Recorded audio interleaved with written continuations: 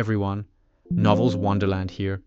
Thank you all for the love and support you've shown me and the channel. Naruto from Ninja Academy to an Early Grave, Chapter 151 to 174, Chapter 151.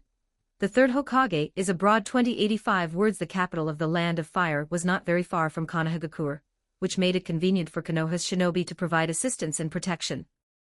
However, not very far was only relative to the speed of shinobi. For ordinary people in the shinobi world, since convenient means of transportation such as electric trains had not yet been invented or widely adopted, traveling between the two places still required quite a bit of time. This strange world was like that, barbarism and technology coexisted. Everywhere was full of things worth complaining about, yet it was also filled with a peculiar charm. Early in the morning, the third Hokage, Sarutobi Hiruzen, set out for the fire capital with 2 squads of ANBU. These 2 squads were Makoto's team, and a team led by Kakashi. Their members were generally quite young, and the third Hokage was deliberately training the next generation. As for his own direct ANBU, after Obito's rampage, only a few remained. They were all extremely busy at the moment. After careful consideration, Hiruzen had entrusted Komomi with the task of selecting and training the new ANBU. In terms of status, the Kage of a village was equal to the daimyo.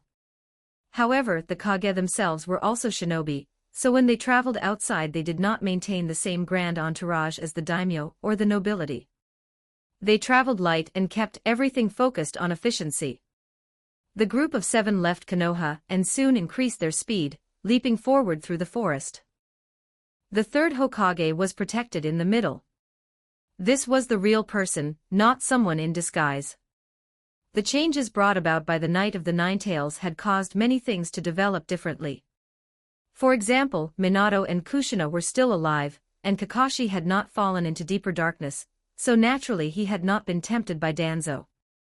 Without Kakashi's change of heart and warning, the third Hokage would not have known in advance that his old friend intended to kill him. When they had covered roughly half the distance, Makoto, who was leading the group at the front, suddenly stopped. Knowing that Makoto possessed powerful sensory abilities, the third Hokage casually asked, "Makoto, have you discovered something?" "Yes, Hokage-sama. 6 kilometers ahead there is an ambush. There are 16 enemies in total, all with strength at or above the level of Chunin.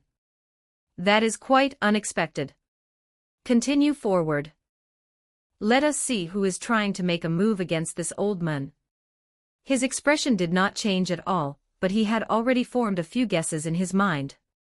When the Kage of a village traveled outside, the itinerary was classified at the highest level of secrecy.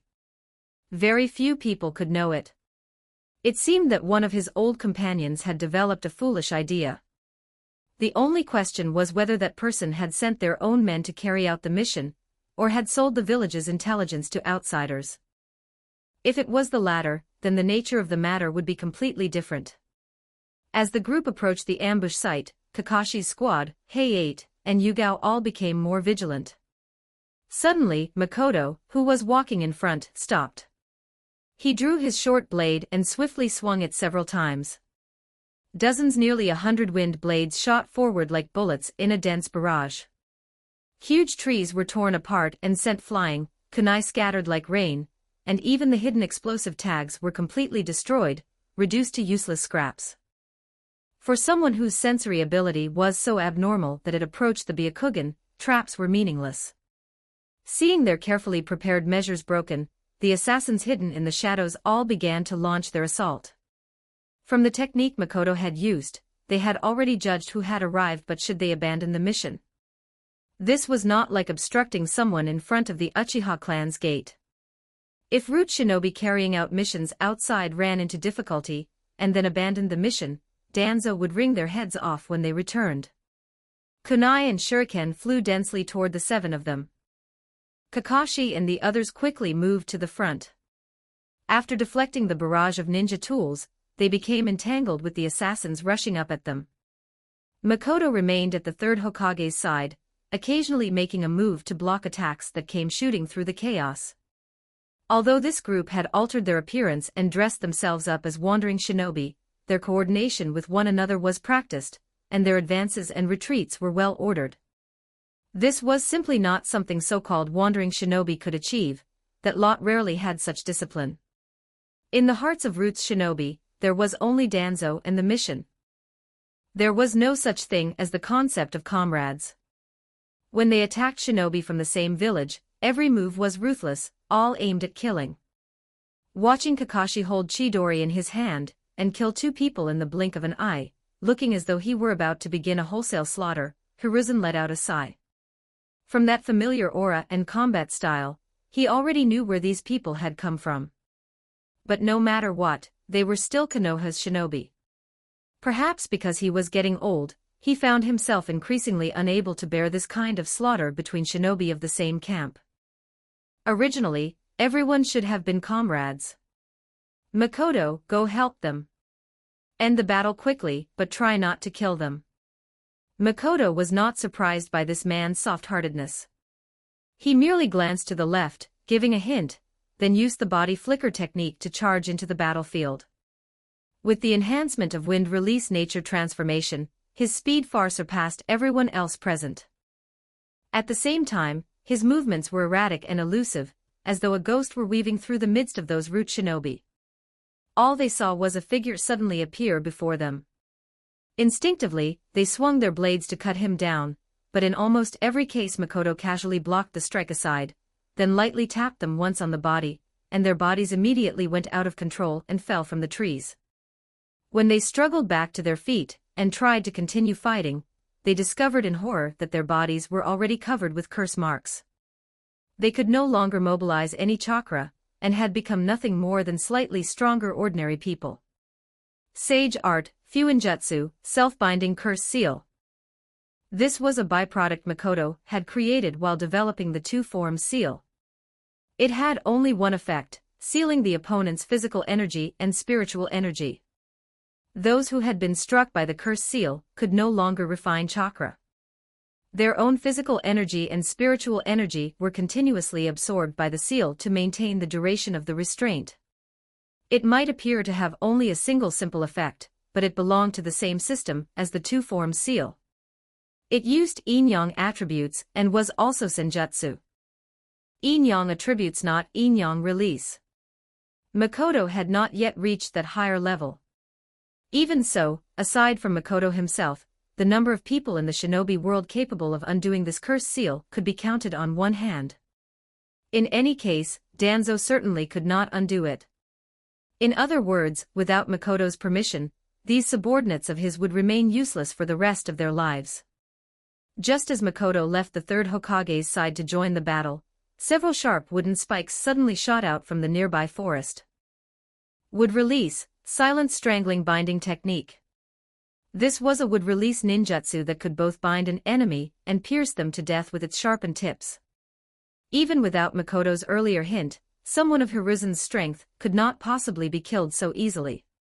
Nevertheless, while jumping aside to dodge, he was still startled. Would release. How is that possible? Kakashi, who had voluntarily returned to guard him after Makoto took over the battle, was also shocked. If the Hokage were stabbed to death, that would be a disaster. He immediately formed hand seals and used Chidori. While cutting through the wood release, he flashed forward and knocked the attacker to the ground, Chidori aimed at a vital point. It could only be said that would release sounded intimidating, but Kino was still too inexperienced. He could not last even a single exchange against Kakashi. However, Kakashi understood the significance of wood release to Konoha, so unlike before, he did not deliver a killing blow. Hiruzen came to Kakashi's side and picked up a piece of wood from the ground. His heart was filled with mixed emotions. He had not expected that within his lifetime, he would see the signature Kekkai Genkai of Konoha once again. It seemed that Danzo and Orochimaru had not obeyed his orders, and had continued their wood-release research in secret and had already achieved results. At that moment, Makoto had already finished the battle. Together with Hayate and the others, he threw all the root shinobi beside Kino, including several corpses. Kakashi stepped forward and pried open the mouths of several of them. After confirming, he said, "Third Hokage-sama, they are root shinobi." Hiruzen was not surprised. He said to the captives, "Go back and tell Danzo to stay en route and wait for me to return." They gave no reply. Silently, they picked up the corpses and left the place. Now, aside from Kino, they had all become ordinary people. They could only walk back step by step. Kakashi looked at the smallest figure. "Third Hokage-sama, that would release." I understand what you mean. We'll deal with it after we return. A dark place like Root is indeed not suitable for a child's growth. Only then did Kakashi feel relieved. Yugao and the others were also curious. They had not expected to see the legendary wood release, so they all picked up fragments of wood from the ground to examine them. However, they discovered that they were nothing more than ordinary pieces of wood. What was even more remarkable was that these pieces of wood did not disappear like other elemental techniques. Instead, they remained there permanently, completely inconsistent with the usual concept of the 5 nature transformations. Makoto also picked up a piece and played with it in his hand. After the battle ended and the group set out again, he led the way in front while using chakra to explore the mysteries of wood release. The third Hokage asked, "Oh, Makoto, are you also curious about wood release?" "Yes, Hokage-sama. After all, it is the first Hokage's secret technique. I have long admired it." "Don't force it, Makoto. The synthesis of Kekkai Genkai is highly accidental. Spending time studying this may not lead to any results. Not possessing a Kekkai Genkai technique is nothing. You are already very powerful. But Hokage-sama, I do know one. When I fought shinobi of the Yuki clan from Kirigakure on the Eastern Front before, I saw them use ice release. After that, I learned it. It didn't seem that difficult." Given Makoto's current strength, revealing that he could use ice release did not matter much. This ability held little significance for him, and would not enhance his combat power. Its greatest use was that whenever Yugao went on missions during the summer, she treated him as a mobile ice-making machine. "Kakashi, what the hell, you really can use it?" Hiruzen said. "Makoto, you're not joking, are you?" Makoto did not answer. With a casual motion, he condensed 2 ice kunai and tossed them to Kakashi and the third Hokage. Feeling the icy chill of the kunai in his hand, the faint cold they emitted told Kakashi that this was real. Hiruzen was also stunned. It really is ice release. Immediately afterward, the cold sensation in his hand ignited a warmth in his heart. The village had long hoped to recreate wood release, but it had relied on transplanting and cultivating the first Hokage's cells. Many people had died, yet there had been no real sign of success. Now, however, there was one subject, the child from earlier. If Makoto could truly rely on his own talent to develop wood release, then for Konoha it might mean the emergence of another inheritable secret technique, one that was none other than wood release itself. This boy was truly a treasure. I will post some extra chapters in Patreon, you can check it out. Patreon.com/TitoViller. Chapter 152. Chapter 152. Today I accidentally adopted a wood release kid. 2118 words. The capital of the Land of Fire was far more prosperous than Konohagakure, and far more modern as well. Yet, as always, there were hardly any modern means of transportation on the roads, creating a strange visual clash with the dense web of electric wires overhead. The daimyo's palace carried a distinctly traditional Japanese style, though its scale was not particularly large. Inside, hierarchy and etiquette were observed with extreme rigidity, and the atmosphere felt oppressive. Makoto thought that if he were forced to live in a place like this, in less than 3 days he would probably turn into Rocky the Husky and tear the whole place apart. After the third Hokage arrived, he met the daimyo together with Mitokado Homura, who had come ahead of time. Makoto and the others were left outside, exchanging hostile stares with the shinobi guarding the place. Their entire interaction could be summarized into sentences: "What are you staring at? What's it to you?" Naturally, Konohagakure maintained a permanent shinobi force stationed here to guard the capital of the Land of Fire. But unsurprisingly, very few of the shinobi around the daimyo actually came from Konohagakure. Most of them had either been personally trained by the daimyo, or recruited from other non-Konoha forces within the Land of Fire. Just like the later 12 guardian ninja among them, only Sarutobi Asuma came from Konohagakure, and that was only because he had quarreled with his old man and run away from home.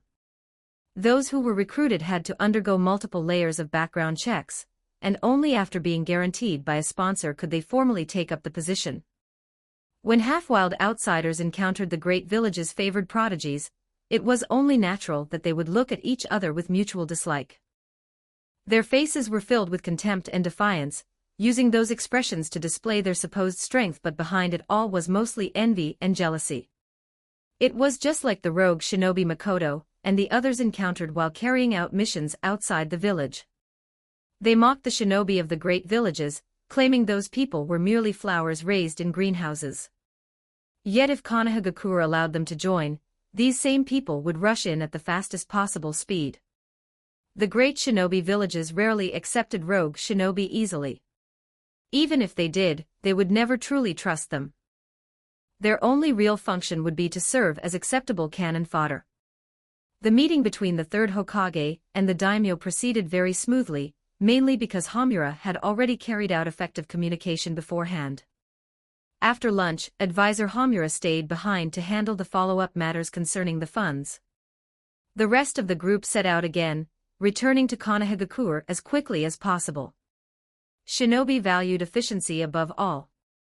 No one lingered for the prosperity of the capital, or the enthusiastic and beautiful young ladies in the pleasure houses except for the Lecture Jiraiya. That evening, Konohagakure, Route. After returning, Hiruzen gave the others leave. He only brought Makoto and Kakashi with him as they came here. Route was not a pleasant place. Located deep underground, it was dark and cold. Danzo had probably stayed here for so long that the chill had seeped into his brain, leaving his intelligence somewhat lacking. When Makoto and the other two arrived, they saw him standing on the central corridor bridge, guarded by 2 squads of root shinobi. Even though he clearly had more people on his side, in terms of presence he was completely suppressed by his old friend, looking like someone who had done something wrong. This fellow usually threw the third Hokage's name around recklessly whenever he did anything. But once the Hokage got angry, he would obediently behave himself. If told to wait here, then he would honestly wait here. Because he knew that nothing would really happen. At most, the monkey would scold him a few times. Danzo, do you understand what you are doing? Of course I do, Hiruzen. You are the one who should carefully reflect on what you have done. A dignified Hokage went out with only a few little brats accompanying him.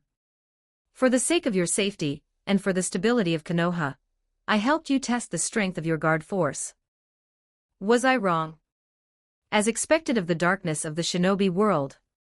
He had clearly gone there intending to kill his old best friend, yet with a turn of phrase it became concern for the other party instead. Did he love him so much he wanted to kill him? Hiruzen was so angry that he laughed. Then I suppose I ought to thank you. There is no need. This is my duty. Danzo, remember your duty. Since you are willing to lurk underground and protect Konoha, then stay properly hidden in the darkness, and do not meddle in matters under the sunlight. If there is a next time, you know the consequences. Danzo let out a cold snort, while inwardly thinking that it was just as he had expected, nothing would happen to him at all. What a weak monkey. As for a next time, of course he would still dare. You have already become this weak, so how could you possibly lead Konoha to strength? Restoring the glory of the first Hokage's era was a duty Danzo could not shirk. Watching the exchange between those two, Makoto could only say that Biwako-sama had merely been an accident. Danzo was the true love. If the two of you did not get married on the spot, it would be an insult to the beating Obito took. Hiruzen did not want to keep dwelling on this rotten matter. He had come here to make Danzo cough up his spoils. Hand him over to me. What person would release? Do I need to make it any clearer? Danzo clenched both hands tightly, filled with unwillingness. I finally produced results with great difficulty, and before it has even fully matured, you are already coming to pick the fruit. You already have so many good seedlings, do you really have to keep your eye on this one too? He wanted to refuse loudly, but he did not dare. I understand. Very soon, after his mask was removed, Kino, wearing face protection similar to Senju Tobarama's, and looking foolishly adorable, was brought over. Right now, his expression was innocent and completely lost. The curse mark. Danzo was extremely obedient, honestly removing the curse tongue eradication seal from Kino. He did not know what had happened, but Kino knew that he was free. Although he was very grateful for Danzo-sama's rescue and instruction, if possible, he would rather live above ground like the other shinobi. This would release Shinobi, who was originally supposed to be rescued only after Orochimaru's defection, now left the familiar yet terrifying route ahead of time. Seeing that his objective had been achieved, Hiruzen turned and left. He also did not like staying in this place for too long. Danzo, do you have something else? Danzo looked at Makoto. Before you leave, you should at least remove the curse marks on my subordinates. The third Hokage was somewhat surprised by the effect of Makoto's sealing, but he did not show it. I see you're getting worse with age. Does Root really not even have anyone capable of removing a chakra-sealing curse mark? If I could remove it, would I need to lower myself and ask you? If manpower were not insufficient, he would rather have those people remain idle forever. Then why don't you try it yourself? Hiruzen would not fall for such a trap. Makoto, remove them for them. No problem, Hokage-sama. After saying that, the third Hokage left together with the newly acquired treasure and Kakashi, leaving Makoto alone to face Danzo. He was not worried about Makoto's safety at all. If Danzo had the ability, he could try to recruit him or take action. If he ended up beaten to death, then it would not be Hiruzen's fault for failing to warn him beforehand. Looking at the group of expressionless root shinobi before him, Makoto noticed that one was missing. It seemed that Danzo had deliberately kept that person behind to study the seal. He did not care in the slightest. If you have the ability, then go ahead and crack it. If you succeed, he would sincerely congratulate you. With a light tap of his right foot on the ground, the self-binding curse marks on those people seeped into the ground like flowing water and vanished. Danzo's single eye narrowed at the sight. It could be removed without contact. Then the physical contact used during the earlier casting had been meant to mislead others. When applying the seal, contact might not even be necessary. It was just unknown how far the casting distance could reach. What a terrifying talent. If Kino was a small tree that had only just begun to grow, then Kakashi had already grown halfway. But Makoto was completely a towering tree, and even more terrifying, he was still growing. If someone like this could stand on his side. In any case, trying would cost nothing. Higashino Makoto, you've seen it yourself. Can someone as weak as the third Hokage really lead Konoha forward? The verbal trap that Hiruzen would not step on was naturally one that Makoto would not step on either. Danzo-sama, this is not weakness. This is cherishing the bonds between comrades. You should be grateful for it. If that bond did not exist, you would already be dead. That settled it. His mind was completely filled with the bonds of the will of fire, something that was naturally incompatible with Danzo. As a member of the fourth Hokage's Shadow Guard, you should know your place. In the future, I hope you do not associate too closely with the Uchiha clan. Are you telling me how to do my job? Damn, it's so infuriating. He really wanted to get rid of this brat, but he did not dare. He could not win. Even with so many people en route attacking together, they had all been sealed into uselessness in a single encounter. What could he do even if he joined in? Danzo needed power. Without power, even a junior brat dared to trample on his face. It seemed that it was time to demand that Orochimaru accelerate the progress of his experiments. And right now, he did not want to see the hateful person in front of him at all. I won't see you out. Then, goodbye, Danzo-sama. Makoto left Root in a pleasant mood, preparing to return to the Umbu base to change clothes and get off duty. But his happiness did not last long.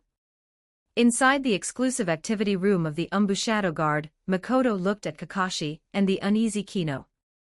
"Why are you here?" "Well, the third Hokage said that Kino will join the Umbu from now on." "That's a good thing. He can follow you as his senpai."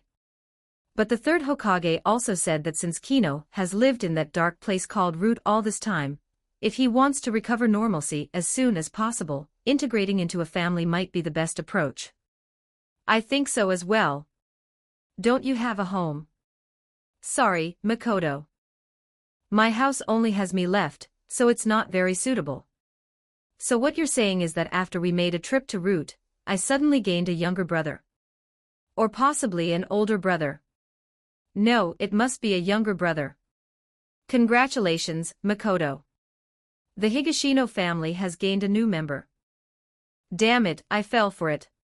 Kakashi really is a scheming bastard." Kakashi continued to add pressure. "Didn't you want to integrate with release? The Hokage said that if you live together with Kino, it will make it more convenient for you to develop ninjutsu. So I wish you success as soon as possible." "Well then, thank you very much." Their conversation was not hidden from Kino. He heard everything and looked at Makoto with curiosity. Would release, could something like that really be integrated? He felt that these people might be crazy. Makoto was not crazy, but he did feel that Hiruzen was truly shrewd and calculating. Ice release was already not enough for him now. He had directly stuffed a would release shinobi into his house, practically wishing that tomorrow Makoto would clap his hands together and start planting forests all over Konoha. "You old men, just how deep is your obsession with would release? I will post some extra chapters in Patreon, you can check it out. Patreon.com/Tito Viller.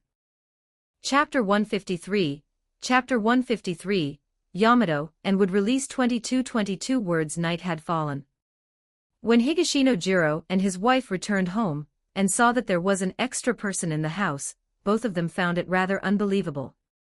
After all, because Makoto had been overly mature since childhood, aside from studying and training he rarely went out to play with children his age, let alone bring friends home.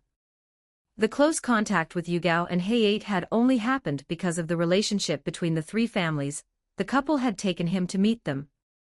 Since then, only those two little companions had often come over to his house. Aside from them, Shursui would occasionally come by as well. So what was going on today?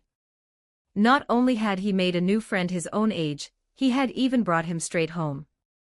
Makoto briefly introduced Kino's background to his parents without concealing anything, then said, "Well, in short, that's how things are. Kino will be living in our house from now on." Men and women tended to focus on different things. Jiro was astonished that would release had reappeared. "That's a ninjutsu used by the first Hokage. I didn't expect that Konohagakure could reproduce it again through this method." Megumi said, "So that means our family has a new member joining us." A few years ago she had once considered having another child with her husband, but after the war that thought disappeared. Now things were different. There was no need to go through pregnancy and childbirth. It was a direct, ready-made addition. Makoto said, "Yes, Mom. But Kino's origins involve some of Konohagakure's highest secrets, so please don't talk about it outside." Jiro said, "Son, are you underestimating your mother and me? We're ninjas too. Of course we understand the principle of confidentiality. Don't worry, Makoto." Megumi's attention was now entirely on the new member of the family. "By the way, which of you two is older?" "Kino, right? How old are you? And when is your birthday?" Kino looked extremely restrained, clearly unaccustomed to this kind of family atmosphere, yet he did not dislike it either. He said timidly, I'm probably about 10 years old. As for my birthday, I don't know."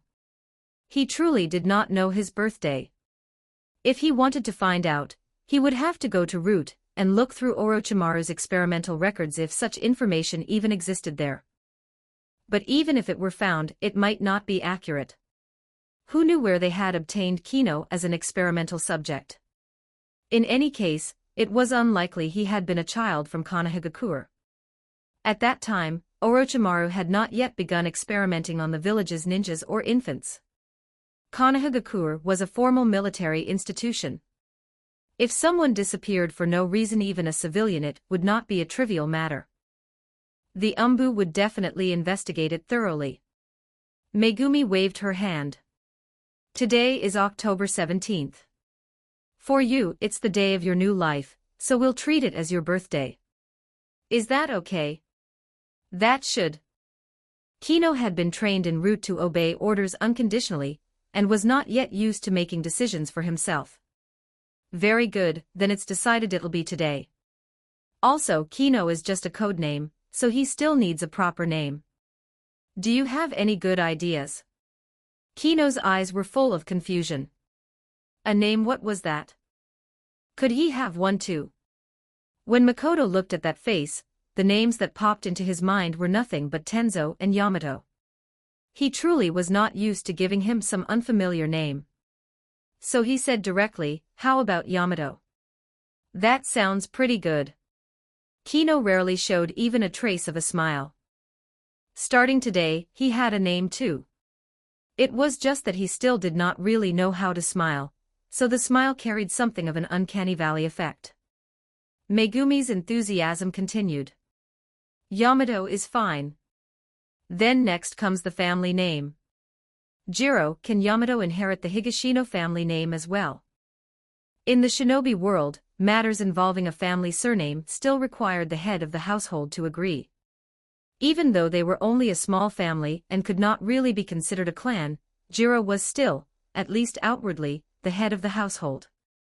On matters like this, Megumi would not make the decision on her own.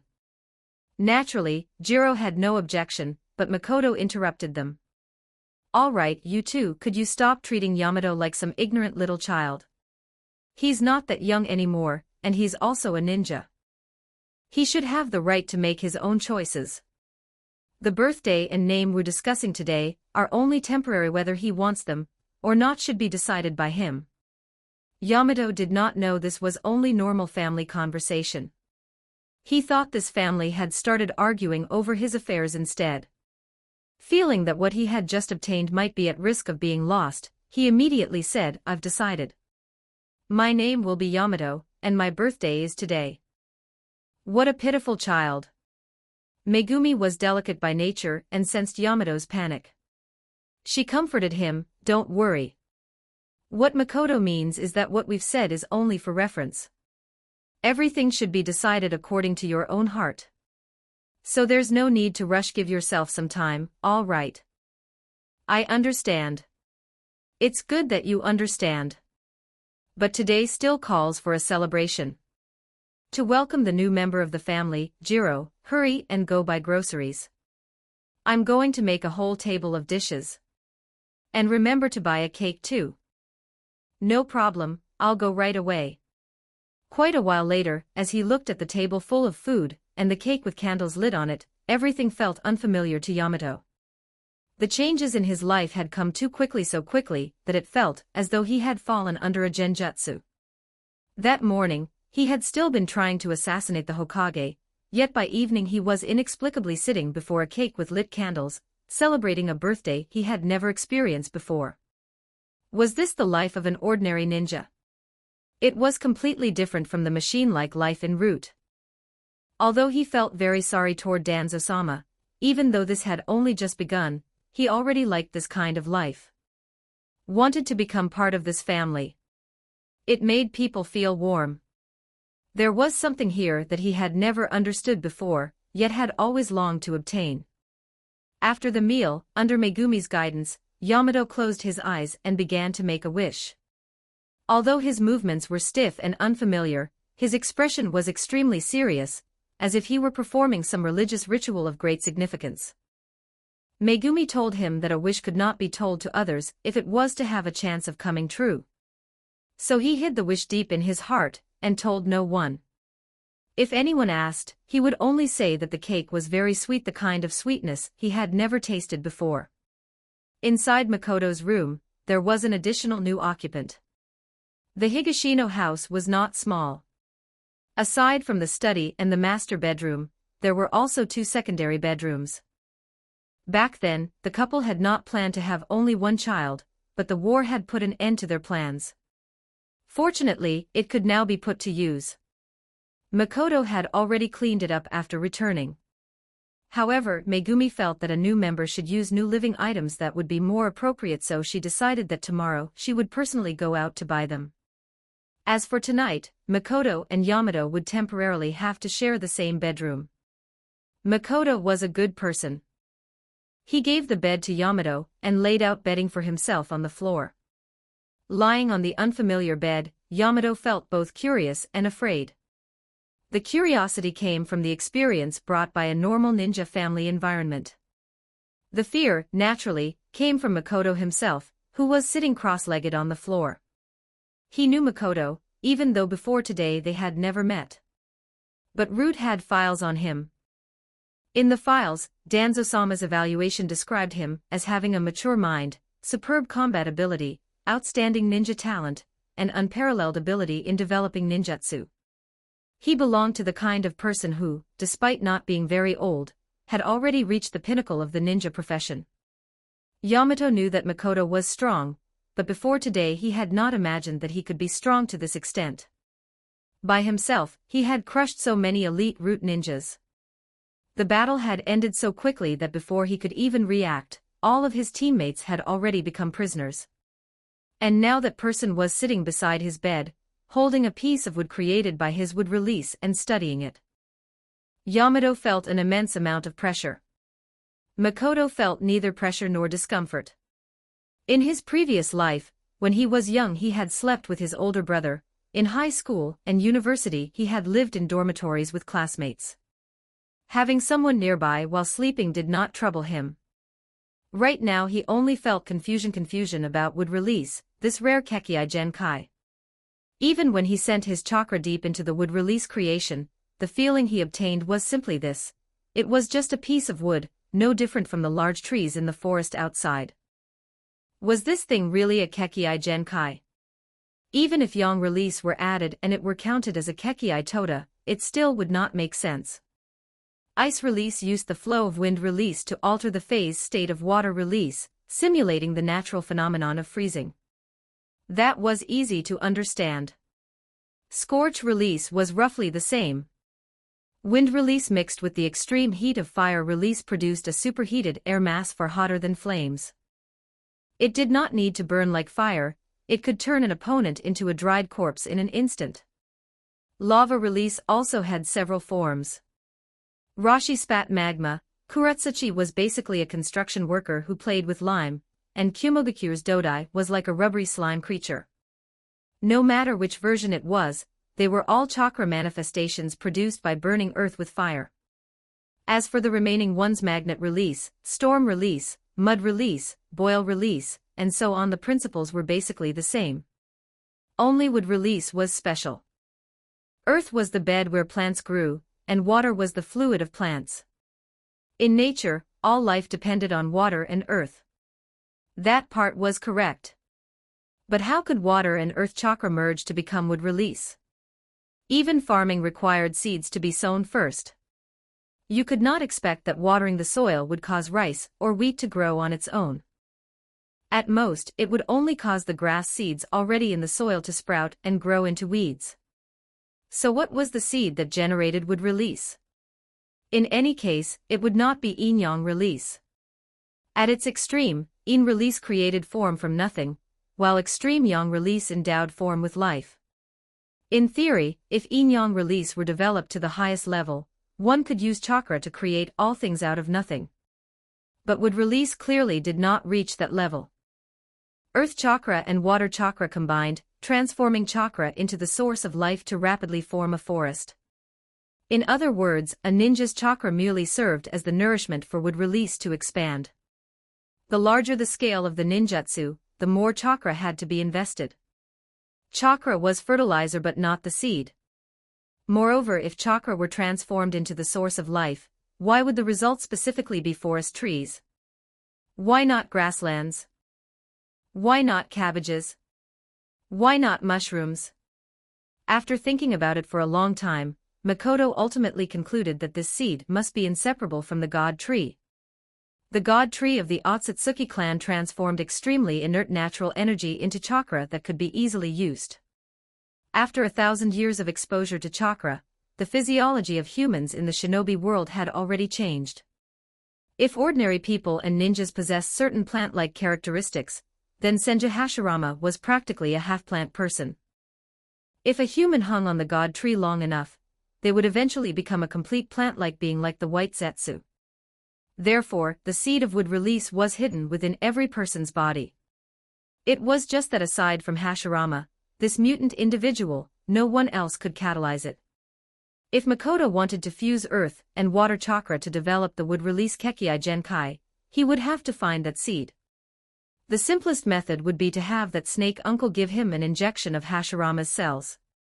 With his current physique, the chances of success would be very high. But he would never do that even if it killed him. He had finally managed to expel the foreign will from the chakra within his body, and now he was supposed to put it back again. That would simply be asking for trouble. I will post some extra chapters in Patreon, you can check it out. Patreon.com/Tito Viller. Chapter 154. Chapter 154. It's common knowledge that the 6 little powerhouses of the Shadow Guard actually number 1740 words in theory. Everyone in the ninja world has the possibility of awakening would release, but in reality that possibility is extremely small, basically impossible. Makoto's soul was not a native product of the ninja world. It was something special, and that was the key reason he could utilize white natural energy. However, his body was no different from that of a native human of the ninja world. He had not crossed over in his original body, he had been reborn into the ninja world. Even though the white natural energy had already washed through him, and kicked the foreign will chakra out of his body, the essence of his body should not have changed. In other words, the seed of wood release should still exist within his cells. It was simply very difficult to find. Makoto was not in a hurry. He was only curious about wood release, and did not need it to strengthen his combat power. Even if he never found it, it would not matter. But Yamato, standing nearby, did not see it that way. He thought Makoto had run into a difficulty. After thinking seriously for a while, he made a decision and said hesitantly, Makoto saw his hesitation. Just call me Makoto. I call you Yamato. Surely you're not actually planning to be my little brother. Yamato, actually, having an older brother doesn't seem so bad. But the two had only known each other for a short time, and were not yet familiar. Even if he was willing, some forms of address were still hard for him to say. Makoto's words let him relax a little. Makoto, do you need my help? Makoto thought for a moment and asked, Yamato, the ninjutsu you use seems to create wood. Can you create trees, living ones? After speaking, he stretched out his palm. Wait a moment. I need to use chakra to sense it more clearly. Is that okay? For a ninja, allowing someone else's chakra to enter their body is extremely dangerous. It is equivalent to placing one's life in another person's hands. Ironically, the Sage of Six Paths originally spread chakra so that people could connect with one another, understand each other's hearts, and reduce conflicts between people. But that original intention had long since been abandoned by the ninja. Yamato did not hesitate. That's fine. Makoto extended his hand and supported Yamato's hand with his palm. With chakra and perception working together, he carefully explored the process by which wood release was formed. On Yamato's hand, as chakra gathered, a small sapling slowly grew out, fresh and tender, no different from the saplings outside. In the original timeline, the wood release Yamato often used was mostly wood, making people think he could not create living trees like the first Hokage. But in fact he could, he simply rarely used it. Now, to show it to Makoto, he used it. But watching a tree grow directly out of a human body was somewhat horrifying. Fortunately, the place where the roots connected to his palm transformed naturally, and was not bloody. Otherwise, it would not merely be horrifying, it would be a direct hit to one's sanity. Makoto analyzed it carefully. He could sense that when Yamato used would release, the earth attribute chakra and water attribute chakra in his body became exceptionally active. That activity was not violent fluctuation, but a kind of activity full of vitality.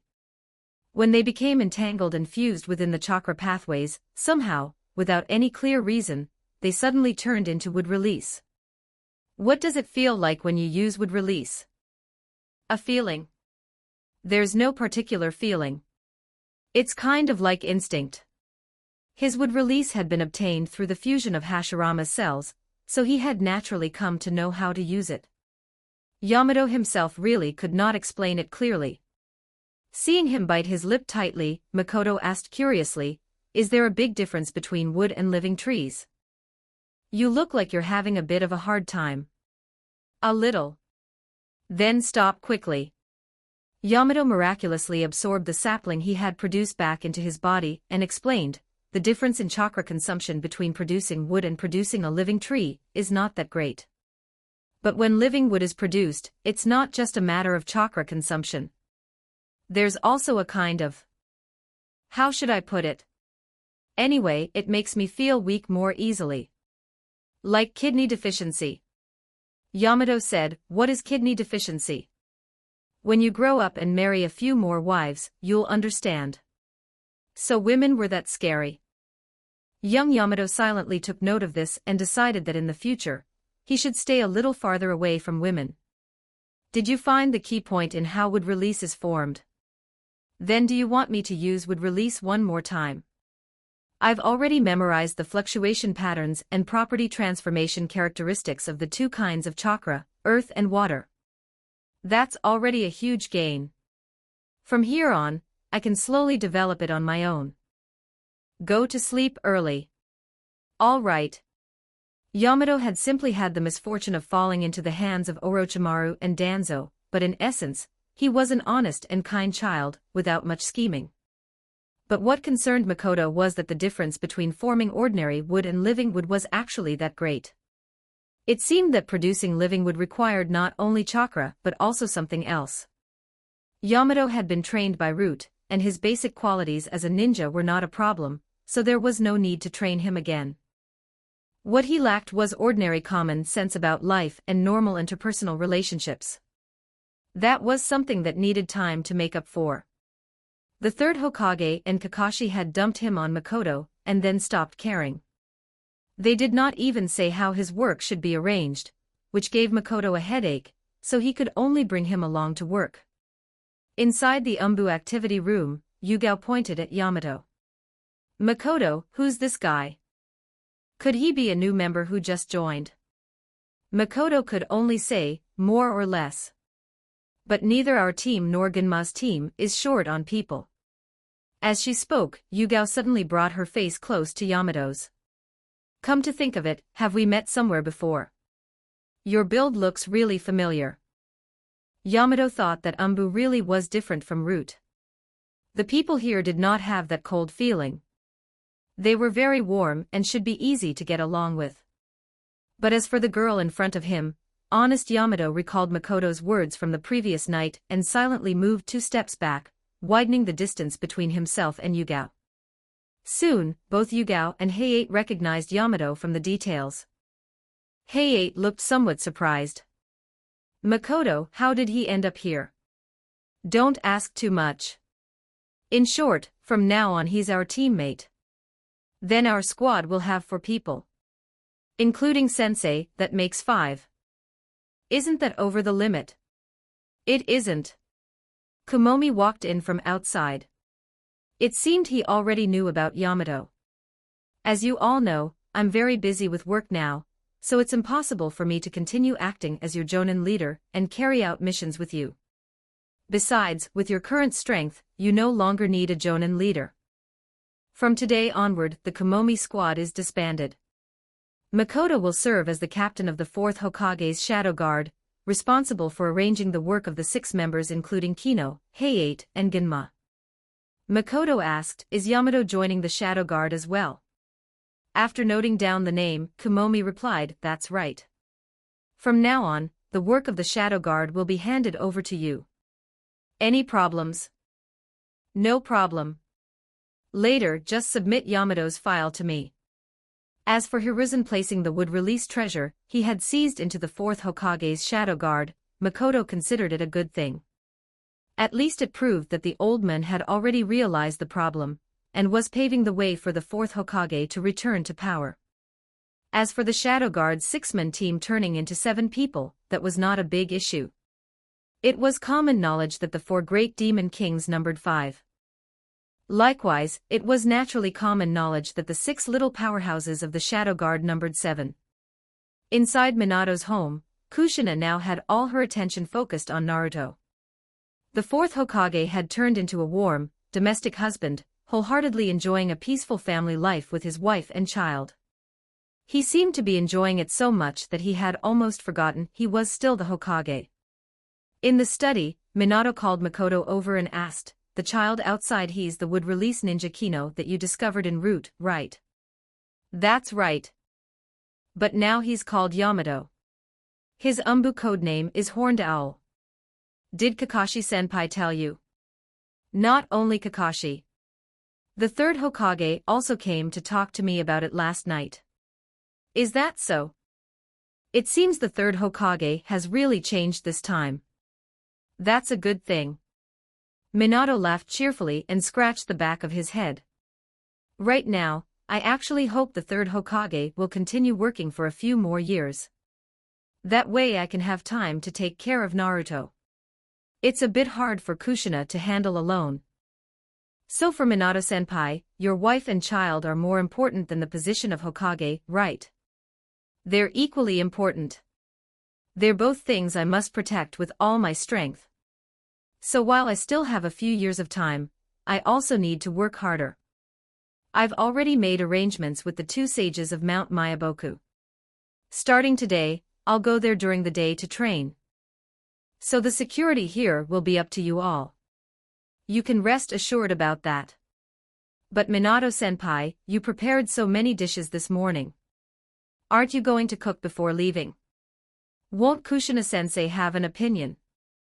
Minato gave a strange smile. I heard from your mother that someone's cooking skills seem to be quite good. Makoto. Minato was indeed a scheming man. May you spend every day at Mount Myaboku eating piles of insects. I will post some extra chapters in Patreon, you can check it out. Patreon.com/TitoViller, Chapter 155, Chapter 155. The Situation of the Shinobi World and the Origin of the Jashinism. 2255 words. Large villages and small villages fight chaotic wars. Peace in the Shinobi world relies on Konoha. The Third Shinobi World War began with the disappearance of Tsunagekyure's 3rd Kazekage, and ended with a chaotic melee among Konohagakure, Kumogakure, and Iwagakure. After that, although the Shinobi world basically returned to peace, warfare in local regions did not cease. Among the great powers, only Tsunagakure and Kirigakure were still entangled in the quagmire of the Southern War. Among the smaller countries, those that had established shinobi villages and felt they possessed a bit of strength were far from obedient. Taking advantage of the heavy casualties suffered by the great nations, their declining strength, and their weakened control over surrounding areas, they began fighting one another in succession, or attacking even smaller countries caught between them. Just as there are medium and small countries serving as buffer zones between the great powers, there are naturally many even smaller countries between the small ones. Some of them are not even marked on maps, and ordinary people simply have no way of knowing how many such countries exist in the shinobi world. A typical example is Kusagakure of the Land of Grass. Though its strength is not great, its ambitions are not small. It launches wars everywhere in an attempt to expand its territory and sphere of influence. Not only did they attack the microstates around them, they even set their sights on the land of waterfalls. Yet all this chaos suddenly fell silent after the Ninetales' rampage in Konoha, as if someone had pressed a pause button. Because everyone understood that Konohagakure is the metronome of war or peace in this world. If Konoha were to suffer heavy losses beneath the claws of the Nine Tails, the other forces would not let such an opportunity pass. Perhaps the Third Shinobi World War, which had only just come to a halt, would ignite once more. Even if everyone wished to recuperate, and was unwilling to launch a large-scale war, they would certainly find ways to renege on the concessions of interest stipulated in the previous agreements. Everyone was watching and waiting. Sunagakure had only just managed to extricate itself from the war, and earlier in the year it had also been harassed by the One Tail. At this moment it only wished to recuperate and restore its strength, having no ability to continue fighting. They had already sent a ceasefire agreement to Kirigakure. Most importantly, unlike the other four great shinobi villages, although Raza succeeded to the position of fourth Kazekage with the support of old figures such as Chiyo and her brother Ebizo, many still followed Pakura, and held considerable dissatisfaction about the matter. The village itself was not at peace internally. The Tsuchika Jinoki held his forces in reserve, and was absolutely unwilling to take the lead again. The old man truly feared that, just as when the fighting began several years earlier, Iwagakure might once again inexplicably become the public enemy of the entire shinobi world. Therefore, this time he would absolutely not make a move unless the final moment arrived. The madmen of Kirigakure saw an opportunity to recover face from Konoha. They agreed to Sunagakure's request for a ceasefire, gathering their strength once more while waiting for the right moment to cause trouble for Konoha's big shots. The most impatient of all was Kyomogakure. Although they lost their strongest figure, the third Reikage, during this war, the village's overall foundation suffered the least damage.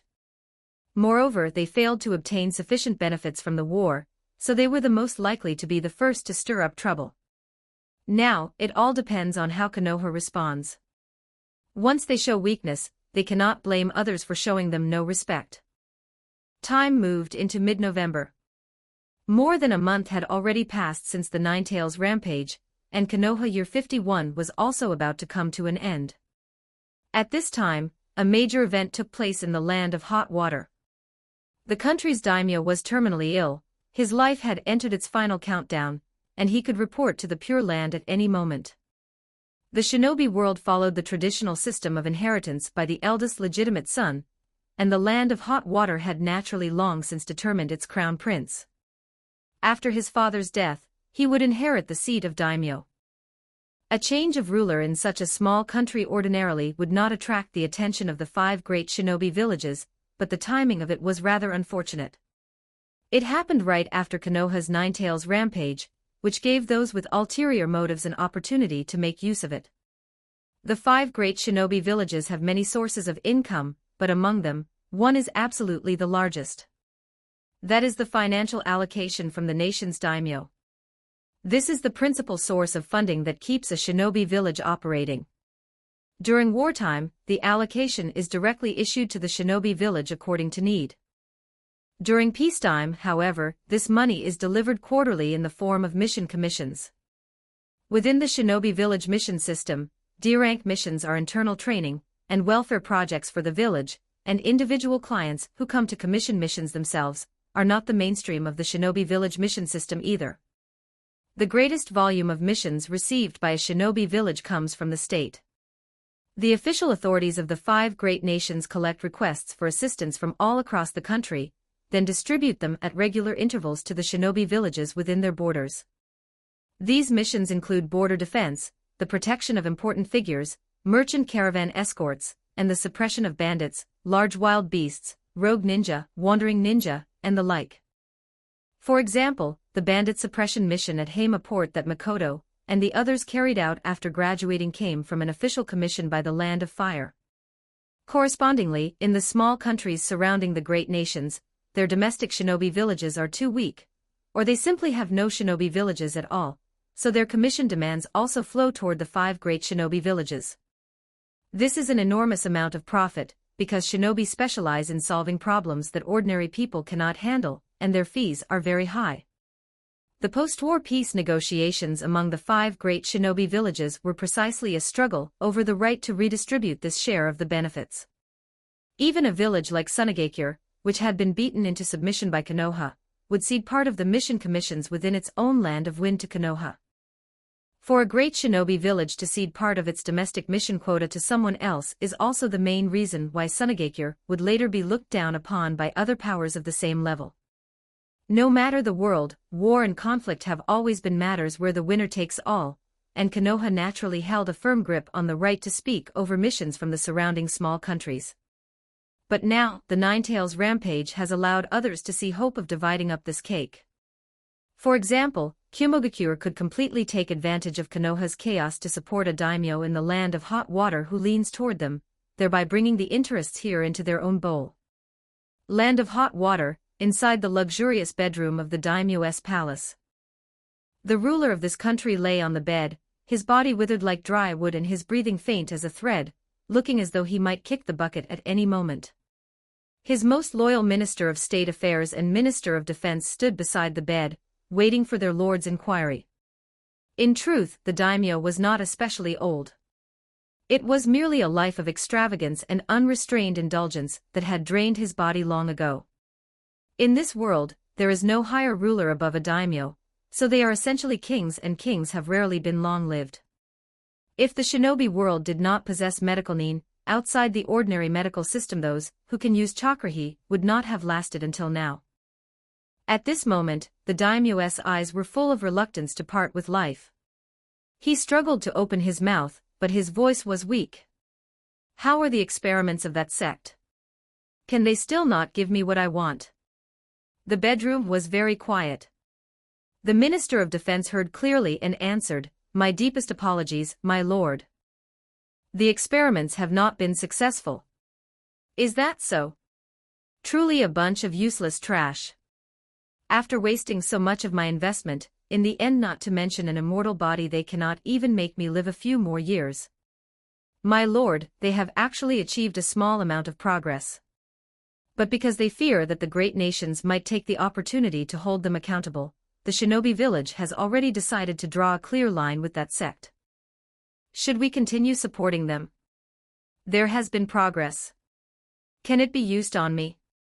It has already been used. So it has no effect on me, is that it? Then let those bastards all go die. But what if they succeed in the future? I am about to die anyway. Even if they succeed, what does it have to do with me? If I cannot obtain it, I do not want others to obtain it either. Just carry out the order." The Minister of Defense and the Minister of State Affairs exchanged a glance, understanding each other without words. The order must be carried out, but how it would be carried out was still up to them. "If you cannot use it, perhaps we can. Of course, some of those madmen certainly have to die, but not all of them. A portion of the core members must be kept alive to continue the experiments. The official pursuit can simply serve as pressure on them."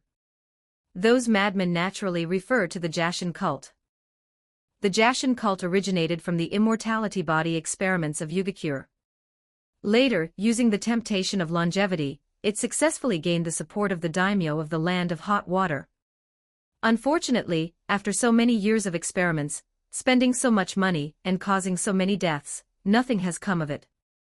Instead, the thoughts of those believers have grown increasingly extreme, and the sect itself has become more unstable, as if someone had truly received a divine oracle from Jashin. But the high officials of the state did not care about whether that damn Jashin actually existed or not. What they wanted was longevity. If that could not be achieved, then this sect had no reason to exist. For a daimyo or a high minister of the state, power and wealth had already given them every pleasure the world could offer.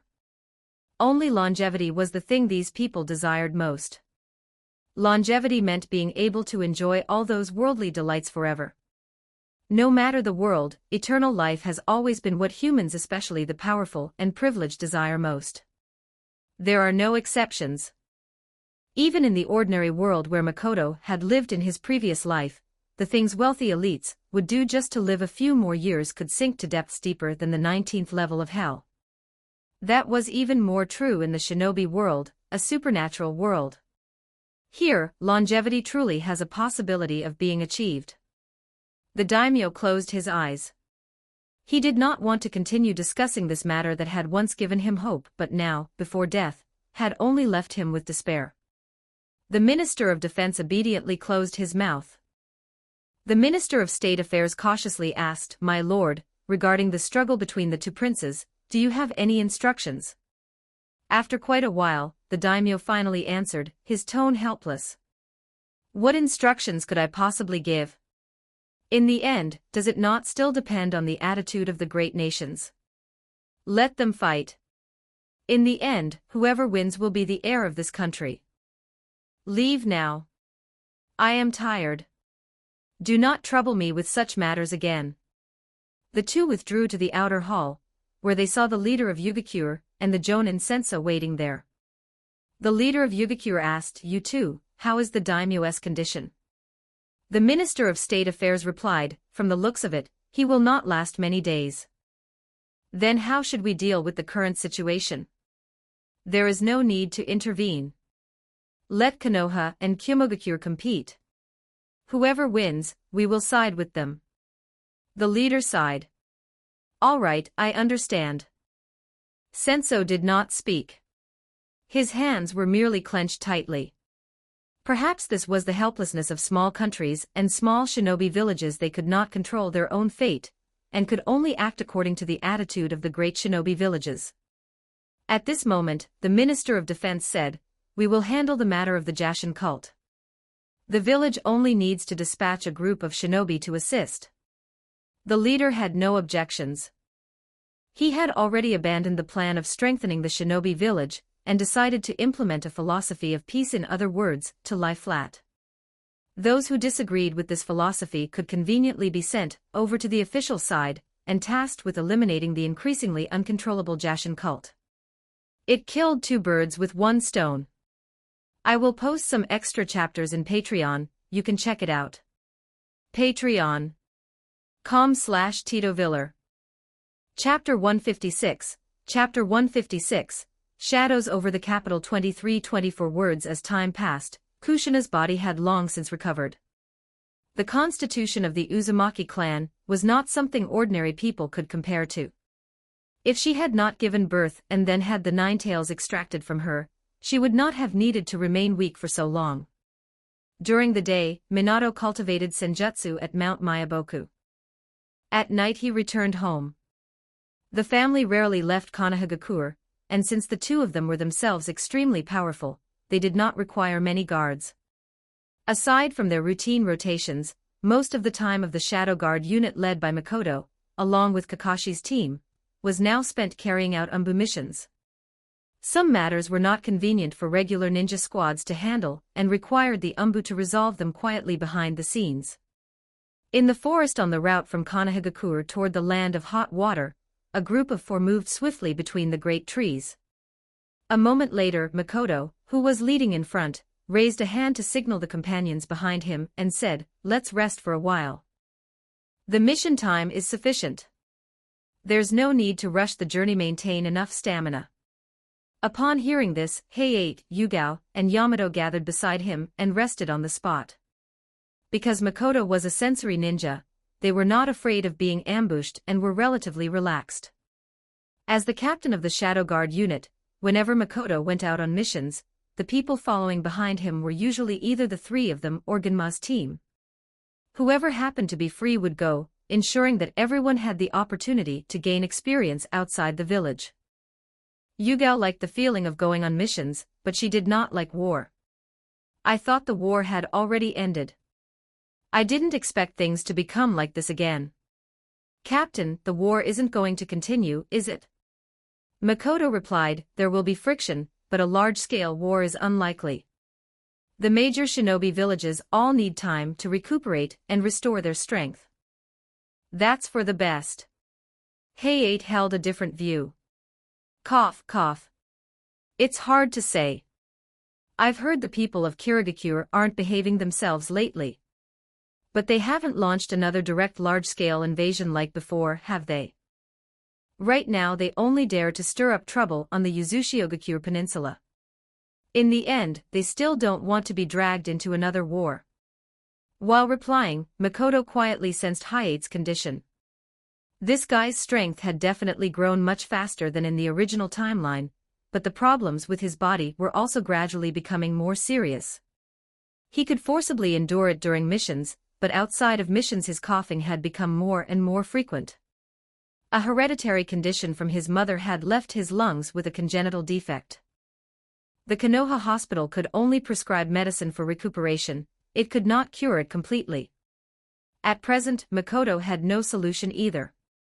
As for what he had said about Kirigakure being restless, that was indeed true.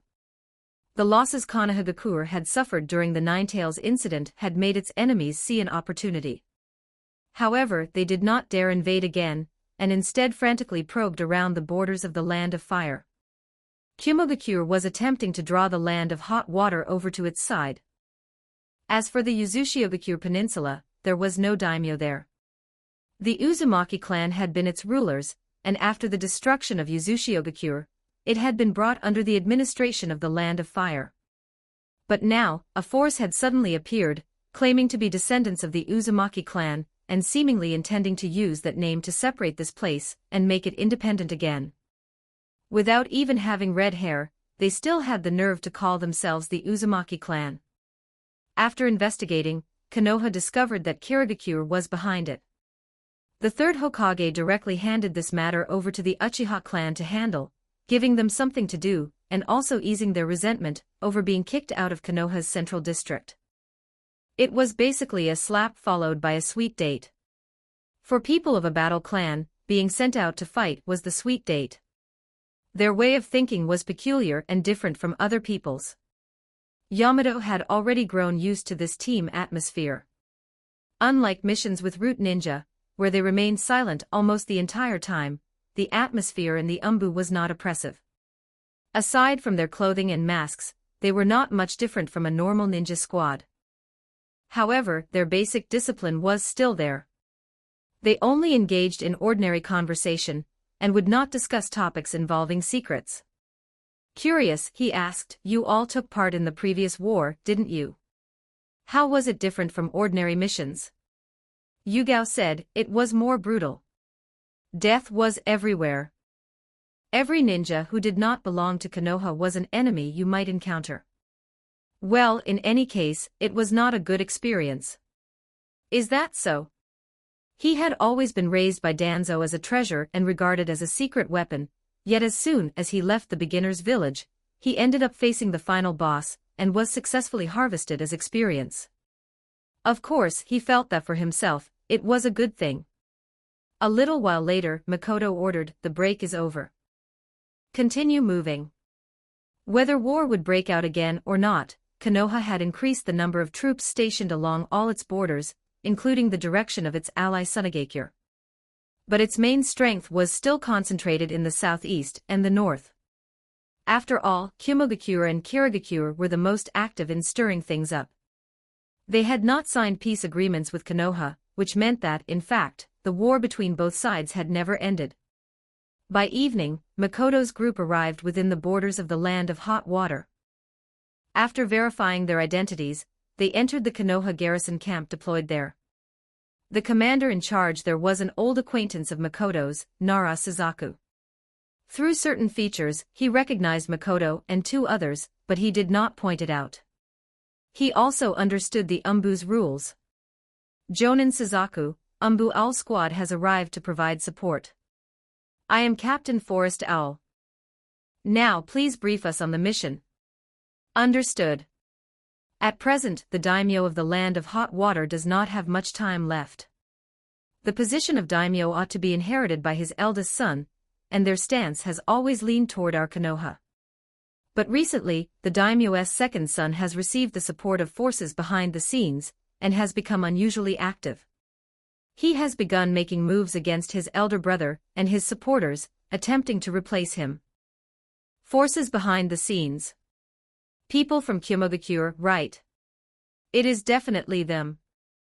It is just that ninja are not in a position to interfere in a nation's daimyo succession, so the ninja on both sides cannot appear in large numbers in the capital of the Land of Hot Water. Previously, at the request of the young lord of the Land of Hot Water, we sent people to investigate. But those who went were either killed or unable to track the other party, which is why we requested support from the Umbu. So the mission is to find the supporters of the daimyo's second son and eliminate them, correct? In addition, if possible, please also investigate the intelligence on Kumogakure's ninja, so that we can analyze the intentions behind their troop deployment this time. Understood. After hearing the briefing and receiving the detailed mission intelligence from Nara, Suzaku, Makoto, and the other three set out once more, heading toward the capital of the Land of Hot Water. Villages in the shinobi world were relatively backward, but cities were generally prosperous. The divide between the two was severe. However, the capital, which used to be brightly lit with a lively nightlife, now had only sparse lights and few people in sight. The residents behaved as if they were avoiding some kind of plague. After Makoto's group infiltrated the city, they quickly entered a hot spring inn. After exchanging the code phrase, they were led by the owner into a secret room inside. On the surface, the innkeeper was a resident of the Land of Hot Water, but in reality he was a covert contact developed here by Konoha's Umbu. Only Umbu Ninja had the authority to activate it.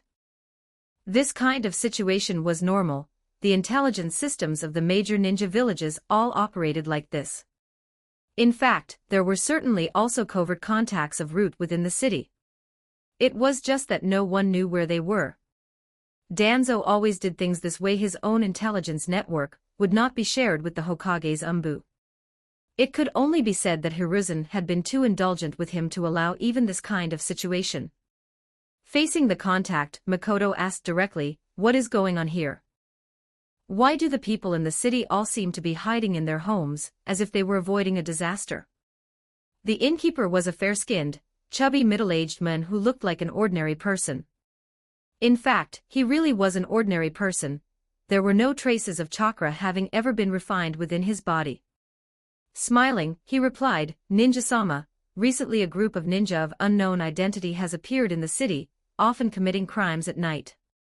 Although their targets are the ministers and nobles of this country, ordinary people they encounter on the road are also silenced.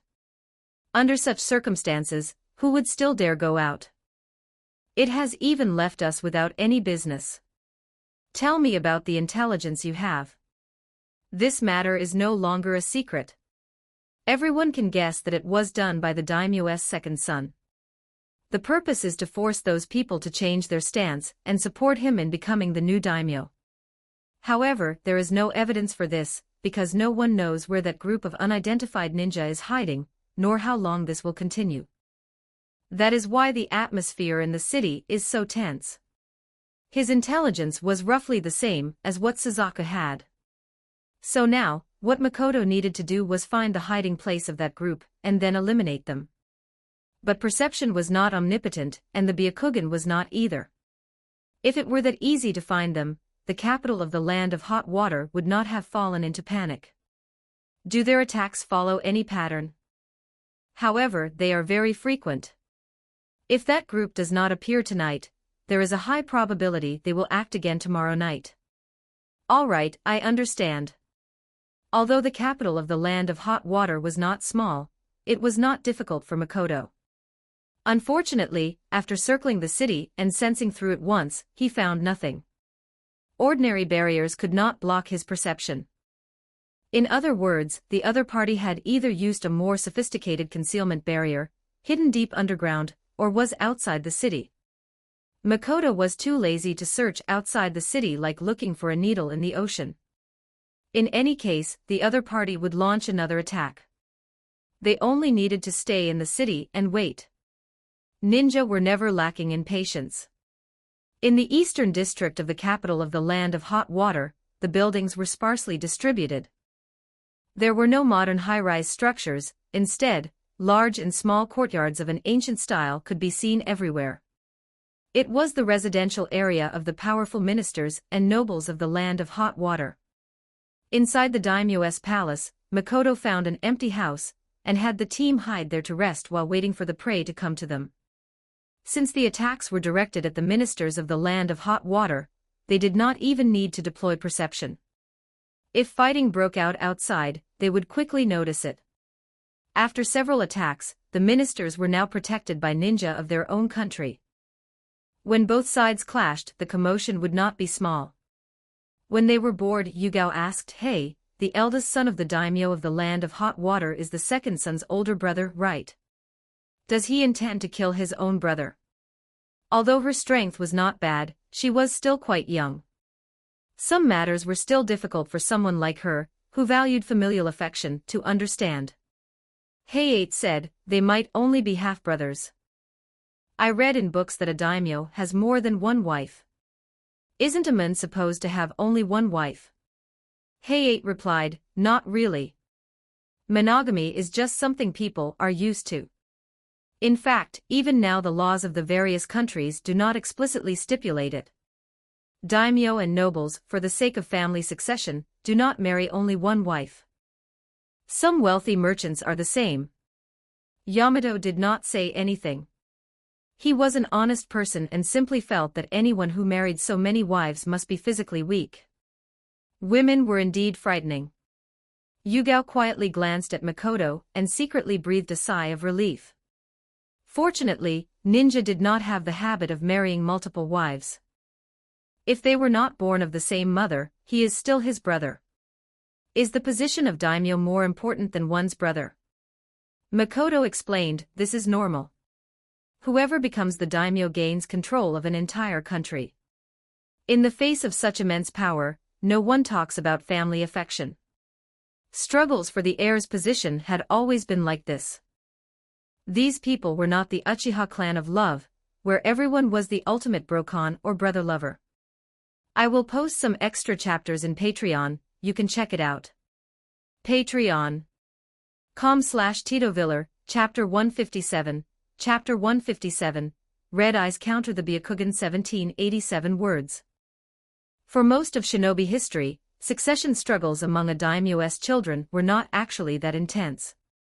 Because of the existence of primogeniture, under normal circumstances a daimyo, for the sake of the country's stability, would establish an heir early on, namely, the young lord. As for the other sons, if they had ability, they could seek an official post; if they did not, they would become idle nobles and muddle along, eating and waiting for death. Whether the established young lord was capable or not was not important. It was best if he was incapable. The ministers below liked this kind of obedient daimyo the most. What they feared was a young lord who acted outrageously, had a tyrannical temperament, and was moody and unpredictable. At such times, the officials under him would bring their tradition of the lower overthrowing the higher into play, finding a way to kill the future ruler, and replace him with a more suitable heir.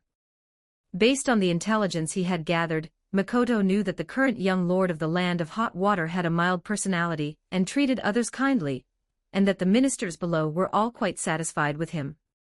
At a time like this, if another of the daimyo's children still jumped out to fight for the position, then he was definitely receiving the support and instigation of outside forces. The power struggles and wars of the shinobi world did not really involve any profound strategies of forming vertical and horizontal alliances either. Perhaps because the people of this world were under chakra's subtle influence, they tended to act in a rough and direct manner. Physically eliminating the opponent was the simplest and most effective method. After all, here, ninja were the most efficient assassins, the ones best suited for this kind of work. Therefore, assassinating ministers was only meant to disperse Yugakyu's protective forces. The second son of the daimyo's ultimate objective was definitely still to kill his own elder brother. Because he did not have much time left.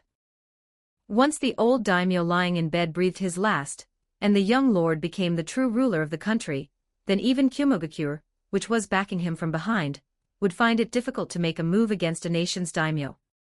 Without Kyumogakyur's support, the old daimyo's second son would be unable to stir up any waves. This was the bottom line of cooperation between the daimyo of the shinobi world and the hidden villages. Proper hidden village ninja would only receive commissions to protect the daimyo of a certain country; they would not receive missions to assassinate a daimyo. That was the kind of thing only rogue ninja, or wandering ninja would do. If that bottom line were gone, and ninja were allowed to act recklessly, then no daimyo would be able to sleep peacefully at night.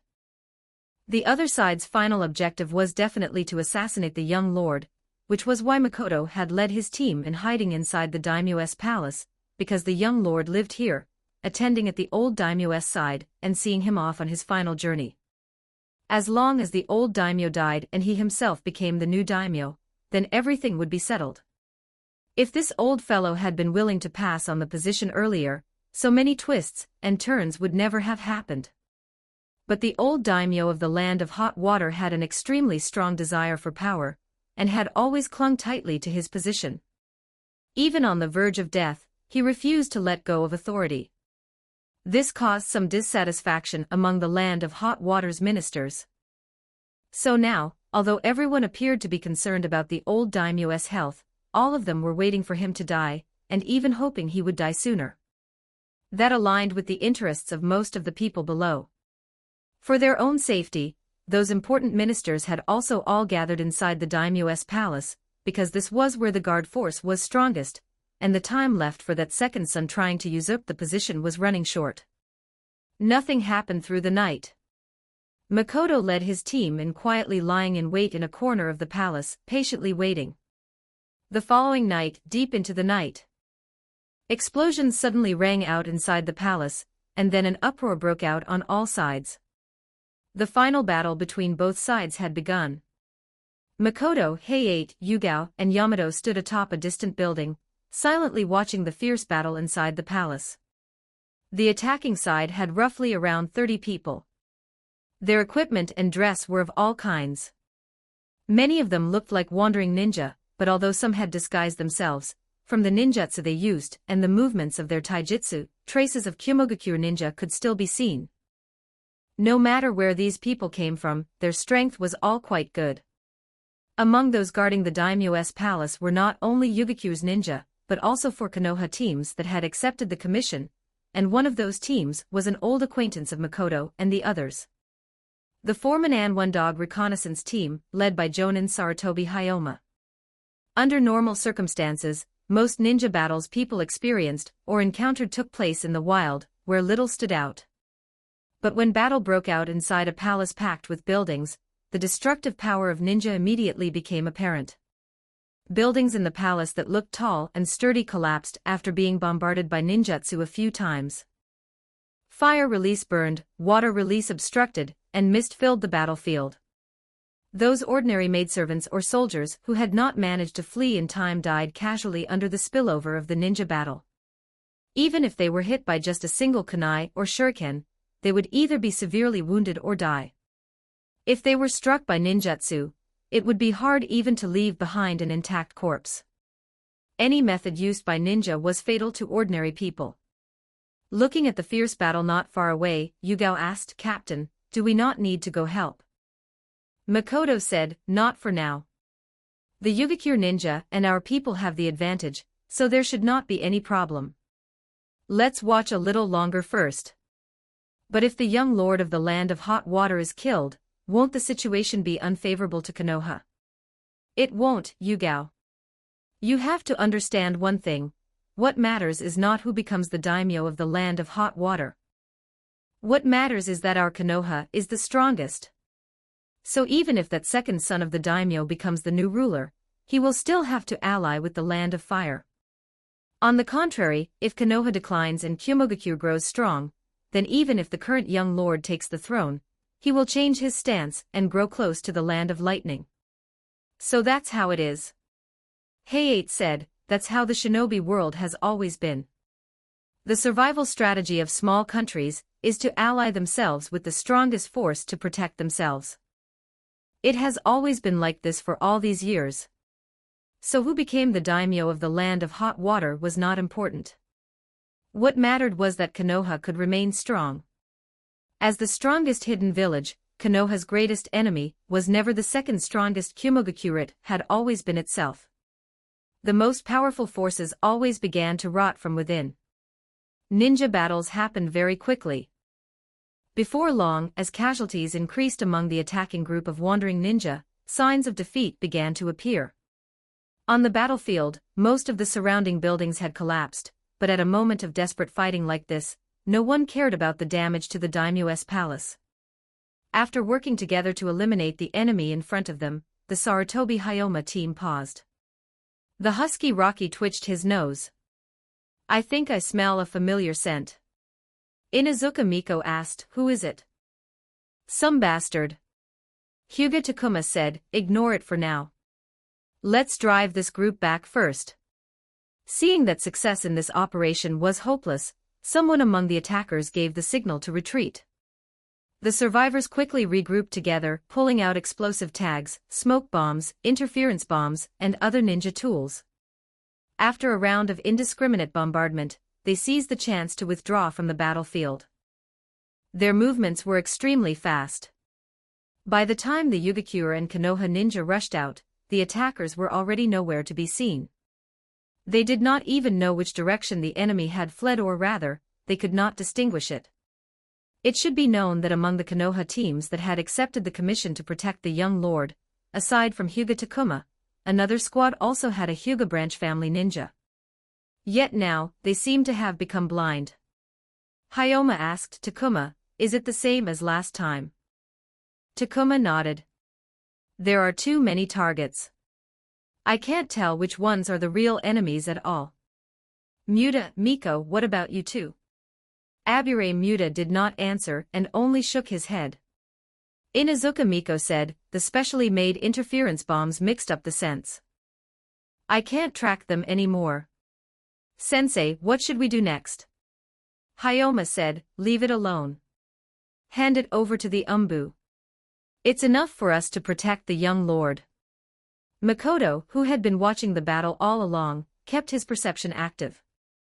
Seeing that the victors were not pursuing the enemy, Heiate asked curiously, "Don't they have the Hyuga's Byakugan? Why does it feel like Takuma and the others lost the targets?" Makoto said, "No. There are too many targets. The enemy used special methods to deceive the Byakugan and conceal their real movements." Yugao asked, "You can do that?" "It's normal. There are plenty of strange methods in the shinobi world. Don't worry, they can't escape. Come with me." The Byakugan was not omnipotent. Certain advanced barriers could restrain their line of sight. But when retreating, the enemy obviously could not have set up barriers along the route, so the conclusion was obvious. Among the enemies there was a Red Eyes bloodline ninja from the Land of Water. And this person was very likely on Kumogakure's side. After all, those black barbarians had a long criminal record. Their ancestral skill was looting everywhere. If one day they got extremely lucky and snatched a Red Eyes child from the Land of Water, it would not be surprising at all. In the future, they would even try to snatch a Byakugan child from Konoha. I will post some extra chapters in Patreon, you can check it out. Patreon.com/TitoViller, Chapter 158, Chapter 158. The trap is sprung. 2235 words to prevent the other side from suddenly doubling back. The Yugakure ninja and the Konoha ninja all returned to the daimyo's palace to protect the important targets. The originally quiet eastern district had been jolted awake by the battle between the two sides.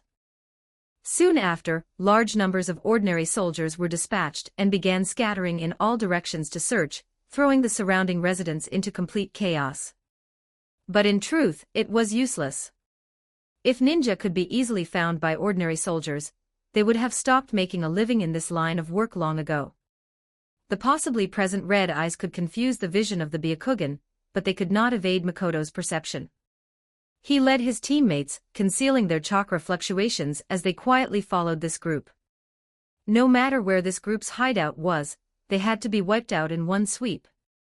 He was particular about perfection when carrying out missions, and had no habit of leaving loose ends behind.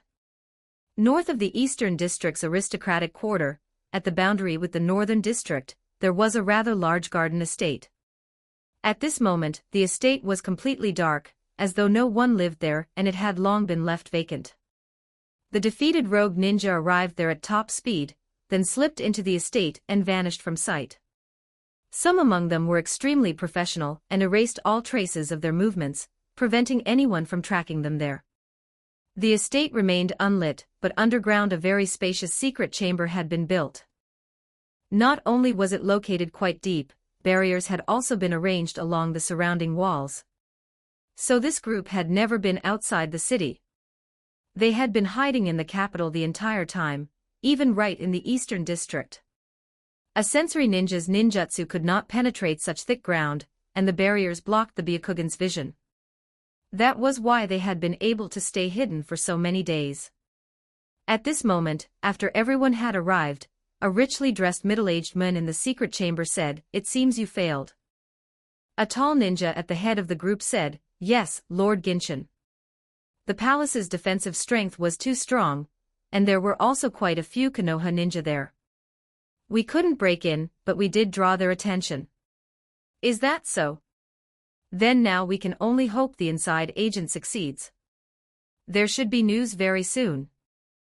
As he cleaned his wounds, the tall ninja replied, "Don't worry, Lord Genshin. It should succeed." This ninja had not used the transformation technique. He was using ordinary disguise tools instead, but judging from the thickness of his lips, he was definitely a dark-skinned man from Kumogakure. The Genshin he spoke of was the second son of the daimyo of the Land of Hot Water. The group waited quietly in the secret chamber, but before news arrived that the inside agent had succeeded, the chamber they were in suddenly began to shake violently. Genshin cried out in alarm, "What's going on?" The tall ninja leading the group had a gloomy expression. "It seems we were actually followed. Hurry, get out of here at once." The group ran frantically up the stairs, but it was too late. Outside the estate, after tracking them there, Makoto thrust his fingers into the ground and focused his perception downward. It did not take long before he discovered that something was wrong beneath the earth. So these bastards were hiding here all along. Although the four of them were not very old, they were experienced and not foolish enough to charge down through the entrance. That would have been far too dangerous.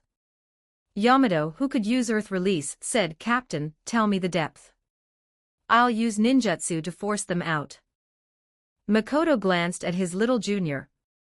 "You're not your future adult self yet. Although your chakra reserves are huge even now, they are still limited. Given the depth of the secret chamber, even if he succeeded, he would end up completely drained. I'll do it myself. Just keep one thing in mind, try not to use would release in a moment." "I understand, Captain." Would release was one of Konoha's secrets, and it was best not to expose it if it could be avoided. It would trigger PTSD in the other four great ninja villages. They would not care that he was only a youthful simplified version. Outside the estate, Higashino Makoto could not even be bothered to form hand seals. He directly slapped both hands onto the ground. Senjutsu, earth release, ultra added weight rock technique. The earth trembled and dust flew everywhere. The area at the border between the eastern district and the northern district shook as if an earthquake had struck. Many residents ran out of their homes in panic, only to see that someone's house had been sent soaring into the sky. With a single use of ultra added weight rock technique, Higashino Makoto sent a perfectly square section of land shooting upward, lifting the entire mass of earth, along with the estate on top of it, straight into the air. It was November, and the capital of the Land of Hot Water was located in the north, so the weather was rather cold. When Genshin emerged onto the surface, his mouth hung open, and he was immediately filled with a mouthful of cold wind.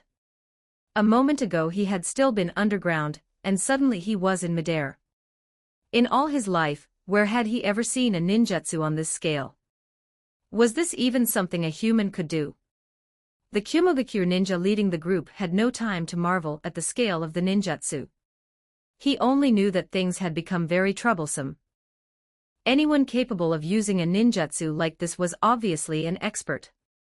What was even more fatal was that among the other sides for people, there was definitely a special sensory ninja who could bypass the interference. They would not be able to escape even if they wanted to. In other words, they had to kill the enemy now. Otherwise, the dozen or so people left on their side could forget about leaving this place alive. Makoto and his three teammates had already rushed up, and the two sides quickly clashed in battle. The tall Kumogakure ninja charged at the front. When he saw the masks on the faces of the four Makoto and the others, he realized that the ones who had come were Konoha's ANBU. People from Konoha, then they deserved to die even more. The tall ninja swung his blade down fiercely, and Makoto raised his own blade to block. The difference in size between the two was enormous. They were not even in the same weight class. It made it seem as though the smaller figure would be sent flying by the strong man's strike at any moment. But the situation was exactly the opposite. Makoto coated the standard ANBU short blade with high-density wind attribute chakra, while simultaneously using the chakra burst technique he had learned from Tsunade. Not only did the strike cut through the opponent's weapon, the immense force even flipped the burly man backward, throwing him off balance. How is that possible? The burly man wore an expression of utter disbelief, and then there was no then. Makoto appeared behind him like a ghost and fired a wind finger gun at the vertebrae in his neck, then ignored him afterward. Yamato and the other two coordinated smoothly, forming a spearhead formation as they engaged the enemy. Their strength was far beyond what their age would suggest, and one enemy after another fell before them. Makoto moved through the enemies like a gust of wind. No matter who the opponent was, their outcome was basically the same as that of the burly ninja just now. His efficiency in eliminating enemies was astonishing. But in fact, only one person died. Makoto had a kind heart, and did not wish to create too much killing. Instead, he allowed his opponents to enjoy a comfortable life for the rest of their days, with someone personally taking care of them. Surely the wheelchair merchants of Kumogakure would be very happy. The goods in their homes would never again have trouble finding buyers. As for the one person he did kill, the individual was not very old, with indistinguishable gender and a pair of bright red pupils. Makoto sensed that the chakra in those eyes was abnormally active. It should be the red eyes, a bloodline limit from the land of water. No one knew where those dark-skinned brutes had seized it from. Konoha already had the Byakugan, and had no need for red eyes. Bringing such a person back would only make the entire Hyuga clan uneasy, and unable to sleep at night. Since it was useless and could not be left to Kumogakure, the only option was to kill them. There was nothing more to say. The battle ended quickly. These people had only recently fought a bloody battle in the daimyo's palace, and the dozen or so remaining ninja were all injured. They were swiftly cleared out by the four. Those who encountered Hay-8, and the other two were all killed. Those who ran into Makoto were luckier they were still alive, but had no sensation below the neck. Now only Genshin remained, trembling in a corner of a room. When Makoto stood before him, the second son of the daimyo of the land of hot water immediately fell to his knees and begged for mercy. "Don't kill me. I'll give you money, lots of money. I'm the daimyo's son. You ninja cannot kill me. And I'll soon become the new daimyo. You must be people from Konoha, right? I will form an alliance with the land of fire." Makoto said, "Relax. I'm not planning to kill you. Thank you, thank you. I will keep my word. You're thanking me too early." After saying that, Makoto likewise fired a wind finger gun at the vertebrae at the back of his neck. The sharp wind attribute chakra burst forth and severed his central nervous system. Genshin collapsed to the ground. A piercing pain spread from his neck, and his body completely refused to obey him. Despair drove him to let out a miserable scream. Together with the terrified cries outside, the sound drifted through the night sky like the wails of evil spirits, frightening the nearby residents, who had come out to watch the spectacle, and sending them hurriedly back into their homes. Hay-8 and the other two did not pay attention to the fact that Makoto had left so many survivors. They knew their captain must have had his reasons. After the four descended from the raised platform, Makoto lightly clapped both hands against the ground again, and activated ninjutsu once more. Amid a rumbling sound, the lifted earth returned to its original state. Raising the ground that high carried the risk of collapse at any moment. Soil was not rock, nor was there steel reinforcement inside it. If it collapsed, it could crush the surrounding houses or kill ordinary people.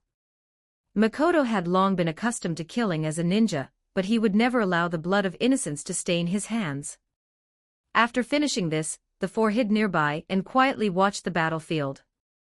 Very soon, two squads rushed into the estate. One of them helped the paralyzed tall ninja to his feet and asked, "Bikai, what happened to you? Who did this? It was Konoha Anbu. Don't worry about me, leave quickly. This is a trap. We won't abandon our comrades. I'm definitely taking you back. I told you not to worry about me. We're already finished. Taking us with you will only slow you down. The two squads had 6 people in total. They took away 5 paralyzed Kumogakure ninja. The rest were ignored. It seemed those were not their people but rogue ninja they had genuinely recruited. Genshin was also left behind. No matter what benefits he promised, the Kumogakure ninja did not take him with them. Everyone understood that with the mission failed, he was no longer of any use. It had to be said that Kumogakure's village ethos was much better than Konoha's. Their village rarely had missing nin, and the ninja were very loyal to one another. No one knew what exactly the will of lightning contained, but it seemed far more practical than Konoha's will of fire. Only then did Hayate and the other two, hidden in the shadows, understand that the reason Makoto had left survivors was to use them as bait, and at the same time, slow the enemy's movement. After those Kumogakure ninja left carrying their disabled comrades, the security soldiers of the Land of Hot Water soon arrived, and took the remaining captives and Genshin together to the daimyo's palace. Yugao asked, "Captain, aren't we going to pursue them?" "We were going to, but now it looks like this matter will have to wait." She had just finished speaking when she immediately understood why. A dog's head suddenly appeared in front of her. "Because I have business with you." "Damn dog, why are you so close?" "Stay away from me." I will post some extra chapters in Patreon, you can check it out. Patreon.com/TitoViller, Chapter 159. Chapter 159. The enemy of the Land of Hot Water is Yugakure. 1714 words. Setting aside their status as members of the 4th Hokage's guard platoon, Makoto and the others were still members of the Umbu. Their missions came directly from the Hokage, and they were responsible only to the Hokage. If a Konoha Jonin encountered them outside during a mission, that Jonin had no authority to command them. If unexpected changes occurred during their operation, the team captain decided everything. In other words, if Umbu encountered a Konoha squad in danger while outside, and helping them would affect the success of their own mission, they could choose to ignore it. Afterward, they would not be held accountable by the Hokage. However, under normal circumstances, most standard Umbu would still rescue comrades from their own village who had fallen into danger. Only those fellows from Root would act like machines, standing by and watching someone die, with nothing in their eyes except the mission. Jonin Sarutobi Hyoma had probably already explained this common knowledge to Takuma and the other 3. That was why earlier, when the husky recognized Makoto's identity, they did not step forward to greet him. Now that the dog had exceptionally run over, something must have happened and it needed their help. The husky Rocky twitched its nose. "Umbu aren't that professional either. I can still identify who you are by smell." Yugao pushed the dog's head away. "You think everyone has a sense of smell as sharp as yours?"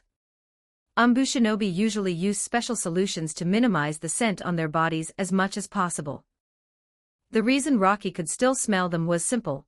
It was a dog, and aside from Yamato, Makoto and the other 2 were already very familiar to it. Makoto said, "Enough nonsense. What do you want from us?" "Something unexpected happened over at the palace. Our protection target is about to die." "I understand. It won't affect your mission, right?" "It's fine. If the mission fails, I'll just shift the responsibility onto you." "Rocky. And you 3 haven't you relied too much on my perception ability all this time? That dead dog managed to get close so easily. Your vigilance is terrible." Yamato, Hayate, Yugao. After arriving at a certain hall inside the daimyo palace of the Land of Hot Water, Makoto saw Hyuga Takuma and the other 3 already waiting there. Accompanying them were a team of shinobi led by Yugakure's Chikura, along with several richly dressed ministers. There was no anxiety on Hyoma's face. Although the death of the protection target would mean their mission failed, the daimyo had plenty of sons. They could simply find another one to inherit the position. It would not affect the bigger picture. The ministers looked anxious on the surface, but inwardly they were calm. After all, whoever became the daimyo made little difference, their own positions were very secure.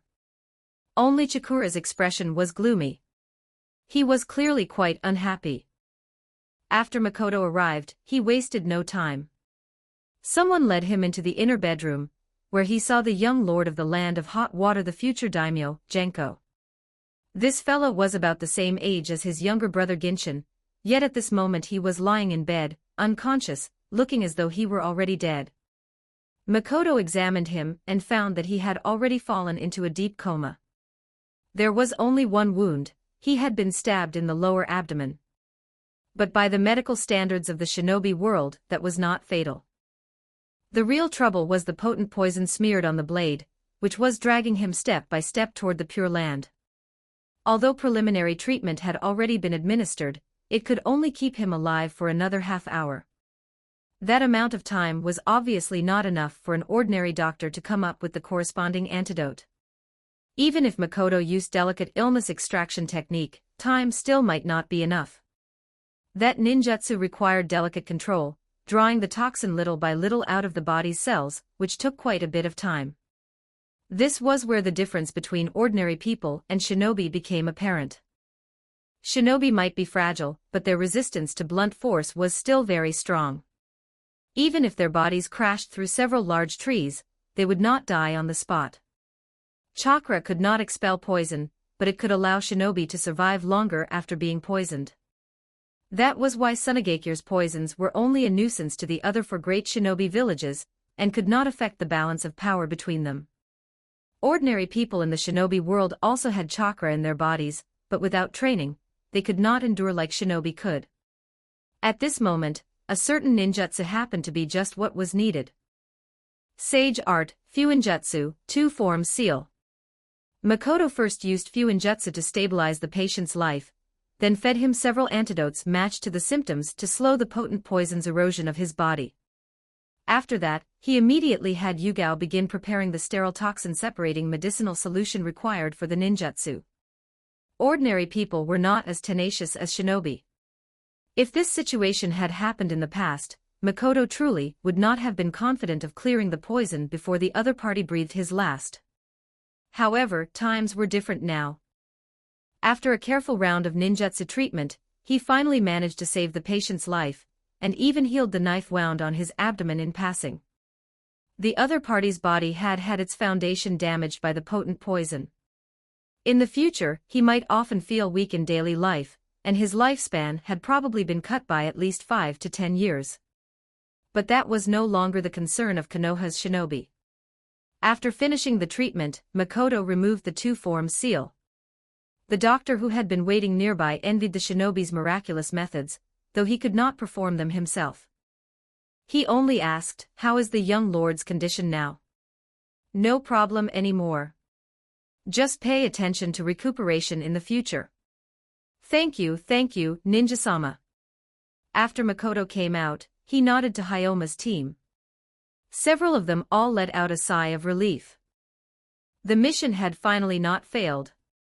I remember that the group who attacked the palace never got close to the young lord, and when they fled, none of them stayed behind. So how did he end up injured? Hyoma looked toward Yugakyu's strongest shinobi, Chikura. The latter appeared somewhat embarrassed and explained, "It was done by our own people." Among the shinobi protecting the young lord, someone had been bribed by Kumogakyure. So it had been the work of an insider. See, sometimes the real danger does not come from the outside, but from within, from those traitors whose loyalties are crooked. After thinking for a moment, Hyoma still asked, "What about those wandering ninja?"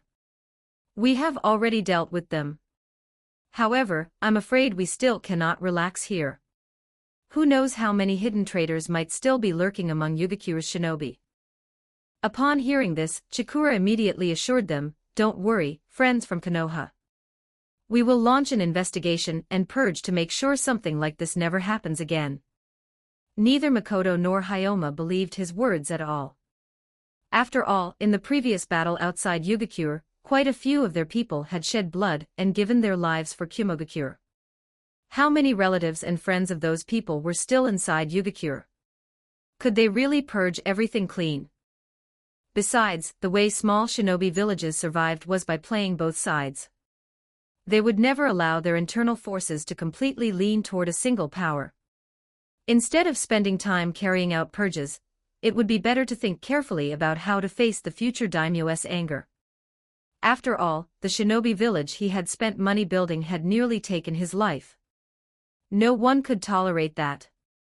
No wonder that broken shinobi village would later decline to the point where Haydn plowed through it alone from beginning to end.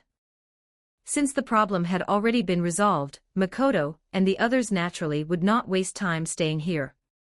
At this moment, the Minister of Defense of the Land of Hot Water suddenly spoke and asked, Friends from Konoha, since you were able to save the young lord, you must be a very skilled medical shinobi, right? Makoto said, Are you sick? I was hoping to ask you to. The Minister of State Affairs beside him tugged hard at his sleeve, and said to Makoto, We're fine now. Thank you for the help from our friends of Konoha. The Land of Hot Water will remember it. Makoto nodded and paid no further attention. He left with his team. He knew the Minister of Defense had wanted him to save the daimyo of the Land of Hot Water. But that person, how to put it in Makoto's perception, was already at the end of his life. There was no saving him. This was a normal human death from old age, something outside the scope of ordinary medical ninjutsu. But the shinobi world was not an ordinary world like his previous life. There were supernatural powers here, and there were still ways to extend a daimyo's life for several more years. He could simply infuse him with life force, but the cost was extremely high. One's own life reincarnation and dragon life reincarnation both required exchanging one life for another. Although Makoto did not know these resurrection-type ninjutsu, with his current near-extreme yang release and vigorous life force, he could still extend the other party's life by a few years. Unfortunately, he was not so noble as to waste his own life force to save an old man who was destined to die. The daimyo was not his parents. Why should he? Didn't you see the Minister of State Affairs stopping it? Right now, everyone was hoping the old man would hurry up and die so that the new ruler could ascend the throne. Wouldn't the ending be perfect? White cloth covering the body, while the young lord's ministers wept loudly amid cheerful laughter. I will post some extra chapters in Patreon, you can check it out. Patreon.com/TitoViller, Chapter 160, Chapter 160. The Devil Comes with the Wind and Snow. 2371 words. In the mountain forests of the Land of Hot Water, the members of Makoto's team moved quickly, occasionally stopping to carefully inspect the faint traces on the ground. One of the objectives of this mission to investigate and deal with the backers behind Genshin, the second son of the Land of Hot Water's daimyo, had already been completed. Although some of those people had not died, they had all been crippled. Staying alive only made them a burden to their companions. What they were carrying out now was the second objective, to conduct an in-depth investigation into the Kumogakure ninja's intelligence. Earlier, Makoto had deliberately allowed the other side to take their wounded away so it would be easier to track them from behind, but an unexpected situation had interrupted that. Fortunately, it was not a big problem. The other side was carrying crippled companions on their backs, so their traveling speed would not be too fast. If they also had to go out of their way to erase the traces of their movement, their speed would become even slower. If they did not erase them, they would be easily caught up to. That was what it meant to go from being single-minded to being trapped from both ends. The facts proved that, in order to return to their main base as quickly as possible, they simply had no time to eliminate the traces they had left behind. It was also possible that they were relying on the poor visibility at night being to their advantage, making it not worth the time spent cleaning up traces. Following those faint clues, Makoto's foreman team headed north all the way in the direction of the Land of the Moon. Between the Land of Fire and the Land of Lightning, there were two relatively large buffer countries along the land route. The Land of Hot Water leaned toward Konoha, while the Land of the Moon leaned toward Kumogakure. More than a year had passed since the end of the Third Shinobi World War. Although the major countries had already withdrawn their troops, they still maintained quite a bit of vigilance along the borders. Because the Ninetales disaster had broken out in Konoha, Kumogakure had been the first to jump out and begin increasing its forces at the border, looking very much as if it intended to reignite the flames of war. Those dark-skinned brutes loved nothing more than taking advantage of a crisis. The closer they got to the land of the moon, the heavier the traces left behind by those two squads of Kumo ninja became, as if they were deliberately putting more force into each step to make it easier for the Konoha ninja to track them. The moonlight, which had originally still been fairly bright, was suddenly covered by dark clouds, and snowflakes actually began to drift down from the sky. In a barren stone forest, Makoto stopped tracking. Looking at the fresh footprints on the ground, Yamato said, "They're much more obvious than before. It looks like they were left on purpose." Heiei looked north. "Seems there's an ambush ahead." Makoto said, "That's right. We'll rest here, recover our strength, and move after daybreak." Yugao reached out and caught a snowflake. "Captain, if the snowfall gets heavier, it'll cover up the tracks, right? Won't we lose them?" "We won't. By this point, we don't need tracks anymore. But we could run into enemies at any time, so we need to make sure we are in good condition first." After finding a concealed spot nearby, Yamato honestly formed hand seals and used earth release to create a space underground where they could hide. He had not yet fallen into the house-building business. Even if he could use wood release to build houses, he would not do so. Out in the wild, it would be far too conspicuous. Just as the sky was beginning to lighten, the four of them returned to the surface, only to see a world of white. The heavy snow was still falling, covering all traces. Fortunately, ninja feared heat, not cold. After straightening their gear, everyone set out again. The snow on the ground was like white silk, and a string of footprints was stamped into it, but it was as if wind followed behind the four of them, sweeping up piles of snow and brushing over the depressions, restoring everything to its original state. This was Makoto's doing. As a seasoned ninja, he naturally would not leave behind such an obvious flaw for others to discover. Not long after they moved on, Makoto sensed the ambush, and the four of them then changed direction. In a forest that was not very large, 3 Kumogakure ninja were patrolling this area. One of them, the shortest young boy, complained, "With snow this heavy, who's going to be out here? Maybe the ones tracking Bikai-sama already stumbled into the trap and got taken out." The adult ninja with pale skin leading the group rebuked him, "Shut up. Stay alert." Yeah, I know.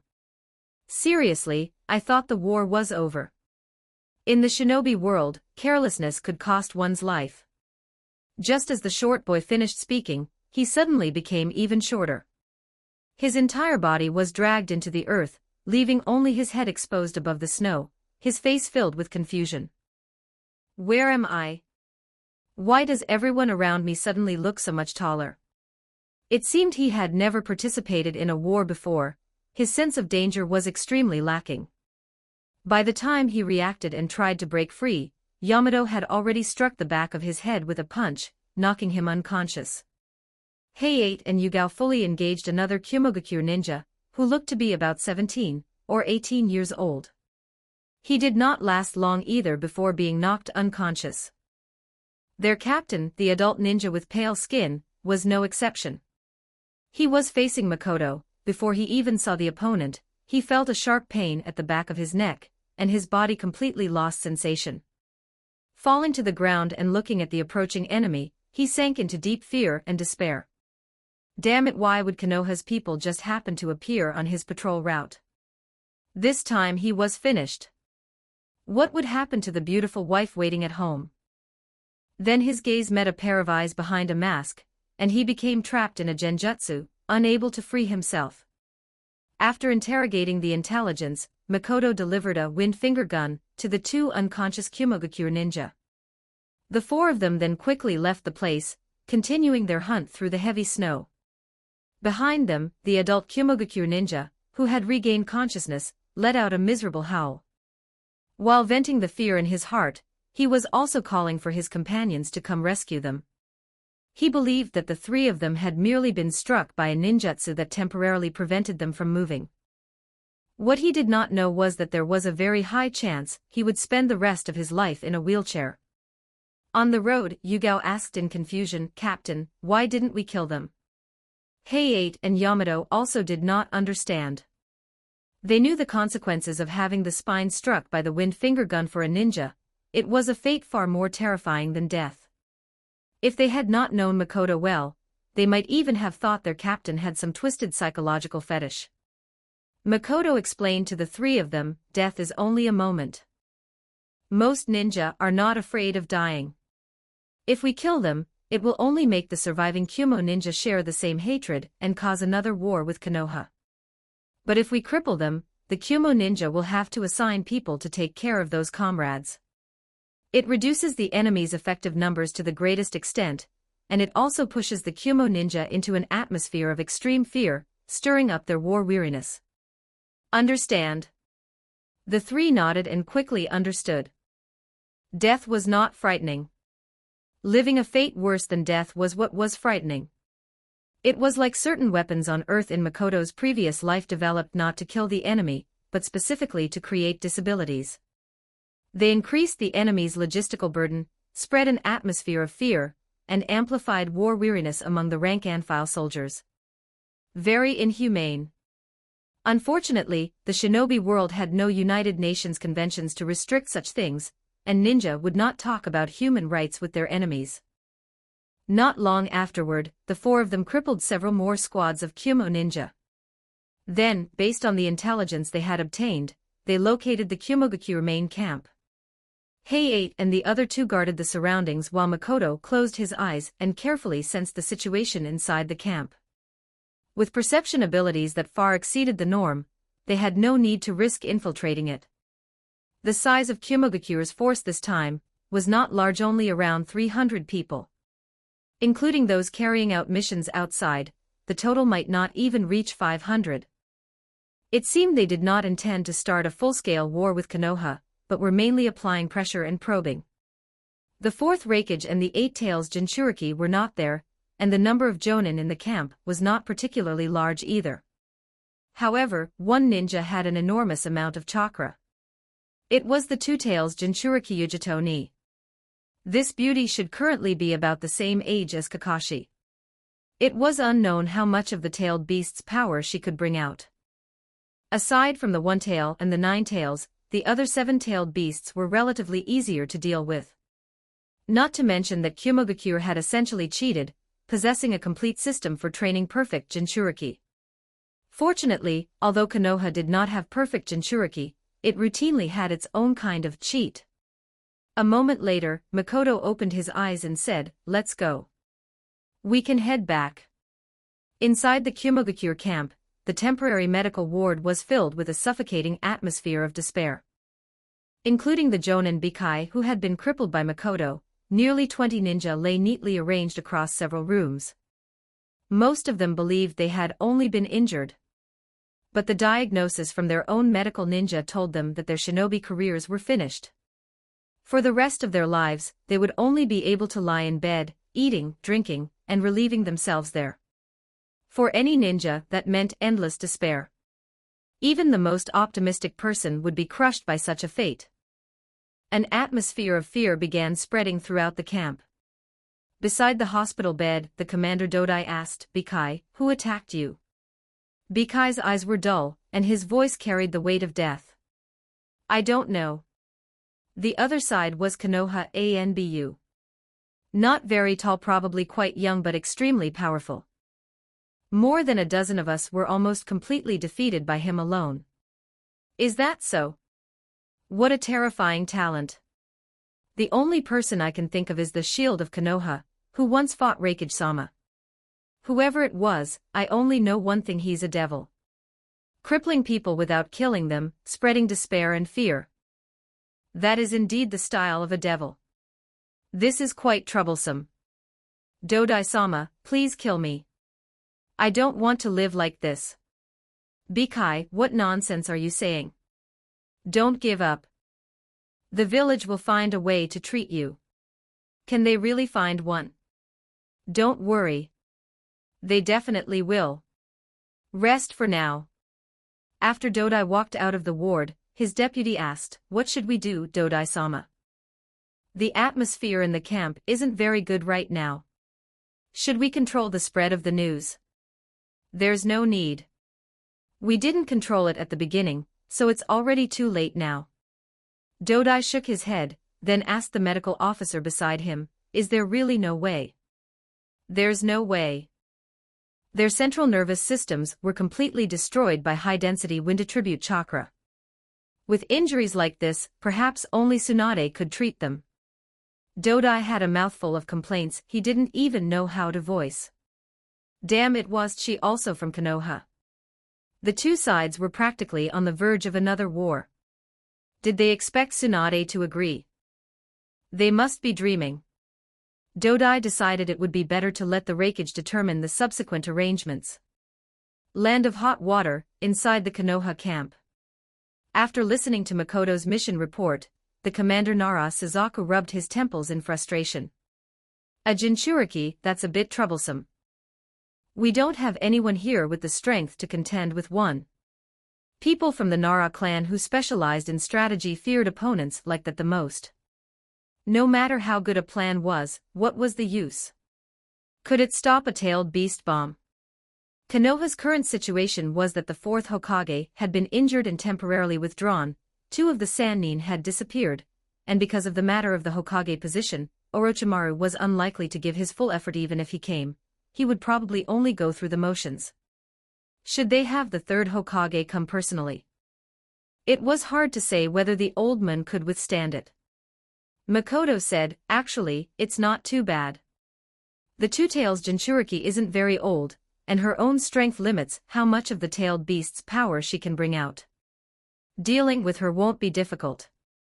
Suzaku's eyes lit up. He naturally knew who the person behind the mask was. "I'm such an idiot, really. Why look far away when the answer is right in front of me? Isn't there already someone here who captured the four tails and soloed the nine tails? What does the two tails amount to?" "Makoto, we've worked together for quite a while. It seems this time we'll still need your help." "Jonin Suzaku, you've mistaken me. I'm Forest Owl, the captain of the ANBU Owl squad." "Oh, right, right. Are you going to stay?" "That's not something you should ask me. You'll have to ask Hokage-sama. I will post some extra chapters in Patreon, you can check it out. Patreon.com/TitoViller, Chapter 161, Chapter 161. Wind Release Chakra Mode 2290 words. Time flowed on, and a month passed quietly. Konoha's 51st year was about to come to an end. The northern climate in mid-December was cold, and the land was covered in silver, with little trace of vibrant color to be seen. Even the shinobi, whose bodies had always been resistant to the cold, had one after another put on thick, specially made hooded cloaks. The shinobi world's warm winters, which had lasted for several years, had come to an end, and temperatures had plunged sharply. According to older shinobi with experience, the next few years would all be winters like this. At its coldest, even though Konoha was located relatively far south, heavy snow would still fall in winter. This world was very strange. Besides the normal cycle of the four seasons, it also had slight traits of long nights and long summers, practically a bargain bin version of the continent of Westeros. The good news was that it was only a bargain bin version. There were no White Walkers in the north, no Night King, and no God of Cold in the sky. The bad news was that there really were White Zetsu underground in the north, and the rabbit goddess who created them was still imprisoned on the moon. Right now, she only wanted to slip out of prison and mow down all humanity in one sweep. None of these gods really regarded humans as much of anything. Fortunately, there were still 16 or 17 years left before the goddess descended. Makoto had not yet decided whether he should stop it ahead of time, because everything was still changing, including the rapid changes in his own strength. Because of his appearance, this world had already begun to become completely unrecognizable. Everything had to be taken one step at a time, adapting to circumstances as they came. After the intelligence-gathering mission on Kumogakure was completed that day, Nara Suzaku contacted Konoha's higher-ups and explained the situation. In the end, it was decided that Hay-8 and the other two would go back and continue their work in the Shadow Guard, while Makoto himself would remain stationed on the northern front. There was no large-scale war at present, so Konoha was not short on manpower for the time being. There was no need for young shinobi like Yugao to stay behind. Returning to the village to study under the fourth Hokage was the correct decision. The higher-ups naturally knew that Minato was teaching the Flying Thunder God technique to the Shadow Guard platoon. With Makoto's successful example already there, they also hoped to have a few more flashes of different colors on their side. This ninjutsu was basically like scratching lottery tickets. Right now, Minato and Makoto were already the grand prizes that had been won. Although the odds for the others were not high, what if one of them hit it big? As for Makoto, those old men in the upper ranks did not think his age and experience qualified him to serve as the decision-making commander of one front, but they absolutely trusted his strength, so he was just right to be stationed in the north to stabilize morale. Hiruzen truly did not want to go looking for those three troublesome disciples of his. Every single one of them gave him a headache. In the northern part of the land of hot water, the continuous heavy snow finally stopped after falling for a full week. That morning, the warm sun shone brightly. It had been clear and sunny these past few days, but the temperatures in the mornings and evenings had dropped instead of rising. It is colder when the snow melts than when it snows, no world can escape that rule. In a forest far from the Konoha camp, Makoto was quietly training. Most of the time, nothing much happened on the front lines, so immersing himself in training had become part of his daily routine. The path he walked was just a tiny bit different from that of ordinary shinobi, but it still followed the three-system framework he had summarized early on. The first system was the core white natural energy training. This was the foundation that allowed him to keep growing stronger without relying on the growth cheat of a traditional bloodline. But ever since the night of the Ninetales incident, after entering the third stage constant sage mode, he no longer needed to train it deliberately. Absorbing white natural energy had shifted from active to passive. In other words, the current Makoto was absorbing white natural energy at every moment. And if he entered that special state of the consciousness body, the rate of absorption would become even faster. If he could go a step further, he was very much looking forward to seeing what the fourth stage would be like. The second system was chakra control training. Ever since entering constant sage mode, as his body grew stronger day by day, and as he removed the chakra-containing foreign will, his control training had also begun to improve passively. He himself had temporarily divided this training into 3 stages as well.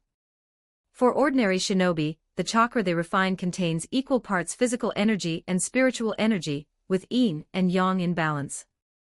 That is the first stage. Changing the fusion ratio of those two energies within one's chakra, and pushing it toward either yin or yang is the second stage, namely the training of yin and yang attributes.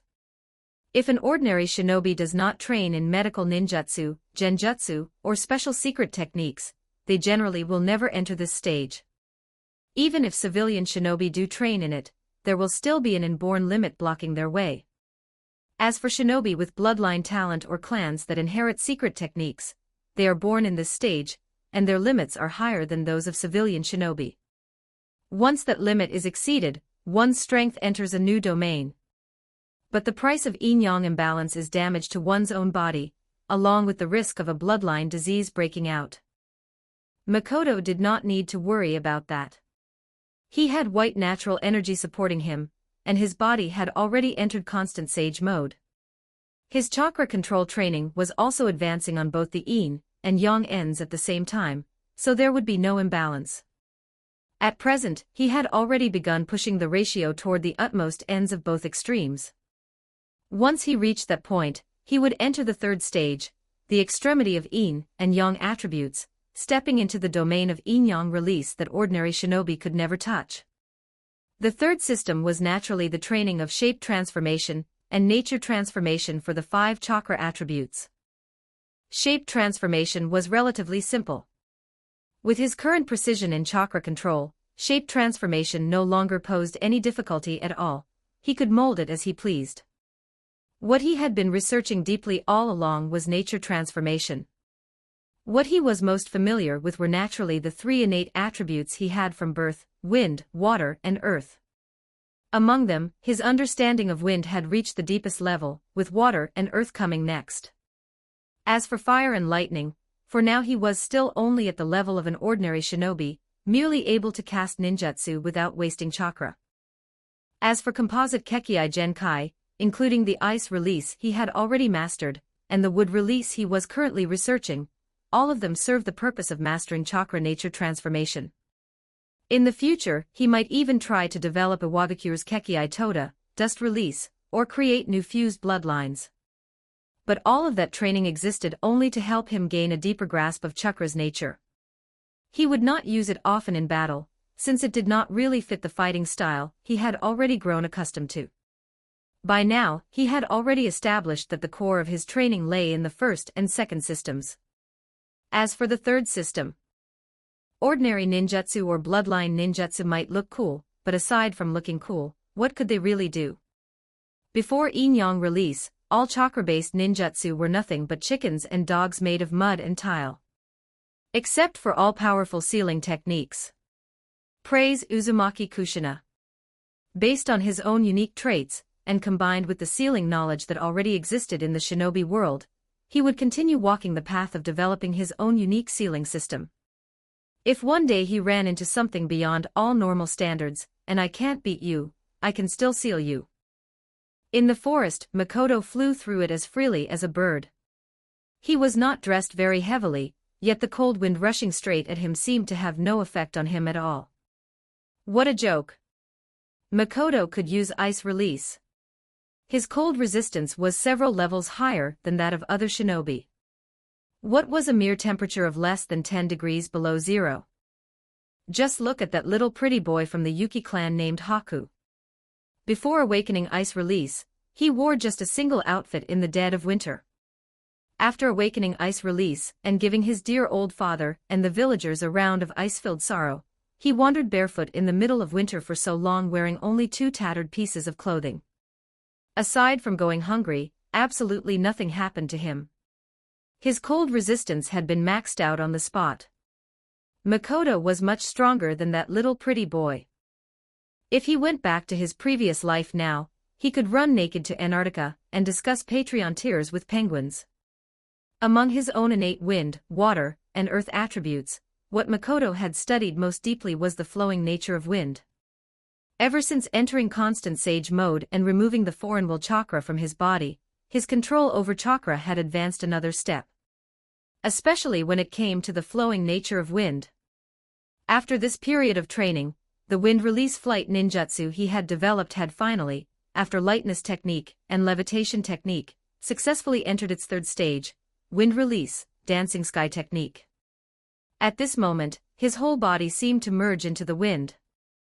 He could go wherever he wanted, accelerate or stop exactly as he pleased, and controlling his own flight felt as though it had become an instinct. Compared to the previous levitation technique, which had only barely allowed flight, dancing sky technique not only reigned in wind attribute chakra to an extreme degree, causing very little disturbance around him, but also did not consume much chakra. From now on, he too could drift around all day like that old bastard Inoki, that Tsuchikage. If his current state were to be summed up using a concept that people of the shinobi world could understand, then it should be a kind of wind release chakra mode, just like the lightning release chakra mode of the Reikage of Kumogakure. Right now he, Makoto, was the greatest master of wind release in the entire shinobi world. If anyone disagreed, then please, let them fly and show him. Only a few days after the young lord of the land of hot water was attacked, the old daimyo finally kicked the bucket in bitterness, and went to report to the Pure Land. Even at the moment of death, he had failed to wait for news of the Jashin cult's successful immortal body. His dream of eternal life ultimately came to nothing, leaving behind a bunch of lunatics to keep tormenting the common people of his country. The young lord, Genko, inherited the position of daimyo of the land of hot water while dragging along his weakened body. On the very day he became daimyo, he ran to the prison and viciously tortured his own younger brother. Ginshin, now already crippled, did not receive release. His dear elder brother did not choose to kill him, but instead made him continue living a life worse than death. His lordship the daimyo hated Kumogakure, which had nearly killed him, with a passion, and along with that, he also lost trust in Yugakure, his own country's hidden village. While expressing to Konoha through correspondence that he would maintain their allied relationship, the daimyo also issued a fixed commission, hiring several teams of Konoha shinobi on a long-term basis to protect his safety. Because Konoha had saved his life, he had an almost baffling degree of trust in Konoha's shinobi. As for this, the leader of Yugakure, Senso, and all of its shinobi were extremely embarrassed. By the end of it all, they had managed to become people who belonged nowhere, inside or out.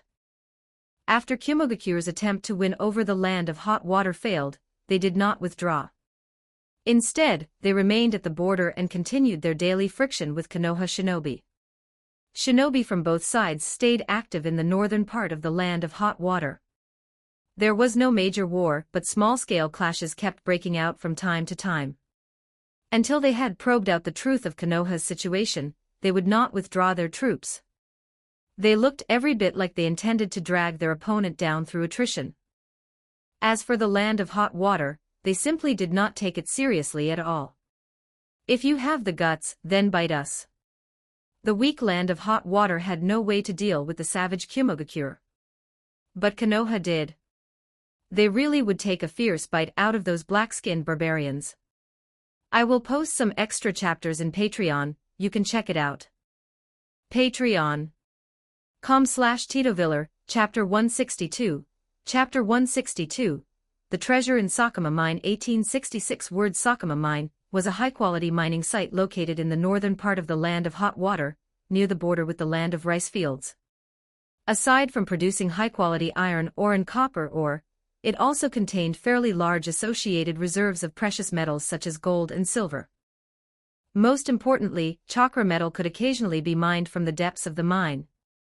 Makoto had once tried to look for research materials on this metal within the shinobi world, but there was very little. Even now, the people of the shinobi world still had not figured out exactly how chakra metal was formed. It was named chakra metal simply because it showed extraordinary affinity toward chakra, but Makoto had tested it before, and this thing was equally compatible with natural energy. After all, chakra was brought by the Akatsuki clan, and only had a history of a little over 1,000 years. Even counting the Akatsuki god, it would not be especially ancient. Natural energy, however, had existed on this planet ever since life first appeared, making it far older. But no matter what, chakra metal had always been enormously valuable, far beyond gold and silver. A piece the size of a fist was enough to make someone rich, and let them live a life of luxury. Unlike the Earth of Makoto's previous life, much of the shinobi world's technology was actually built on the foundation of the extraordinary energy known as chakra. The main use of chakra metal was not for making weapons. That was actually a waste, and ordinary shinobi could not afford it anyway. Its true value was reflected in shinobi technology, where adding it to various instruments and experiments could produce miraculous qualitative changes. For a long time, this mine had been jointly operated by the official authorities of the Land of Fire and the Land of Hot Water. Of course, the Land of Fire took the larger share of the profits. With the Land of Hot Water's scale and shinobi strength, there was no way it could keep hold of this place on its own. After the Third Shinobi World War began, the area fell into chaos due to the war cutting off the battlefield routes. Not only did Iwagakure and Kumogakure plunder benefits from here, but quite a few illegal miners were also active throughout the region, trying their luck. These illegal miners were not interested in metals like iron, copper, or silver. They were determined to go deep into the mine tunnels in search of gold. Of course, if they could dig up a piece of chakra metal, that would mean striking it rich, enough to live the rest of their lives without worrying about food or clothing. Last year, after a chaotic melee among Konoha, Kumogakure, and Iwagakure came to an end, this place returned to the Land of Fire's control. At the same time, the authorities once again entrusted Konoha with stationing shinobi here to drive off the illegal miners and restore order to the mine's production. But this place was simply too fat a piece of meat. There were always people skilled at smash-and-grab tactics, who could not resist taking a bite. Makoto, who was training in the forest, was enjoying the freedom of flight he had only recently mastered. Suddenly, his passive perception noticed someone entering this area. With a thought, his body swiftly turned in midair and accelerated toward the target. A Konoha Chunin had just entered the forest when he saw a living person suddenly appear before him, floating in midair as though gravity did not exist. Yet he was not at all flustered by this bizarre sight. Instead, his eyes were filled with envy. Who would not want to fly freely? If he could do what the person before him or the legendary Tsuchikage could do, he would wake up laughing even in his dreams. You came to find me, didn't you? The Konoha Chunin replied respectfully, Yes, Makoto-sama. We've finally found you. Headquarters has an urgent mission that requires your help. In the shinobi world, strength was status. Makoto had already established a powerful image among Konoha's people through battle. Even though this ninja held the same rank of Chunin, and was much older, he was still willing to address Makoto as Sama. This was not something Makoto had demanded. These shinobi had added the honorific of their own accord. The people of this world harbored a deep mixture of envy and fear toward the strong. Did something happen? The personnel stationed at Sakama Mine sent a request for help. Kumogakure is very likely preparing to attack the place. Could it be that they found some kind of treasure? The intelligence says that a small chakra metal-rich zone was discovered inside the mine. According to the illegal miners we caught, some of them took or to trade with Kumogakure. The news has already leaked, so those bastards will definitely come to seize it. The only thing that could make Kumogakure move was chakra metal of this level of value. This time, very few illegal miners sold their goods on the black market, because once they got a large sum of money, it was easy for someone to rob them. The illegal miners active in the mining area managed by Konoha would trade with the other 4 great shinobi villages. Likewise, Konoha would also purchase chakra metal or stolen from the mines under the other villages' control. Everyone did it this way. No one had the right to criticize anyone else.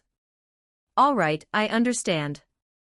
Headquarters has already sent people to reinforce them, but just to be safe, they hope Makoto-sama can also rush over. Here is the map of the mine tunnels. After taking the map, Makoto immediately accelerated and flew toward the mine. Headquarters was not all that far from the mine. By the time Makoto was getting close, he could already see that battle had broken out below. Konoha and Kumogakure shinobi were tangled together, slaughtering each other. The Konoha side was being led by Hyuga Hizashi. After receiving intelligence on Kumogakure, Nara Suzaku had not only kept Makoto, this expert, behind to hold the line, but had also requested additional reinforcements from the village.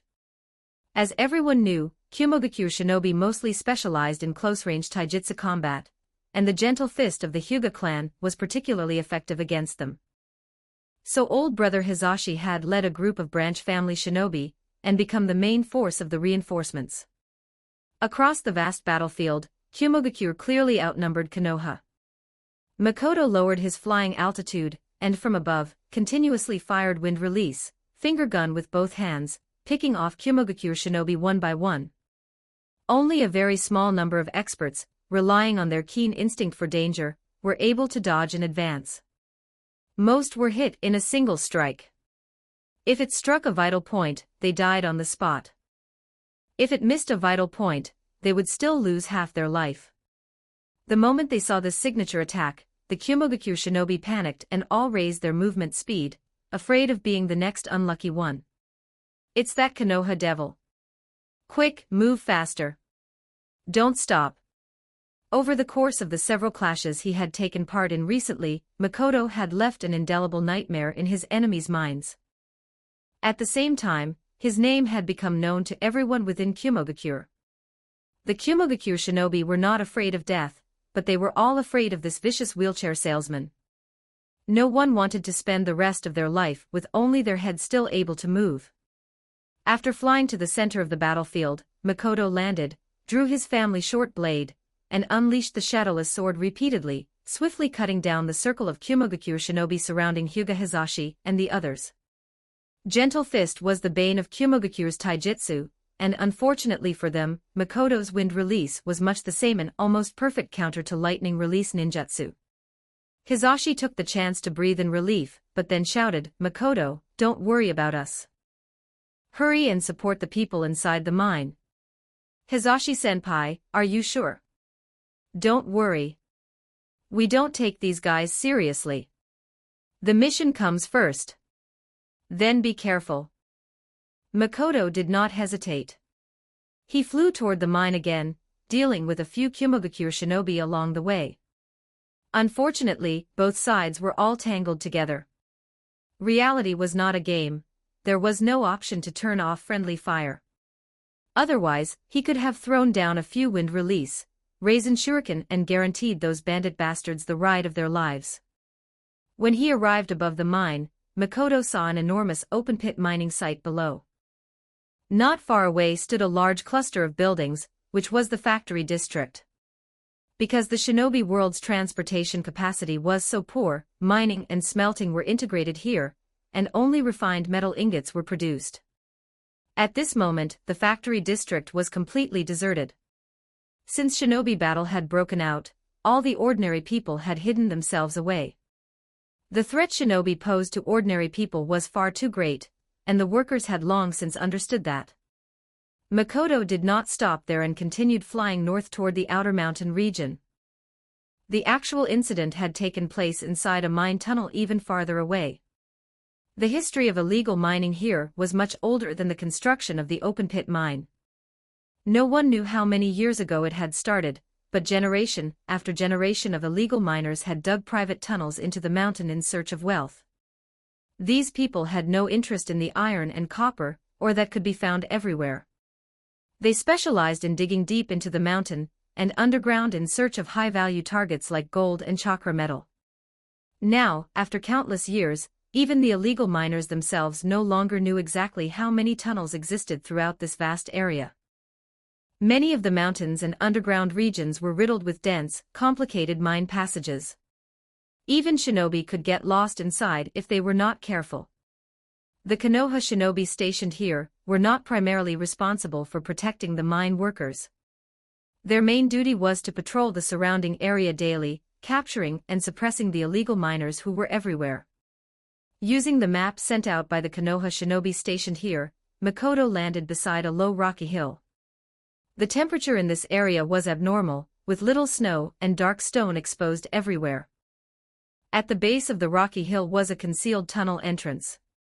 It was not especially wide, but it was enough for an adult to pass through, and Makoto could enter even more easily.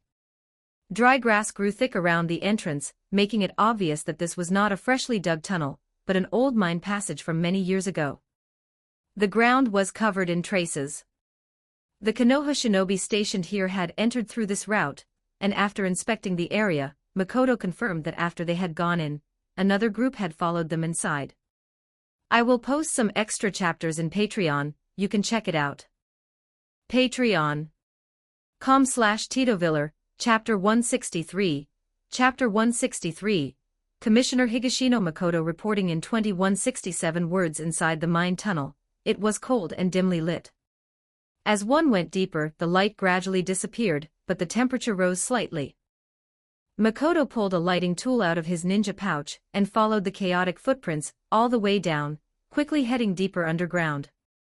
At first, after entering the passage, he could still feel a gentle breeze, but before long, the air gradually became stifling. Beneath this entire low mountain region, where the Sakuma mine was located, was essentially a labyrinth of passages, highly complex, with poor air circulation. It gave people the feeling of running an underground dungeon instance in the shinobi world. Once lost down below, it was hard to find the exit by relying on the wind direction. If a cave-in occurred, even a ninja would have trouble escaping, and could only end up trapped alive inside. Perception ninjutsu was heavily obstructed by the thick mountain body and the earth, making it very limited, but Makoto was not worried about that at all, because he knew space-time ninjutsu. The tunnel twisted and turned. Along the way, there were no telling how many forks. On the cave walls outside each fork, one could see markings left behind by the illegal miners after coming down here to keep themselves from getting lost. They were different every time, making it easier to identify the way back. After accumulating for who knew how many years, they had formed a patch of disorderly abstract patterns in certain places, like rock paintings left in caves by some ancient primitive humans. Makoto paid no attention to any of that. He was not here to do archaeology. He focused solely on following the fresh footprints on the ground to track down the Konoha ninja, who had been forced inside. After high-speed pursuit for quite a while, Makoto heard a series of continuous explosions coming from the passage ahead. Fighting had already broken out inside. Putting away his lighting tool, Makoto quickly approached in the direction of the sound, and soon sensed quite a few chakra fluctuations. After rounding a bend, he saw that at the end of the narrow passage there was a cave chamber somewhat larger in both area and height, connected to several passages, like a temporary underground transit station. At that moment, portable lights hung from the cave walls. 9 Kumogakure ninja, and 1 young man dressed like a rogue ninja were currently working like brick-hauling laborers, clearing away the rocks blocking one of the passage entrances inside. They were moving very quickly. At that level of efficiency, it would have been a waste of talent for them not to go work at a construction site. Makoto guessed that passage had probably collapsed in the recent explosion, and even the cave structure had been affected by it. Quite a few stones had fallen onto the ground, and it still had not stopped. Dust and ore were still occasionally falling from above. That was also why the Kumogakure ninja could only move the debris by hand, and did not dare use ninjutsu or explosive tags to clear the collapsed tunnel entrance. They were afraid of causing too much disturbance and making the whole place collapse completely, burying everyone together. It seemed the Konoha ninja were inside that collapsed passage. After seeing the situation clearly, Makoto understood that he had to deal with the enemies in front of him as fast as possible. He could not give them time to fight back. It was not that he could not beat them, but that he feared someone might use ninjutsu to damage the underground tunnel structure and drag everyone down with them. He could escape, but the Konoha ninja inside might not be so lucky. With that thought in mind, Makoto did not hesitate. He pulled out 8 kunai bearing flying thunder god marks from his ninja pouch, raised both hands, and threw them at the enemies inside. The kunai did not hit their targets, instead stabbing into the rocky ground beside the enemies. Although the sound of the kunai cutting through the air had been partly masked by the noise in the cave, the sound of them piercing the ground still alerted the Kumogakure ninja. When they saw the kunai by their feet, they seemed to think of something terrifying, and their expressions changed drastically. But it was already too late. Makoto's figure flashed to one person's side, and with one slash he cut open the man's throat. Then, with several consecutive flickers, he dealt with all the enemies. The speed was unbelievably fast. Why had Yellow Flash Namikaze Minato become someone feared by everyone in the shinobi world? This was the reason. Against ninja whose reactions were not fast enough, there was simply no ability to resist. Now Makoto could do the same thing. His original neural reaction speed had already been excellent after being transformed by white natural energy. Ever since entering constant sage mode, his body's affinity with space had risen dramatically, and he was now fully capable of integrating the Flying Thunder God technique into his own combat system. There had been 10 enemies. He had only killed 8. The remaining 2 had received the wheelchair package. One was a Kumo ninja, and the other was the fellow dressed like a rogue ninja. After the surviving Kumogakure ninja fell to the ground, he cried out in terror, "Yellow Flash, it's Yellow Flash." Makoto crouched in front of him, and looked into his eyes. "Sorry, you've got the wrong person." Makoto, who had been left behind alone to hold the northern front, was using the identity of an ordinary Konoha ninja. After the Kumo ninja saw his face, he immediately understood what awaited him. "Damn it, so it's you, you devil. Though an enemy's insults are praise to me, I still have to say this is a mine under Konoha's administration, not Kumogakure's. You're the invaders here, aren't you? The 4th Raikage is the real devil. The shinobi world is already at peace, yet he still sent you here to die. He really doesn't treat the lives of his subordinates as worth much. You're not allowed to slander Raikage-sama. Enough nonsense. Just kill me already. But I can already see the hesitation in your eyes. That's nonsense. You know what happens after being hit by my ninjutsu, don't you? Now you'll become just like those paralyzed comrades of yours. For the rest of your life, you'll only ever be able to sit in a wheelchair. But actually, this can be cured. The Kumo ninja prisoner's eyes lit up. You're lying to me, aren't you? No one wanted to become a cripple. And as the number of paralyzed people kept increasing, it had already caused terrible morale problems and a heavy logistical burden inside Kumogakure. Of course it's true. The question is your fourth Raikage willing to pay even a tiny price for cripples like you? He definitely is. We people of Kumogakure would never abandon our comrades. Is that so? Then let's wait and see. For now, you'd better answer my questions honestly. He had left this prisoner alive not merely to drive a wedge into Kumogakure from within, but also to interrogate him for information about this place. According to the Kumo ninja's confession under Genjutsu, the two Konoha teams had realized they were no match for them. After briefly holding them off, they retreated into the passage and blew up the tunnel entrance. While blocking the enemy, they also sealed themselves inside. Fortunately, the underground passage was narrow, so Kumogakure had no way to surround them. Otherwise, the two Konoha teams would not even have had a chance to flee. This passage was a dead end, and also the place where the chakra metal had been discovered. That was why the Kumo ninja had tried to clear the blockage. People die for wealth. Makoto got confirmation of this information from the rogue ninja-looking man as well. He was the illegal miner who had dealings with Kumogakure. Now the question was how to rescue the Konoha people. Was he supposed to turn into a civil engineering grunt like the Kumogakure people and haul bricks? Of course not. How could ninjutsu be such an inconvenient thing? What was the difference between soil and rock? In theory, not that much. After rock weathered, it became the parent material of soil, and under the effects of climate, living organisms, and time, soil was formed. The Kumogakure ninja had no way to deal with it because what they excelled at was lightning release, followed by water release and fire release. There were very few people among them who worked with earth release or wind release, just like how people in Sunagakure who used water release were a rare species. But Makoto was different. He was very skilled in the nature transformation of the earth attribute. Under the effect of earth attribute chakra, his body rapidly sank into the ground, then emerged from the other side of the collapsed passage. This passage was not long. Makoto quickly found the 7 people hiding at the end, and they also discovered him at the same time. One man demanded in a heavy voice, "Who's there?" "It's me, Konoha Ninja Higashino Makoto." The two sides then exchanged code phrases and confirmed each other's identities. "Ha, is it Makoto-sama? Makoto-sama came to save us." Someone lit up a portable lighting tool. After seeing Higashino Makoto's appearance and forehead protector, they were overjoyed. "It really is Makoto-sama.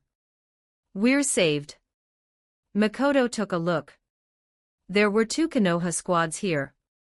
One was an adult ninja team, while the other was younger, looking to be around 16 or 17 years old. Makoto recognized them. "So it's you 3. The young ninja leading them gave a foolish grin. "I didn't expect Makoto-sama would still remember us. I'm Falcon, and these are my teammates, Kamifu and Naru." These 3 were the team that had blocked the middle of the Chunin exam's 3rd round last year, and tried to seize Makoto's mission scroll. But that had just been a normal clash during the exam. There was no way the two sides would have formed any grudge. By now, they had long since learned that back then, they had tried to rob the great demon king himself. Fortunately, everyone was a Konoha ninja, so they did not have to end up in wheelchairs like those unlucky Kumo ninja. The 3 had also successfully been promoted in the exams at the end of last year.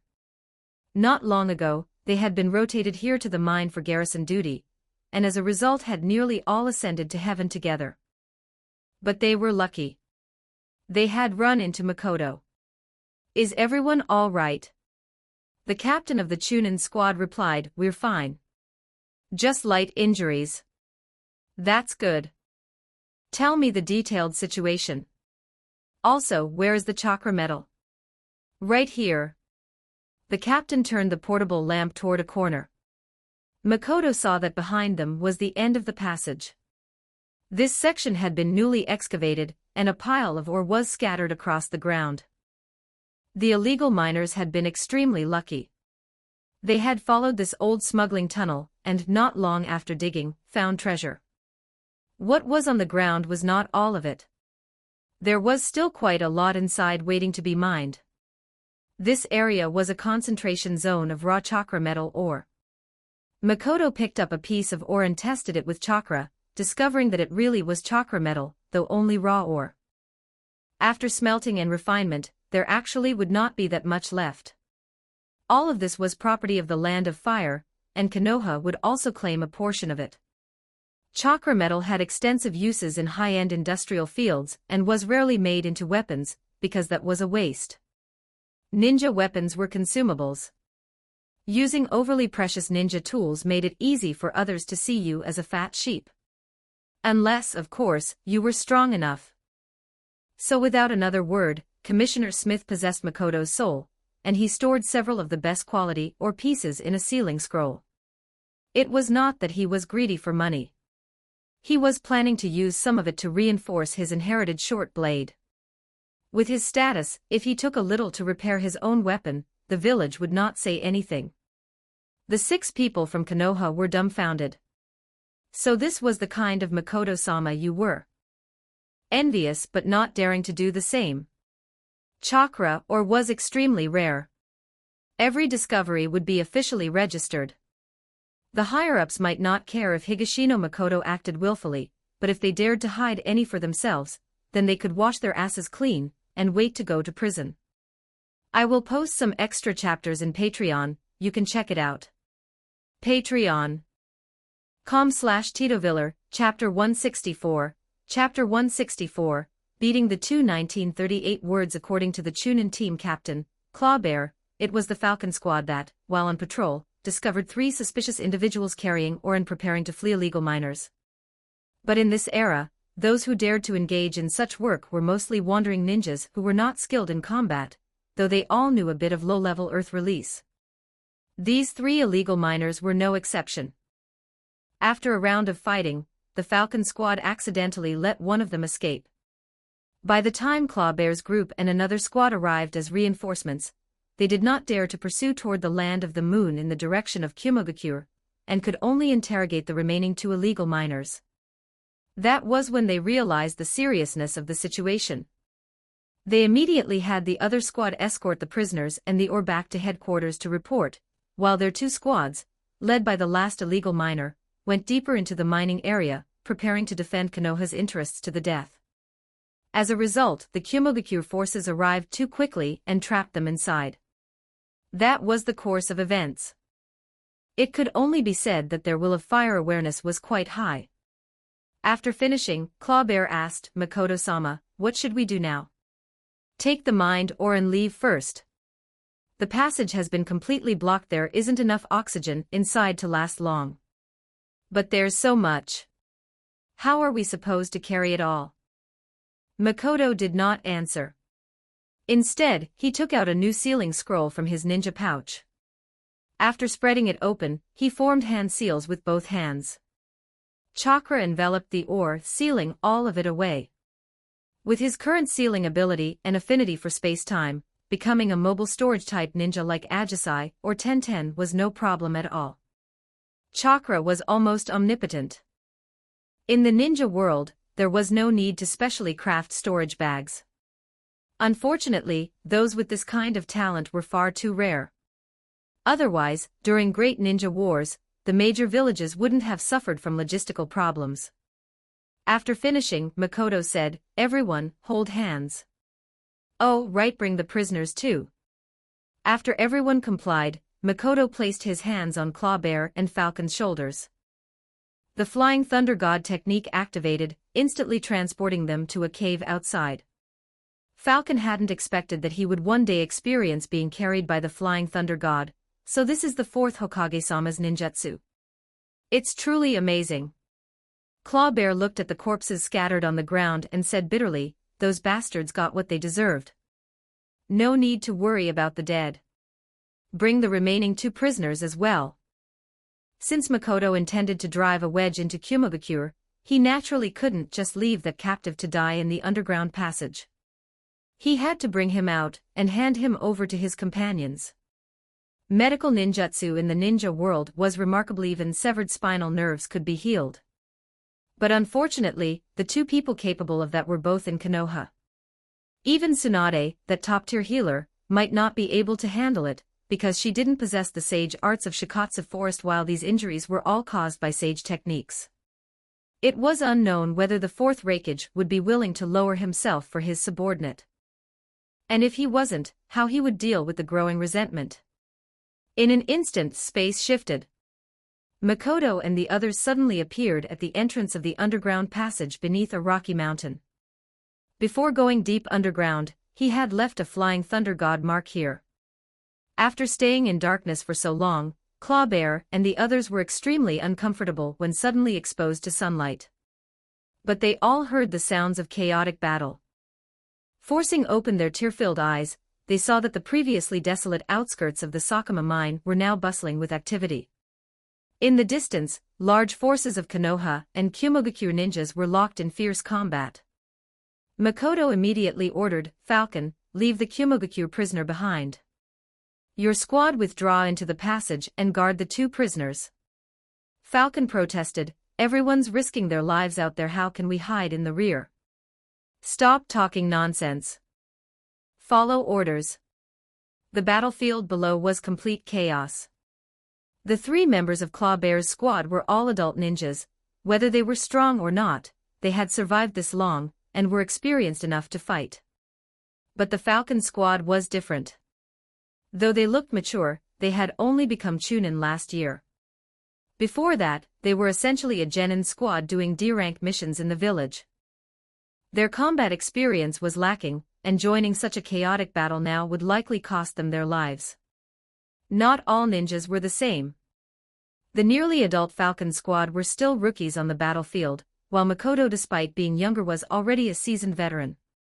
After giving orders, he grabbed the Kumogakure prisoner, flew into the air, and rushed toward the battlefield, tossing the men toward a Kumogakure squad.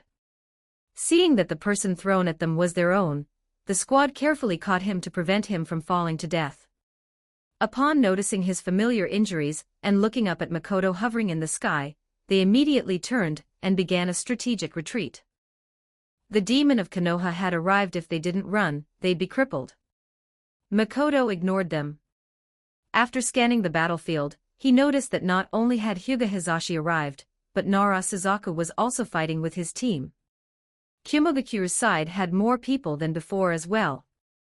It seemed both sides' reinforcements had converged here, fighting desperately over that large deposit of chakra metal ore. Those barbarians really hadn't changed, always acting like bandits. Without hesitation, Makoto flew toward a weaker section of Konoha's forces. The moment he landed, he began killing. Wherever he went, ferocious Kumogakure ninjas were swiftly cut down. On the battlefield, what ninjutsu did one need? Fast blade strikes were the best ninjutsu. At this point, he didn't bother leaving enemies crippled. Killing was the goal. After all, even if he crippled them, other Konoha ninjas would finish them off. It was meaningless. On the battlefield, Makoto clashed blades with a Kumogakure ninja. Lightning crackled along the opponent's weapon, flashing brightly. Aside from lightning release ninjutsu and lightning-based body refinement techniques, Kumogakure ninjas most commonly used this kind of high-speed taijutsu infused with lightning. Ordinary people, even if they blocked, would be affected by the transmitted electricity, lose the initiative and be killed. But Makoto was not afraid. Like Hyuga clan ninjas, he was a natural counter to this kind of technique. The wind-attributed chakra on his short blade instantly disrupted the lightning on the opponent's weapon upon contact, and then he cut through both blade and man. Chakra nature restraint was not absolute. In the end, it depended on each side's mastery of nature transformation. But who could train lightning nature transformation to a level that could counter him? No one, not even the Raikage. After killing the opponent who had been rampaging among Konoha's forces, Makoto looked to another side. Their screams filled the air as eerie blue flames, like a reaper, chased and ignited the bodies of Konoha ninjas. This color of flame. So it's you, the blue-flamed Hakimi, the two tails, Matatabi. He locked onto the big cat and the big cat locked onto him. But there was no cat here, only a fierce-looking young woman, the two tails Jinchuriki, Yujito ni, about the same age as Kakashi. She was very pretty but also extremely bloodthirsty. Upon seeing Makoto, the demon, in the eyes of Kumogakure ninjas, she charged without hesitation, ignoring her teammates' shouts to stop her. After rushing over, Yujito leapt into the air, slashing at his head with her claws, real claws. Not only her fingers, her toes also extended 10 sharp claws, tearing toward Makoto's abdomen, attempting to disembowel him. She really was like a cat, even her taijutsu resembled a cat's hind leg kick attack. Makoto raised his hand and blocked her with the one-horn Great Wall technique. Seeing she couldn't break through, Yujito kicked off and retreated, while simultaneously spitting out a mouse-shaped projectile wrapped in blue flames. Makoto quickly drew a kunai, infused it with wind chakra to form a wind-release kunai, and threw it at the blue mouse. But the fire mouse bullet seemed sentient. It easily dodged the kunai and continued attacking him. The kunai did not destroy the technique, and instead flew straight toward Yujito. She smiled slightly, preparing to sidestep, feeling somewhat smug. The fire mouse bullet can avoid attacks and will actively what? The scene she expected, where the hateful Konoha demon would be engulfed by the blue flames after the explosion, did not occur. Makoto disappeared and suddenly appeared in front of her. With a kunai in one hand and a short blade in the other, he viciously stabbed toward her developing chest and slender neck. "I'm finished." She had no time to react. She was struck instantly, her chest pierced open, and her neck slashed, blood gushing out. Makoto showed no mercy regardless of how pretty she was. No matter how beautiful, could she compare to the pretty boy of the Yuki clan. But this fatal strike did not kill Yujito. She was not fighting alone. At the critical moment, the two tails intervened. Blue-tailed beast chakra burst out from within the black ink-like form, not only stopping the weapons from penetrating further but also forming a thick chakra cloak around her body. Two massive tails struck forward, aiming at Makoto, while the tailed beast chakra rapidly healed Yujito's wounds. Makoto leapt back, hovering midair as he carefully observed the transformation. Yujito was wrapped in tailed beast chakra. Her pupils turned completely white, her expression ferocious, body low to the ground, hands touching the earth. Combined with the tails behind her, she looked like a humanoid cat. Her body hadn't enlarged half transformation. Makoto was puzzled. Not a full transformation. Was it because Yujito was too young to handle it, or had she not yet reached the level of a perfect Jinchuriki? The two tails didn't care about any of that. Its Jinchuriki had almost just been killed. If the Jinchuriki died, it would die once as well. This was simply bullying a cat too much. Right now, it didn't want to use any techniques, it just wanted to blow this damn Konoha ninja to pieces. In its half-transformed state, the two tails opened its mouth and began condensing a tailed beast ball. If it was unhappy, it would explode things.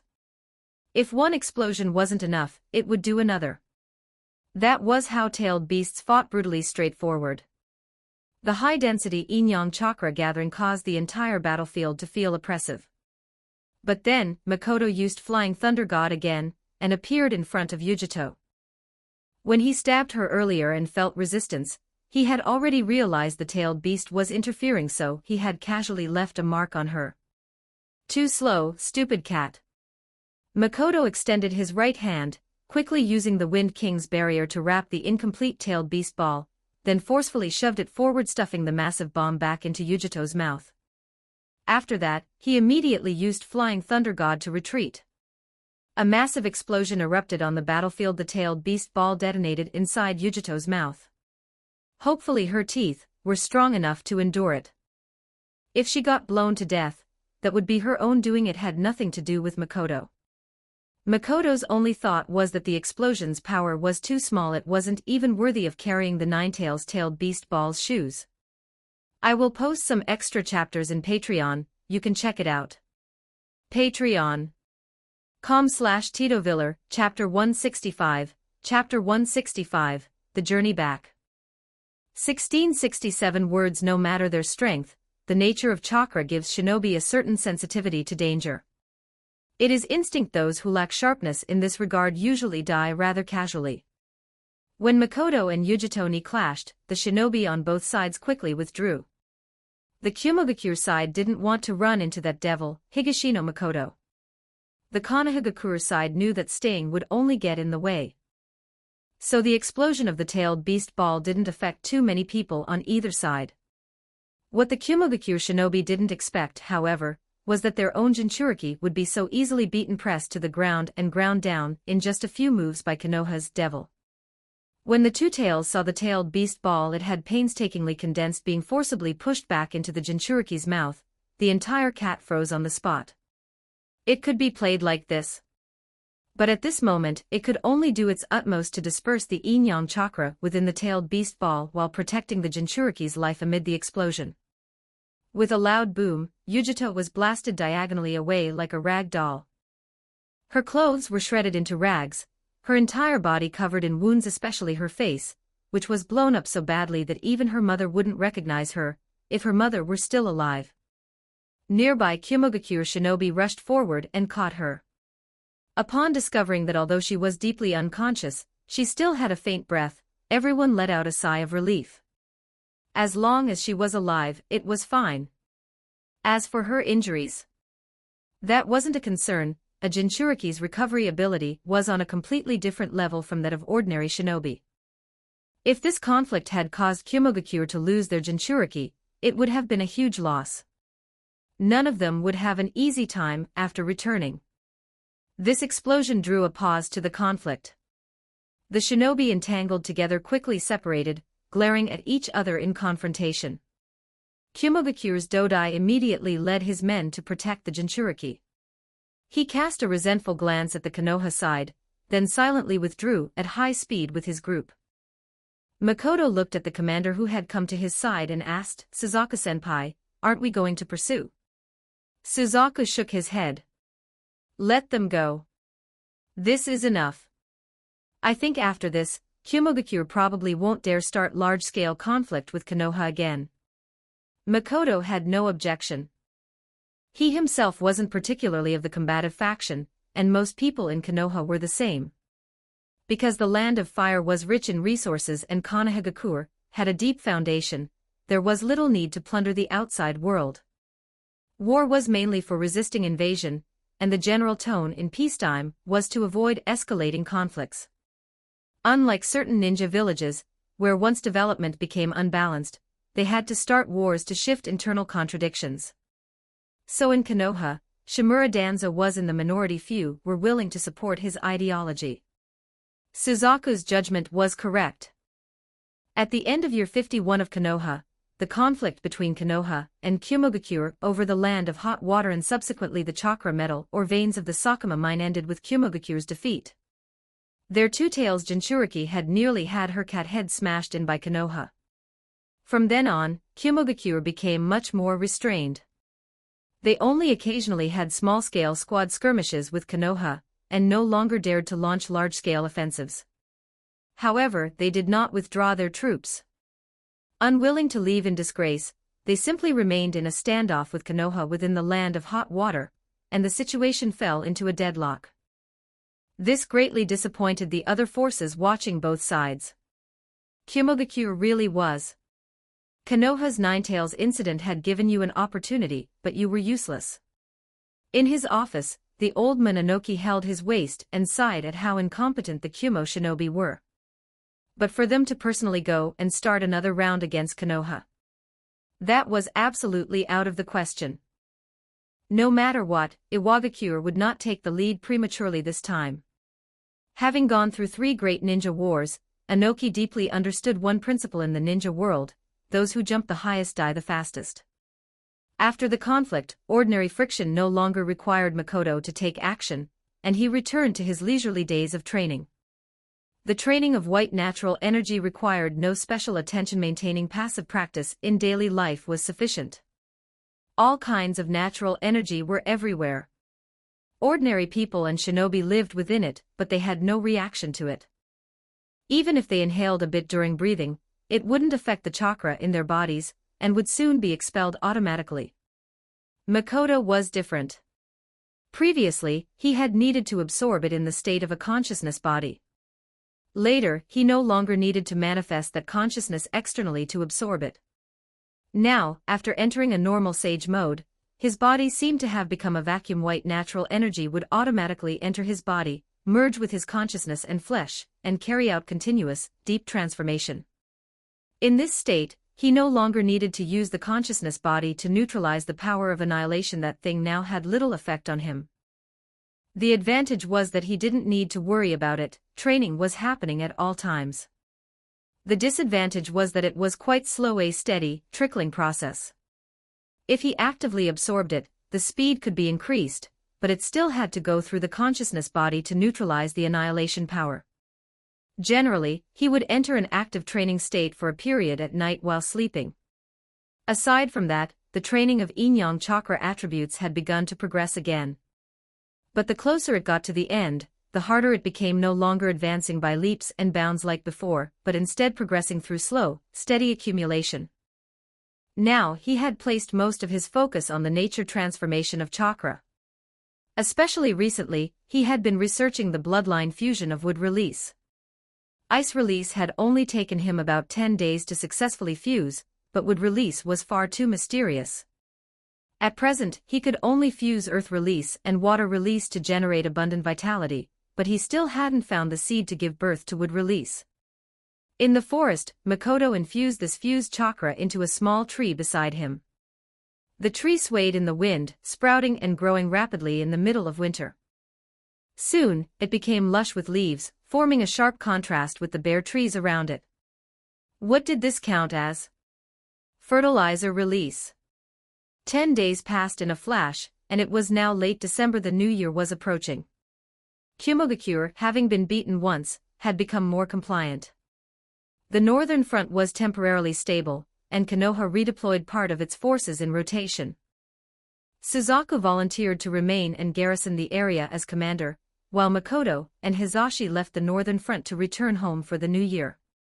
This one was essentially taking the burden for his clanmate clan head Narashikaku. The latter had just become a father at the beginning of the year, and was currently enjoying life at home with his wife and child. There was no way they could send him to the front at a time like this. Within the forests of the Land of Fire, Konoha's shinobi forces advanced, moving faster than usual. With the new year approaching, everyone wanted to return early.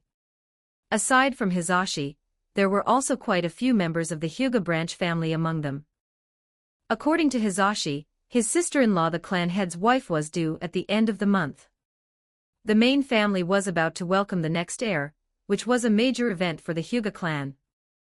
Only then did Makoto realize it turned out that Hinata-sama was about to be born. But her personality, whether she could become the heir of the main family, was hard to say. During a midway rest, Hizashi stood atop a tree, looking toward Konoha with a somewhat heavy expression, clearly not very happy. Unlike ordinary branch family members, he was the twin brother of Hyuga Hayashi. Just a slight difference in birth order had made him a branch family member. Regarding this, he had never said anything since coming of age. His relationship with his elder brother was also very good, and he was willing to give his life to protect him. In his heart, protecting the clan head was not due to the innate obligation of the branch family, but rather the love of a younger brother for his elder brother. But ever since Niji was born, his thoughts had begun to change. Whenever he thought that his son, just because he was born a little later, had been designated as branch family, and would one day have the caged bird seal carved onto him, his heart was filled with unwillingness.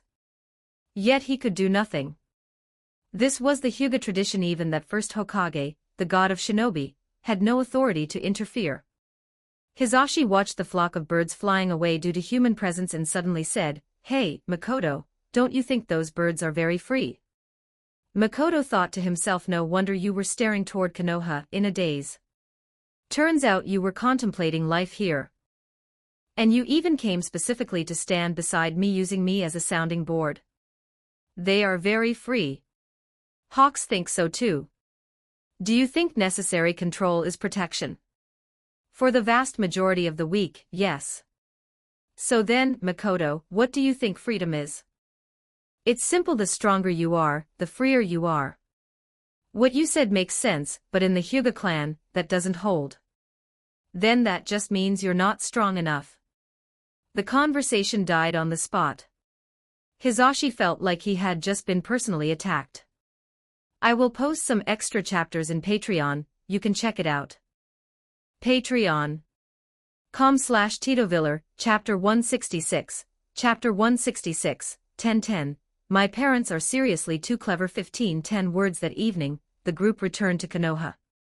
Like everyone else, Makoto first went to the village's administrative department to register.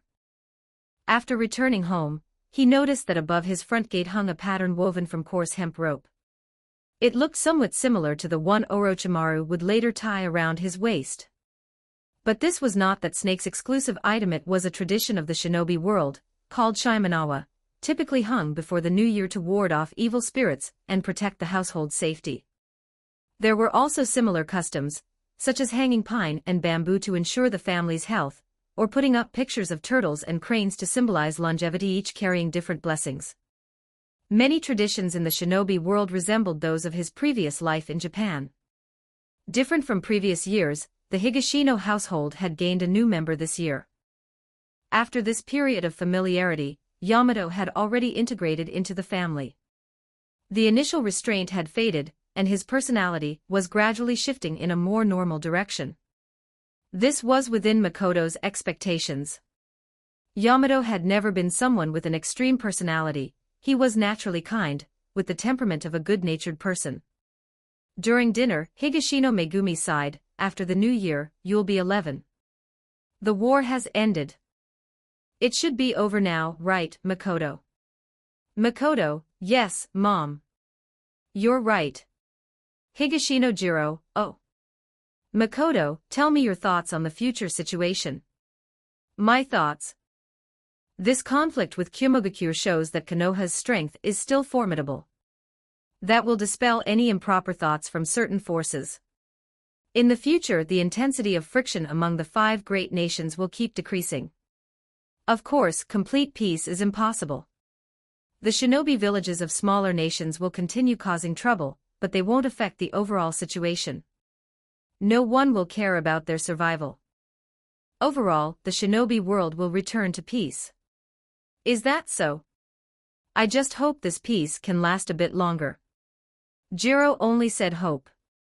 As an experienced shinobi, he understood that peace was merely temporary. Once everyone accumulated enough strength, war would break out again.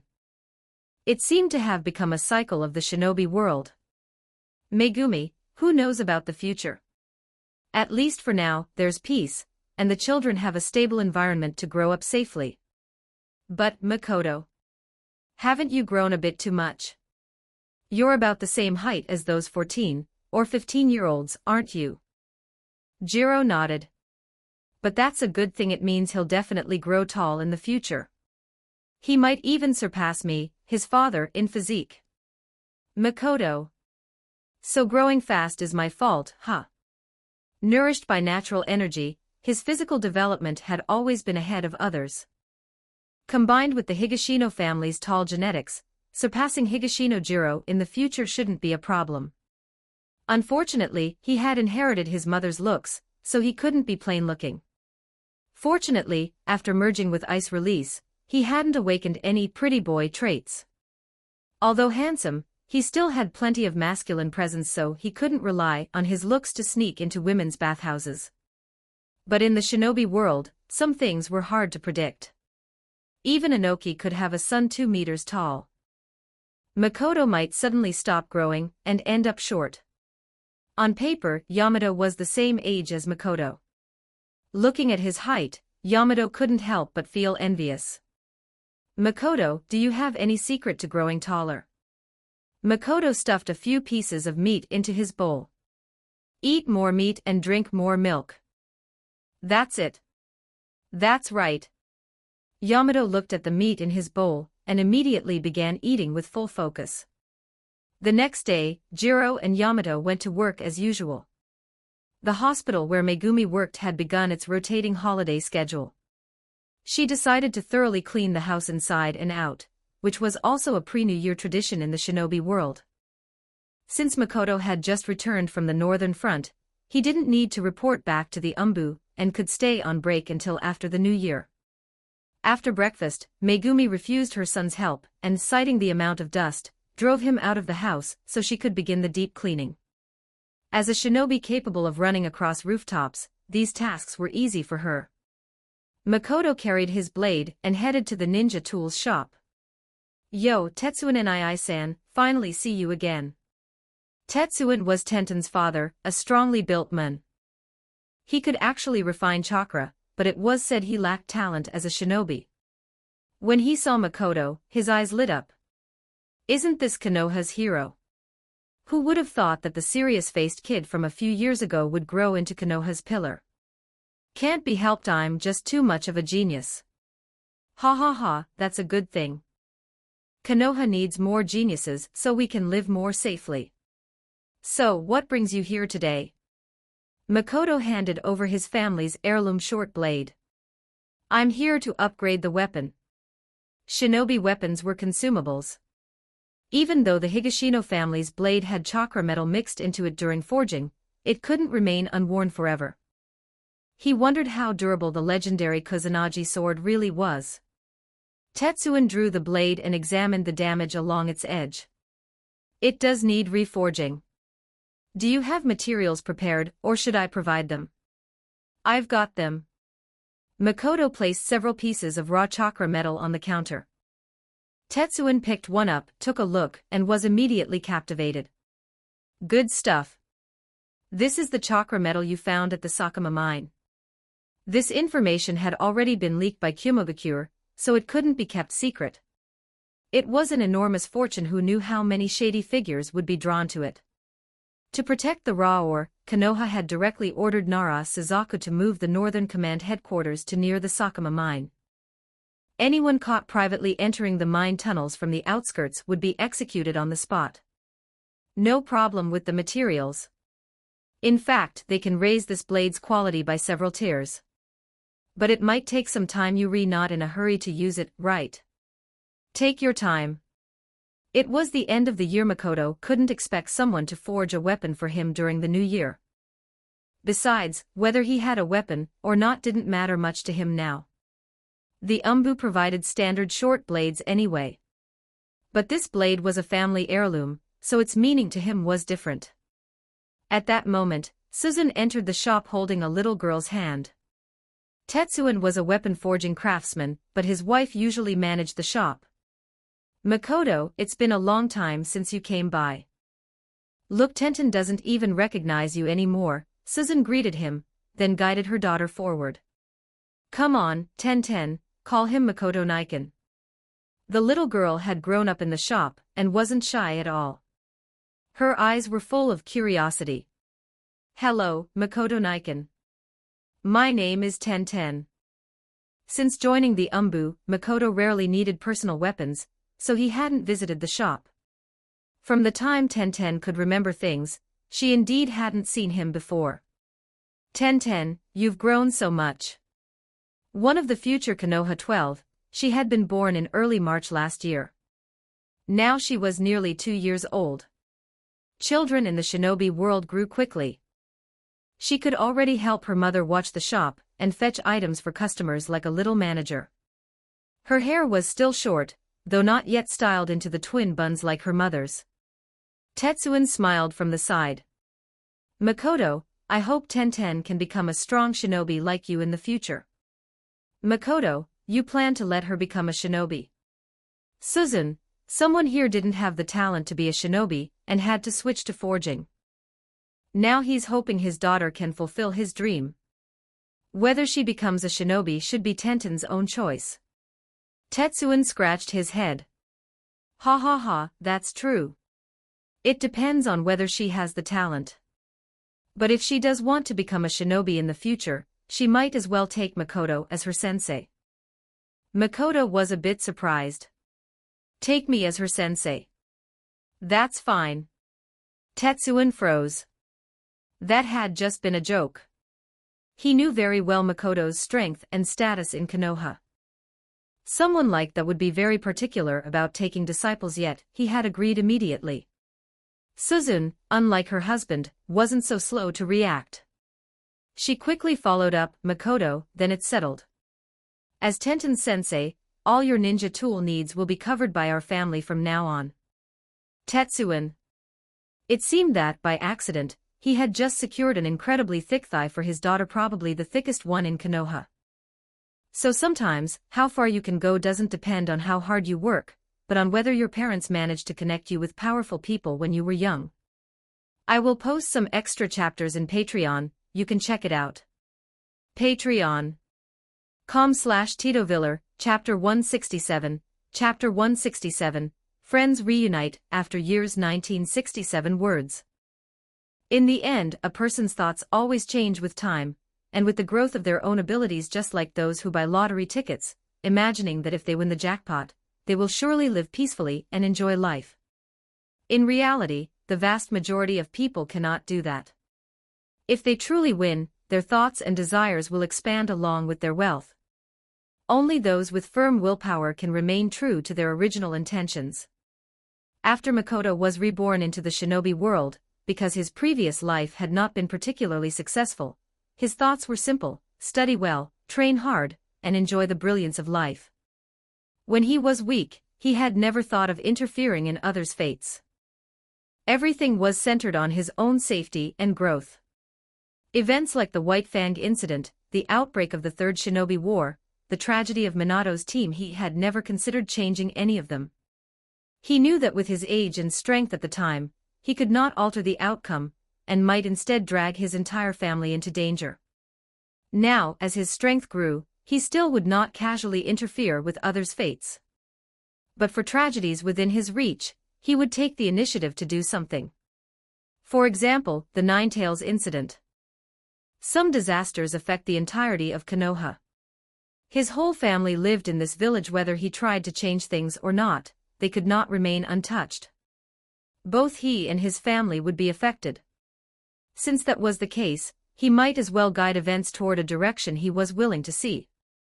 In fact, from the moment he came into this world, as long as he was still alive, the timeline in his memory had already begun to change. But the point at which he truly began to influence the entire world likely started when he stepped onto the battlefield of the Third Shinobi War in June of Konoha Year 50. In the original timeline, among the Konoha 12, Tenten was the oldest, followed by Hyuga Niji and Rock Lee. They had all been born last year, and were essentially unaffected by Makoto. As for where Rock Lee currently lived or who his parents were, Makoto had no idea, nor would he deliberately access civilian records through ANBU. The Konoha 9, born this year, were the ones most affected by him. Whether their personalities would still match those in his memory was uncertain. Konoha Year 51, December 27, the third day after Makoto returned from the Northern Front, Hyuga clan main branch heir Hyuga Hayashi's daughter, Hinata-sama, was born. Whether she would still grow up to have that gentle yet resilient personality remained to be seen. The birth of the main branch heir was a major event for Konoha. Any ninja of status would be aware of it. However, the Hyuga were the clan that adhered most strictly to ancient traditions in the shinobi world. For important occasions such as Hinata's birth, 1-month celebration, or first birthday, they would not invite key figures from the village to hold grand banquets. Instead, they would close their doors and celebrate according to Hyuga traditions. In this regard, they were even more closed off than the Uchiha, placing less importance on integration and bonds with the village as a whole. Fortunately, the Byakugan held immense strategic value.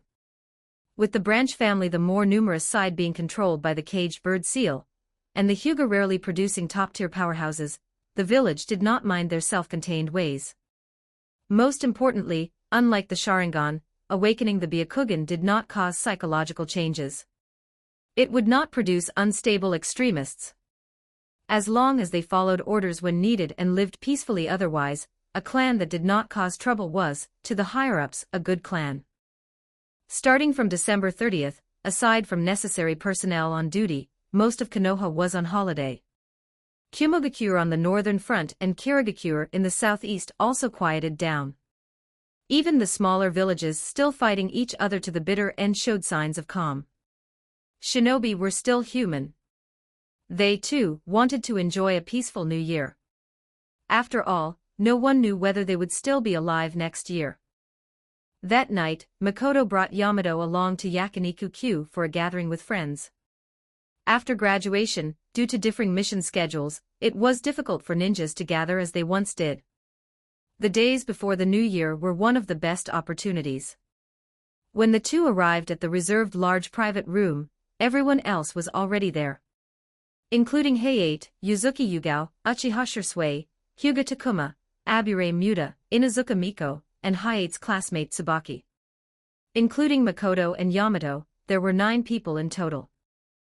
These were his peers in Konoha, classmates or friends of similar age with whom he had good relationships. As for that cheap dog from Inazukasari, the owner of Yakiniku-Q did not allow animals at the table. The Inazuka clan was currently lobbying the village to allow their combat partners to dine alongside them. Their clan might well be the earliest animal rights advocates in the shinobi world. Ninken truly lived up to being the most loyal companions of shinobi. Unlike those arrogant ninja cats, who did not care about human opinions at all, going wherever they pleased, eating wherever they pleased, living freely. Yamato had been specially brought along by Makoto. Now that he had left Root and become a normal ninja, he naturally needed to get to know more peers. Excluding Yamato, who had not attended the academy, and Tsubaki, who had yet to graduate, the remaining 7 could be considered the Konoha rookies, who had graduated in the past 2 years. However, unlike the original timeline's 12, they had graduated early due to the war and had already been on the battlefield. Their strength and experience far surpassed what the 12 would have had at graduation. In times of war, it was common for children aged 8 or 9 to become chunin. In times of peace, 12-year-olds had only just graduated. It was not that the later generation was weaker, it was simply a difference in era. Graduating early was not a good thing for students. Many of them had already died on the battlefield. Unlike his rigid behavior within the Hyuga clan, once outside, Hyuga Takuma was cheerful and carefree, the most active person at every gathering. Many branch family members were similar, likely because of the heavy suppression they experienced within the clan grounds. Makoto introduced Yamato to everyone, explaining their relationship, though he concealed the highly confidential details about Root and the wood release experiments. Takuma said in surprise, "So doesn't that mean you've got yourself a younger brother now, Makoto?" "Well, if Yamato is willing, you could say that." Yamato, being an honest kid, replied, "I don't mind. It actually seems pretty nice." Takuma patted Yamato's shoulder like an older brother. "Of course it is. Makoto's super reliable. Makes me want a younger sibling too, but my parents won't have another." Makoto said, "No need to trouble them. I don't mind being your older brother. Come on, call me big brother and let us hear it. Go to hell. Ha ha ha ha." Seeing Takuma get shut down, the room was instantly filled with laughter. Even Shirsui, whose expression had grown more melancholic than before, laughed heartily. He enjoyed the joyful atmosphere of being with friends. It allowed him to temporarily forget the increasingly tense relationship between his clan and the village. Here, there was no distinction of clans. He could even sling an arm around someone from the Hyuga clan. He felt that this was how clans and the village should truly coexist. Makoto said, "I thought you wouldn't make it back from your mission in the land of hot water." Takuma replied, "No way. Once the young lord of the land of hot water succeeded as daimyo, our escort mission was complete. Now that he's daimyo, those Kumogakure bastards won't act so easily." Muta suddenly said, "Actually, staying in the land of hot water wouldn't be so bad." Takuma nodded. Maybe we could have even taken part in the battle at the Sakama mine. Miko disagreed. You guys must be crazy. I heard Kumogakure's Two-Tails Jinchuriki was on that battlefield. I don't want to face that kind of monster. Takuma rolled his Byakugan at his teammate. So what if it's a Jinchuriki? She almost got beaten to death by Makoto anyway. Miko replied, the problem is, she might not beat Makoto but she can definitely kill us. Makoto said, Miko's right. Jinchuriki are still very dangerous. And Muta, you probably don't know this, but the Two-Tails uses fire. It's basically your natural enemy. Muta. No matter the type of insect, they were naturally afraid of fire. Their clan had yet to find a solution. Takuma curiously asked Shisui, did you run into any Jinchuriki in the southeast? We didn't have large-scale battles with Kirigakure. Shisui hesitated before adding, in front of the Uchiha clan, using a Jinchuriki would be pretty foolish, wouldn't it? To keep the Uchiha from causing trouble within the village, the third Hokage had assigned them to the southeast to play cat-and-mouse with Kirigakure. Shisui had been active there and had repeatedly earned merit, making a name for himself among Kirigakure. Many in the shinobi world knew that the Sharingan could control tailed beasts. Kirigakure would not dare gamble with their own Jinchuriki. Besides, whether they even had one available was another matter. Heiei, influenced by Makoto, was far stronger than in the original timeline at the same age. He had also earned considerable merit on the battlefield with his team, making him quite famous among his peers and popular with female classmates. However, in his effort to close the gap with Makoto, he trained extremely hard, almost embodying a mindset of no women in my heart, and my blade will naturally be divine. He only kept in contact with his former desk mate, Tsubaki. Unfortunately, her talent was limited. She had yet to graduate, and being among these same-age prodigies put immense pressure on her. Tsubaki sighed to Yugao and Miko, I really envy you all. I'm still just an academy student. Miko said, there's nothing to envy. You only see those of us who survived, you don't see the many who died.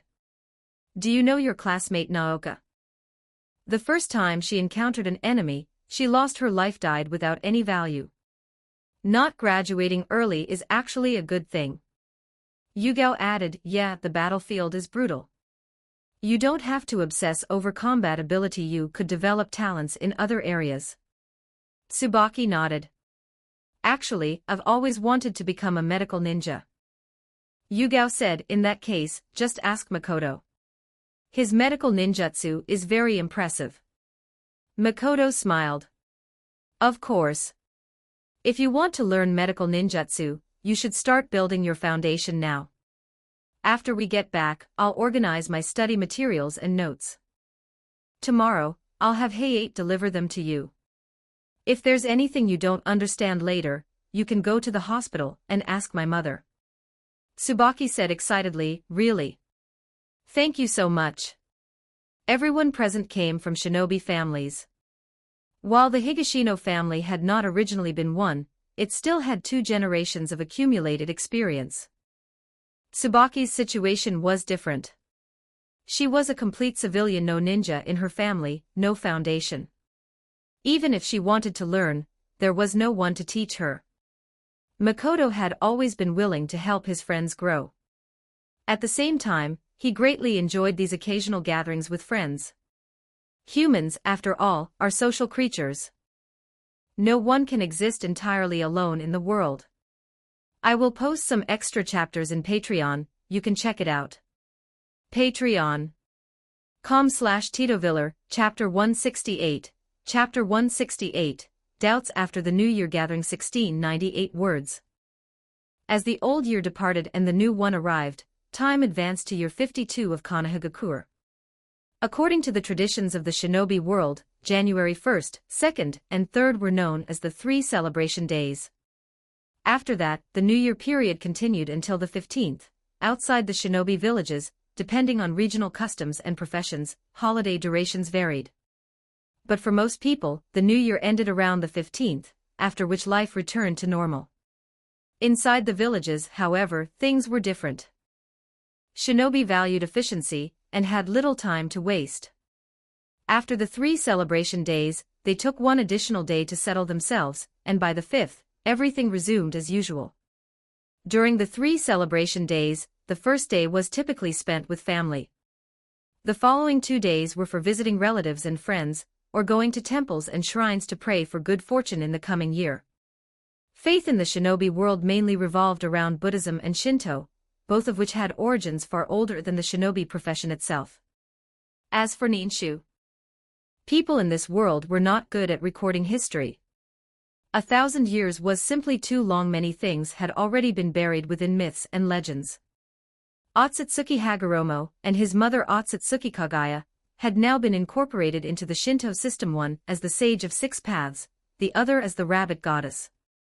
People had long forgotten that the goddess they occasionally worshipped was not only a mad tyrant but also an alien.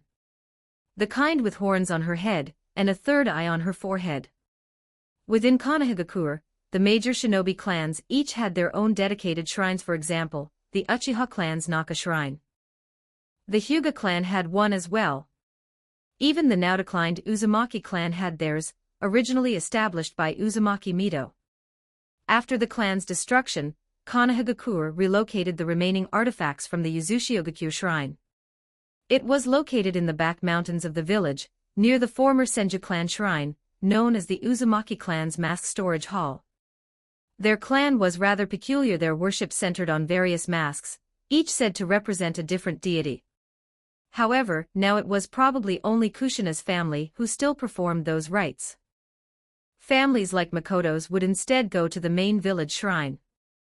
Faith remained strong among ordinary people in the shinobi world. Only shinobi themselves were something of an exception. After all, this was a supernatural world. Whether those numerous gods truly existed was uncertain, but shinobi who could breathe fire and release water were undeniably real. People believed that since humans could achieve such miraculous feats, gods must surely exist as well. One reason many in the shinobi world held prejudice against shinobi was that some believed shinobi had stolen power that belonged to the gods, an act of blasphemy. At the Higashino household, what used to be a family of 3 had now gained an additional member, making things livelier. For Yamato, this was his first time experiencing the new year within a family atmosphere. As for before, it was hard to imagine someone like Shimura Danzo wishing his subordinates a happy new year. He only cared whether their strength had improved, and whether any geniuses had emerged from the training divisions.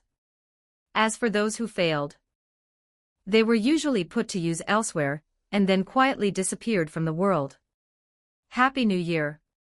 At the New Year's Day lunch, as the family raised their cups in celebration, Yamato felt a warmth he had never known before. For the first time, he truly felt that he had a home and a family. Afterward, following shinobi world tradition, Higashino Jiro and Higashino Megumi, as elders, each gave the 2 of them a red envelope. The envelope was not thick. For Yamato, who had a salary and mission bonuses, the money itself meant little, but its significance was immense. He accepted it solemnly. What it contained was not money, but something called home. After lunch, like most villagers, the family went to the shrine to queue for blessings. It was Yamato's first time seeing so many people in Konohagakure. Yet he did not feel crowded, only a warm, vibrant sense of life. At that moment he thought, if only the people en route could live like this. They should not be machines underground, training in silence, dying in silence. After months of subtle influence from the Higashino family, he had begun to question the very purpose of route. Were those people truly protecting the village, or serving only that one man? The remaining 2 days of the 3 celebration days passed with visits and gatherings. On the evening of January 3rd, as usual, 3 families gathered for a meal in the Yuzuki household courtyard. This had gradually become a tradition, one that even Minato's family had joined. "Hey, who's this guy?" The brat Yuzuki Shige pointed at Yamato. He had never seen him before.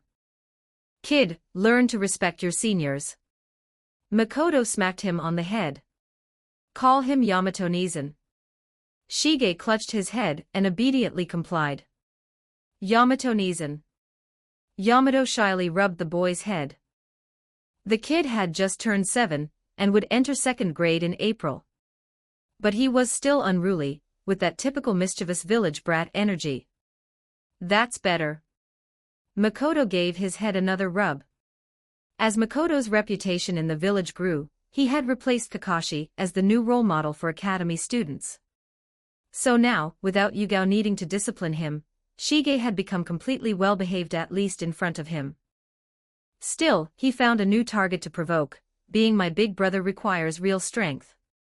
Yamato, well, I'd say I'm fairly strong. Makoto added the finishing blow. Beating 100 of you wouldn't be a problem. With an authoritative figure having spoken, the brat instantly deflated. Damn it. Why are you guys not that much older than me, yet so strong? Yamato, as long as you study and train hard, you can be the same. Makoto ignored him and moved over to Kushina, watching the baby like he was admiring something divine. Naruto's really full of energy. The little guy was almost 3 months old now, with bright blonde hair like his father and blue eyes, along with 3 faint whisker-like marks on each cheek. These marks weren't from becoming the Nine-Tails Jinchuriki, they were present from birth. Strange enough to make one suspect the Nine-Tails might be his father. At that moment, lying in his mother's arms, the baby seemed influenced by the lively chatter around him, babbling incomprehensibly. Of course he's energetic, he's my son, Kushina said matter-of-factly. Then she lowered her voice, Makoto, my seal is fine, right? Naruto's so cute, I don't want to suddenly leave him one day. Makoto checked and replied, don't worry, sensei. It's very stable. And I've improved again recently. Later, I'll adjust it further. I'll make sure you're no different from a normal person. That's good, thank you. Minato stood nearby, grinning foolishly. He was completely immersed in the happiness of having both wife and child. What was that? Of course, that was a joke. The 4th Hokage was a responsible man, he had never forgotten his other role. Otherwise, why would he be here?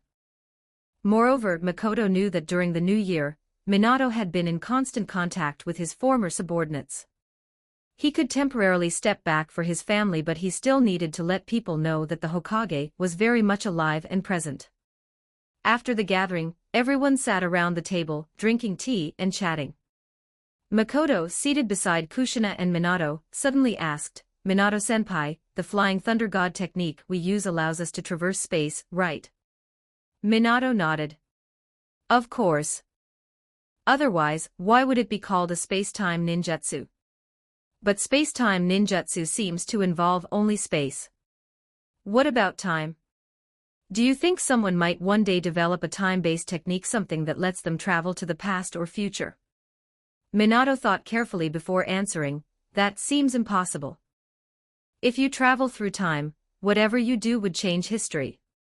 But if history changes, the person who traveled might no longer exist. And if they don't exist, how could they have traveled in the first place? Isn't that a contradiction? As expected of Minato, even without being a scientist, he had easily derived the grandmother paradox, leaving everyone else thoroughly confused. Kushina, Minato, what are you even talking about? Minato. Makoto, hard to say. Maybe future Naruto learned it and came back and is hiding somewhere right now, secretly watching us. Kushina immediately looked around nervously. Minato pondered further but held his ground. I still don't think time can be traversed.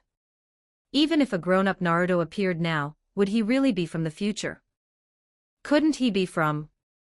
Makoto, you mean a world like ours, a parallel world? Parallel world. Minato considered it, then nodded. That describes it perfectly.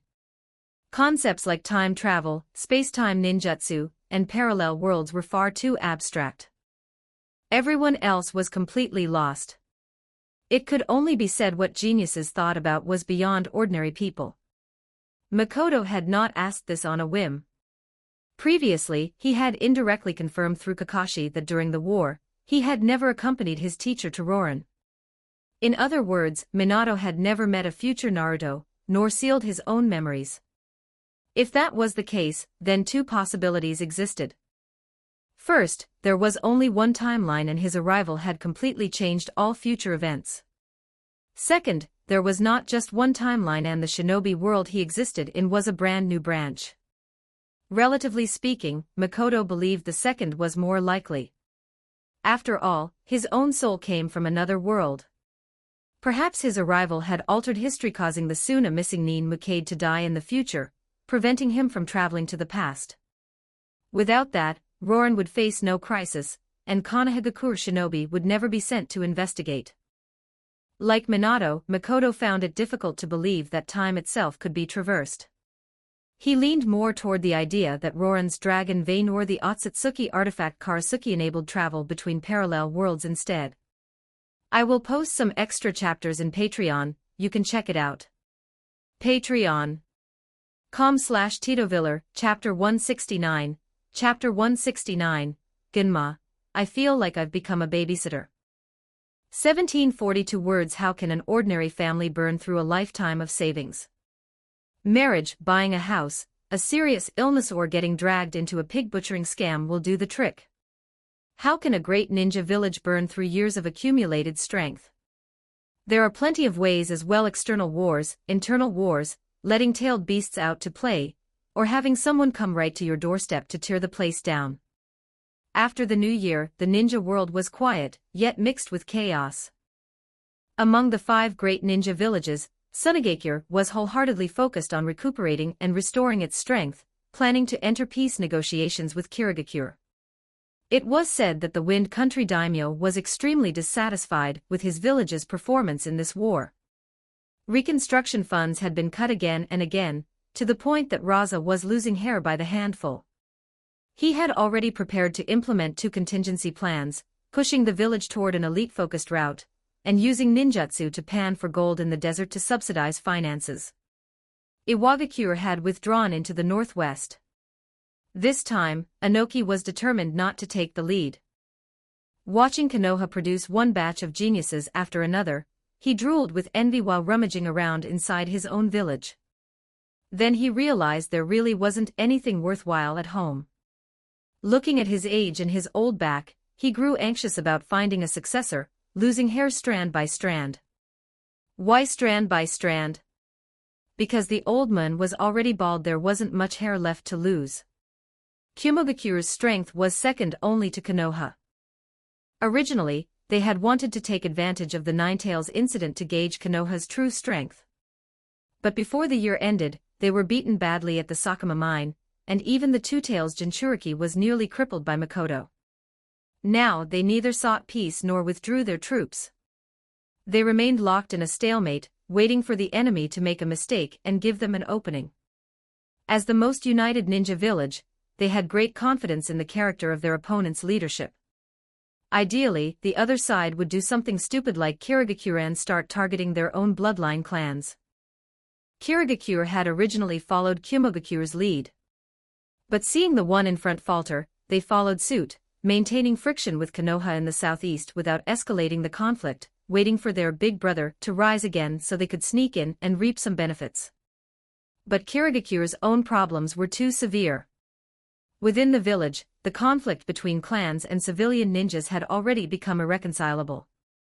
They had originally hoped to use war to shift internal tensions, but unfortunately they lost. Worst of all, during the war, there had been more than one instance of bloodline clan ninjas using civilian ninjas as cannon fodder. That was the final straw. Now the two sides were like fire and water within the village, and it had escalated to the point where words no longer worked, only blades. Obito, hidden in the shadows, was delighted and decided to help them push the game forward. The third Hokage, Sarutobi Hiruzen, looked at the now quiet ninja world with satisfaction. This was the kind of peace he wanted. Now, it was time to resolve some of the issues left over from his tenure, to pave the way for the fourth Hokage's return. Letting things continue like this wasn't a solution. Sooner or later, something would go wrong. He was very clear about that. But how to resolve it? Hiruzen did have methods. But at this moment, his old problem of softness resurfaced. He didn't want to use overly drastic measures. He only wanted his old comrades to recognize the general trend and act accordingly. Unfortunately, he was clearly too naive when it came to his old classmates. In this world, the hardest thing is making someone give up what they've already swallowed. Because of this, he too began to grow anxious, losing hair strand by strand. He was a bit better off than Inoki, but he was starting to go bald as well. While the great nations paused, the smaller ones fell into chaos. In the ninja world, aside from the 5 great nations, many countries had their own ninja villages. Those that didn't still had various ninja forces within their borders. They usually existed in the form of clans.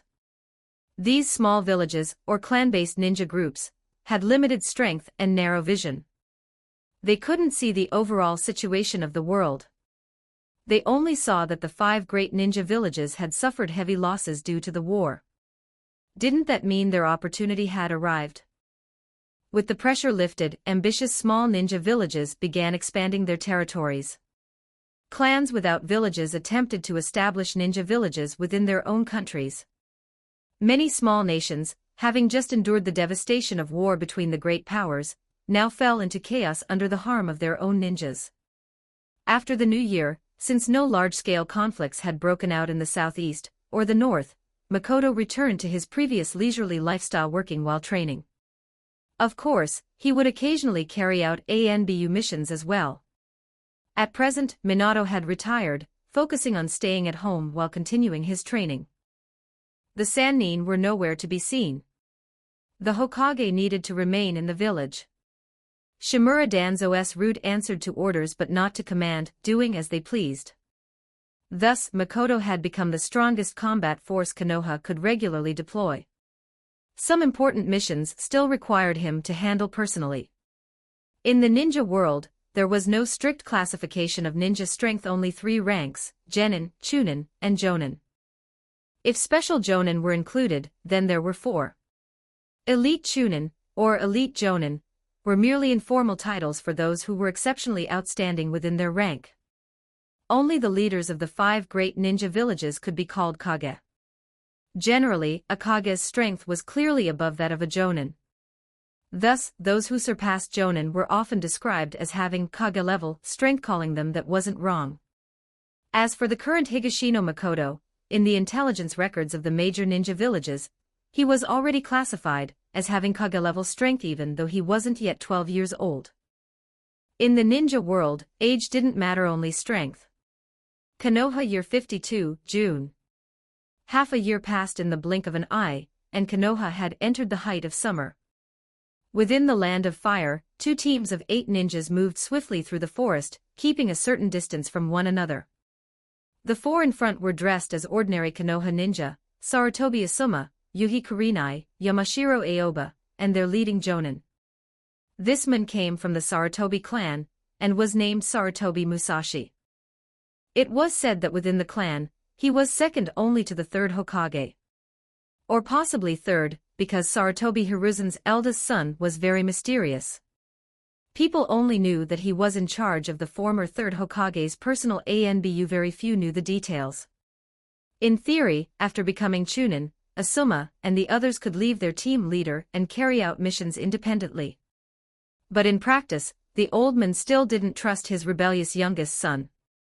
Due to the death of Sarutobi Biwako, the conflict between father and son was severe, reportedly to the point where they could no longer live under the same roof.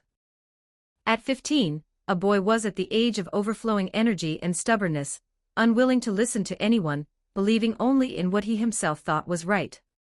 Except when it came to the girl he liked. Their pace wasn't particularly fast. Near noon, Musashi said, "Stop advancing. Rest where we are."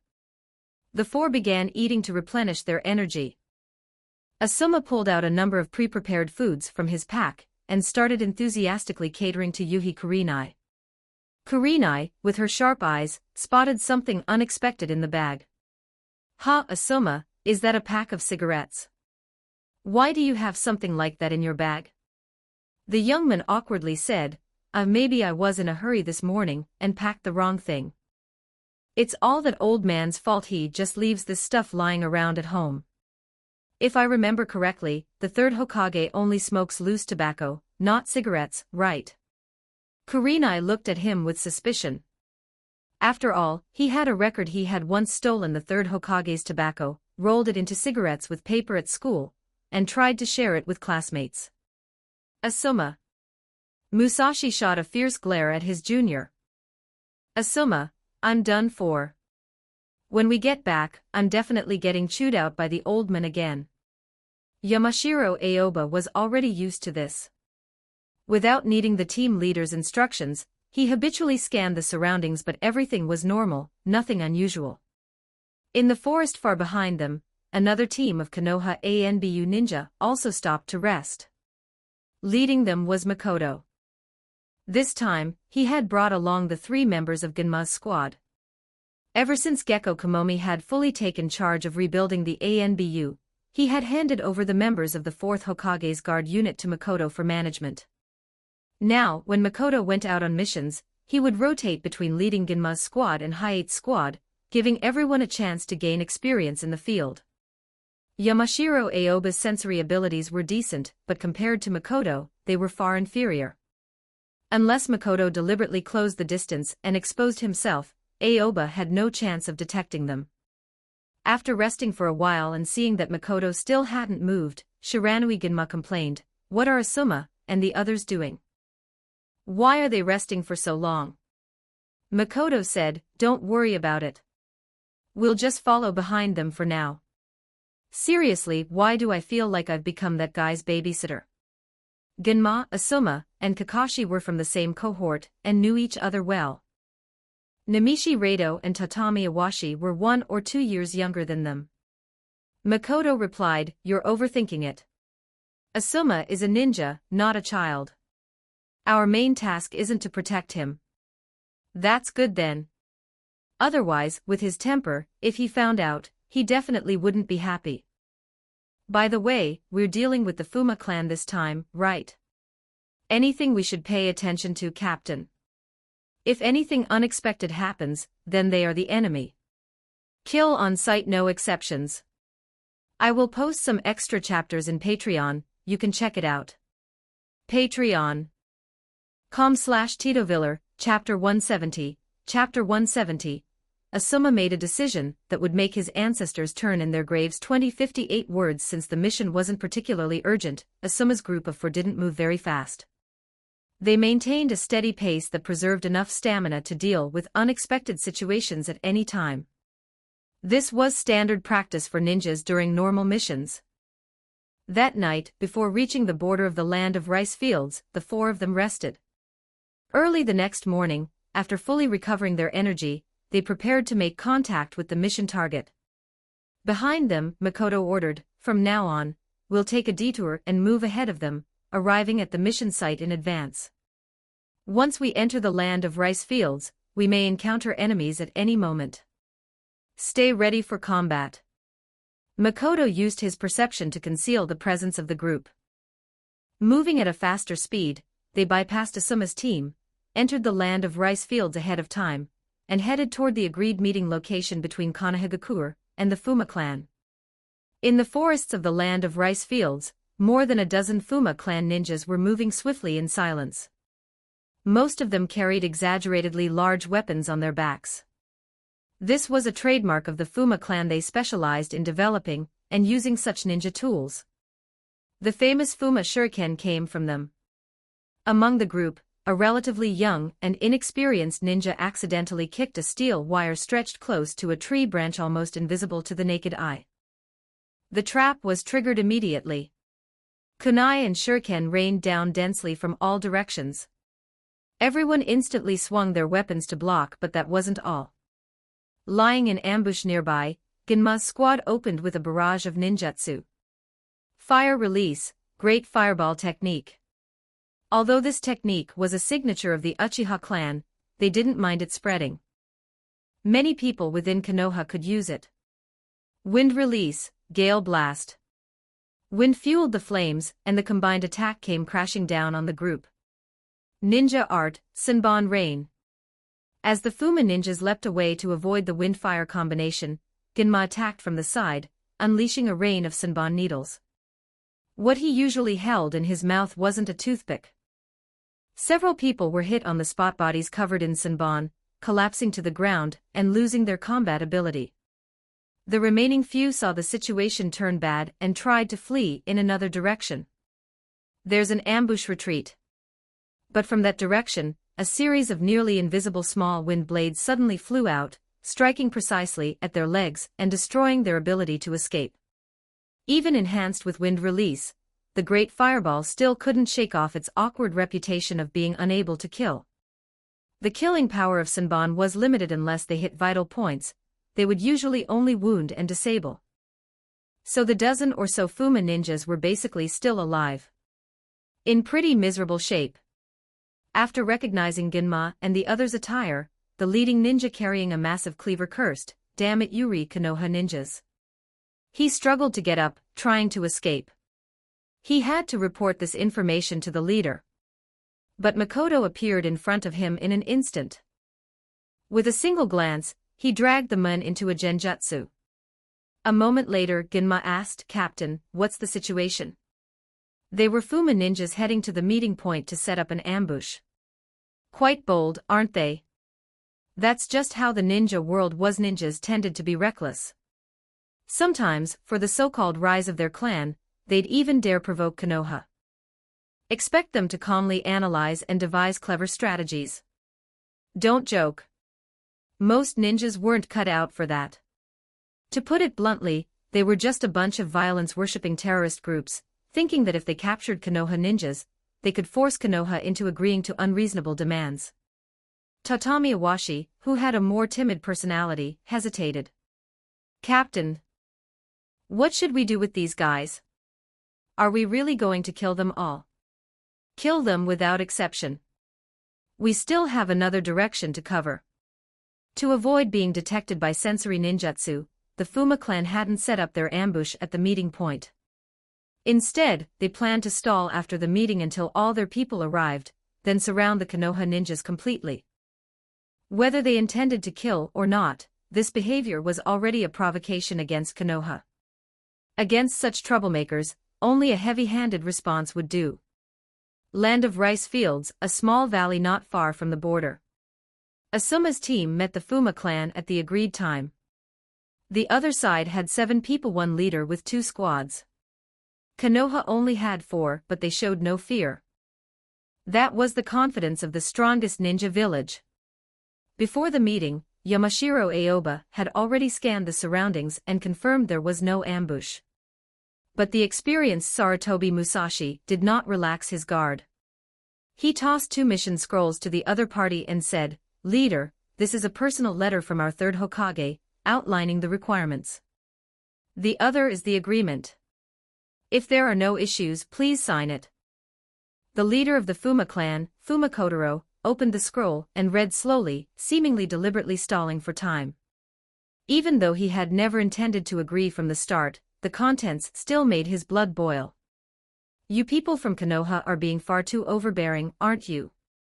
You even want to interfere with our plan to establish a ninja village in the land of rice fields." "Not at all. However, your daimyo does not seem willing to approve this matter. That's why Konoha is here.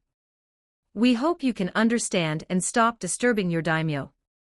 Otherwise..." "Otherwise what?" "Otherwise, next time, it won't be just the 4 of us." Fuma Kotaro sneered. "It seems our Fuma clan has been completely underestimated. The land of rice fields was mid-sized among smaller nations, with decent economic strength, but it had never established its own ninja village. There were several ninja factions within the country, the strongest being the Fuma clan. Now that the Great Ninja War had ended and the 5 great nations had withdrawn to lick their wounds, it was the perfect opportunity for clans like theirs to rise. Seeing the chance, the Fuma clan united with other ninja groups in the country and petitioned the daimyo to establish a ninja village. Unfortunately, the daimyo only wanted to spend money on personal enjoyment and had no intention of funding them. Not many of them were particularly thoughtful. When persuasion failed, the Fuma clan turned to force, giving the daimyo a scare to pressure him into agreement. However, daimyo across the ninja world shared common interests. After being threatened, the land of rice fields daimyo sought help from the Fire Nation's daimyo, requesting Konoha to handle the matter. In short, the Fuma clan's methods were crude. No wonder they'd later be ruined by Orochimaru before waking up. A moment later, seeing the other party still dragging things out, Musashi urged, "Well, our conditions aren't excessive. The ninjas in the land of rice fields only need to maintain the status quo. This is excessive. Why can you build a ninja village, but we're not allowed to strengthen ourselves? Are you misunderstanding something? It's not Konoha forbidding you, it's your daimyo. And you've already crossed the line by threatening his safety. Ninjas speak with strength. If we capture you, I think Konoha will compromise, don't you? What did you say? Fuma Kotaro, have you lost your mind?" Kotaro had no interest in talking or waiting anymore. He immediately ordered his 6 subordinates to strike, while he himself drew his weapon and charged at Musashi. 7 against 4 advantage is ours. The Fuma clan had numbers, but their overall strength wasn't high. Aside from their large ninja tools, they knew some peculiar earth release secret techniques, but those were said to have strict conditions, and were difficult to learn. Few could master them. At least none of them here had. Kotaro was far inferior to Musashi. After barely blocking a fire release, dragon flame bomb with earth release, he quickly fell into a disadvantage in close combat. On the other side, although Asuma had yet to obtain his signature chakra blades, his strength was already solid. With genjutsu support from his teammates Yuhi Kurenai and Yamashiro Aoba, he moved with ease under the attacks of 6 opponents, soon turning the tables and suppressing them instead. The strength gap between small clan ninjas and Konoha ninjas was obvious. Still, Konoha's side did not go for the kill. During the fight, a young ninja wielding a large cleaver shouted anxiously, "Leader! Where are our people? Why haven't they arrived yet? They'll be here soon. These Konoha bastards won't escape."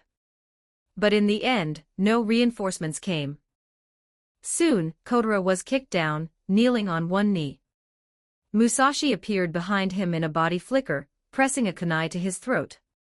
The other 6 Fuma ninjas were also taken down by Asuma's group. The young ninja named Hanzaki spat out blood unwillingly and looked at Kotaro with hope. "Leader, where are Hikari and the others?" Kotaro let out a long sigh. Konoha came prepared. "The Fuma clan admits defeat. I'll agree to your terms. Let our people go." Musashi didn't respond. He wasn't surprised in the slightest that Konoha had backup behind him. Asuma and the others, however, hadn't expected it, and were still looking around in confusion. 4 figures appeared on the battlefield in an instant. Makoto looked at the naive leader and said coldly, "Sorry, I can't grant that request. I've already agreed to your terms. Because they're all dead." Those cold words shattered Kotaro's composure. "Impossible. That was over 40 ninjas. You only had 4 people. 4 is enough. Did you think provoking Konoha comes without consequences?" Musashi seized the moment. "Leader, you wouldn't want the remaining few to die here as well, would you? They look quite young, probably the future of your clan." "I understand. I'll sign." Kotaro had completely lost his earlier arrogance. He suddenly seemed to age years, obediently signing the agreement. He had thought his clan was finally strong enough to have a voice in the ninja world. But a single Konoha Anbu squad had wiped out his ambush forces completely. Only now did he realize that the gap between small nation ninja clans and major villages was so vast it was beyond his comprehension. Forget it. Might as well go home and lie flat. Although Makoto wore Anbu gear, his reputation within Konoha was too great. Musashi and the others recognized him immediately. They had worked together on the battlefield before, and were fairly familiar with each other. Seeing that Anbu had been secretly following this mission and someone of Makoto's level at that, Asuma instantly felt a heavy, fatherly concern. But he didn't want it. To him, it just meant his father didn't trust him at all. Makoto, was it that old man who told you to come? Musashi snapped. Asuma. What nonsense are you talking about? Didn't I teach you the Anbu confidentiality rules? Makoto didn't care about being called by name. Asuma, you're overthinking it. Our purpose wasn't to protect you, it was to make the Fuma clan abandon their foolish ideas. Don't try to fool me. In fact, you did well just now. You don't need protection, do you? After saying that, Makoto couldn't be bothered with the rebellious brat anymore. Musashi-senpai, the mission is complete. We'll take our leave. Understood. Thank you for your efforts. After Makoto's group left, Asuma clenched his fists tightly. He felt that no matter what he did in Konoha, he couldn't escape that old man's shadow. Kurenai asked worriedly, Asuma, are you okay? Musashi patted his shoulder as well. Asuma, stop fighting your father. You're just wasting time. There are many goals in Konoha still worth chasing. I understand, sensei. Asuma slowly relaxed his fists. At that moment he had an epiphany. If staying in Konoha meant constantly being under that old man's influence, then he'd just leave. Asuma had decided to run away from home and go out into the ninja world to make his own path. I will post some extra chapters in Patreon, you can check it out. Patreon.com/TitoViller, Chapter 171. Chapter 171, Tsunade on the Road of the Big Fat Sheep. 1415 words. Mahoro Town, a prosperous settlement located in the western part of the Land of Fire, not far from the Land of Grass. Because several types of medicinal herbs grown and produced here are of excellent quality, it has, for many years, served as a major distribution hub for the herbal trade in Western Fire Country. In addition to its own cultivation, specialty herbs from neighboring countries such as the Land of Rain, the Land of Grass, and the Land of Taki are also transported here by merchants for trade. This allowed Mahoro Town to gradually develop from a small village into an important economic center. Later, with the outbreak of the Second and Third Shinobi World Wars, many wealthy merchants from the Land of Rain and the Land of Grass established businesses here. In times of peace, they did business; in times of war, they avoided disaster. If anything happened, they could hire Konoha shinobi for protection. Simply perfect. As the population grew, especially the number of wealthy individuals, the scale of Mahoro Town expanded again, and unsurprisingly, another pillar industry emerged: entertainment, gambling, in other words, casinos. Now, it has already become one of the most famous gambling cities within the Land of Fire, on par with Tanzaka Street. The difference is that Tanzaka Street does not produce medicinal herbs. Its other pillar industry is cultural heritage tourism within the Land of Fire. As everyone knows, if a town is famous for its casinos, then its other entertainment facilities are bound to be extremely prosperous as well. Within Mahoro Town, aside from the herbal trade market and casinos, there are countless hot spring inns and izakayas. The women working there generally dress far more revealingly than those in Konoha. A place like this is basically Tsunade's check-in spot and Jiraiya's paradise. After completing the mission of assisting Sarutobi Musashi's team in meeting with the Fuma clan, Makoto did not return to Konoha. Instead, he brought Genma's three-man squad to Mahoro Town. The next day at noon, inside a hot spring inn, the four of them lay immersed in a comfortable flowing hot spring, enjoying the relaxation of both body and mind. There are many hot springs across the shinobi world, each with its own characteristics. Since they had come here, it would be a shame not to experience it.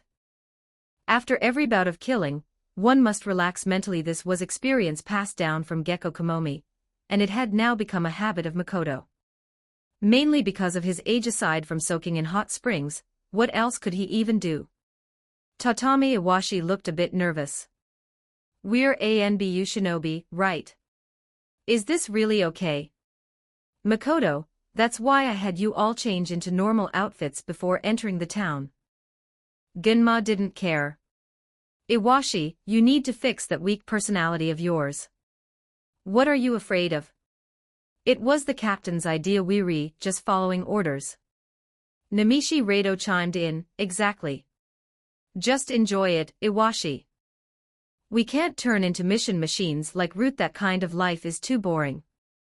Iwashi, but the captain came here under the name of a mission. Is the target really here? Makoto, relax.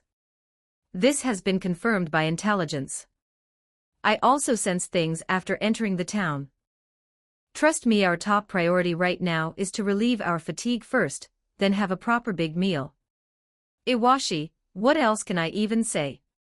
You're the captain, you call the shots. After enjoying a lavish lunch prepared by the inn, the four began putting on makeup in their room. Yes, makeup.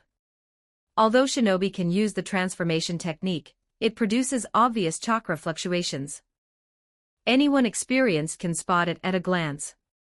Makoto could hide it, but the other three could not. So, the transformation technique isn't foolproof. Using ordinary disguise methods to alter one's appearance for infiltration is also a required skill for shinobi. Very quickly, everyone changed into different clothes and made simple adjustments to their facial contours, making themselves look more mature. Because shinobi train chakra and their bodies from a young age, they generally develop faster than ordinary people outside the villages. At 14 or 15, their physiques are already comparable to adults outside. Among the four, Gunma was the oldest and the tallest.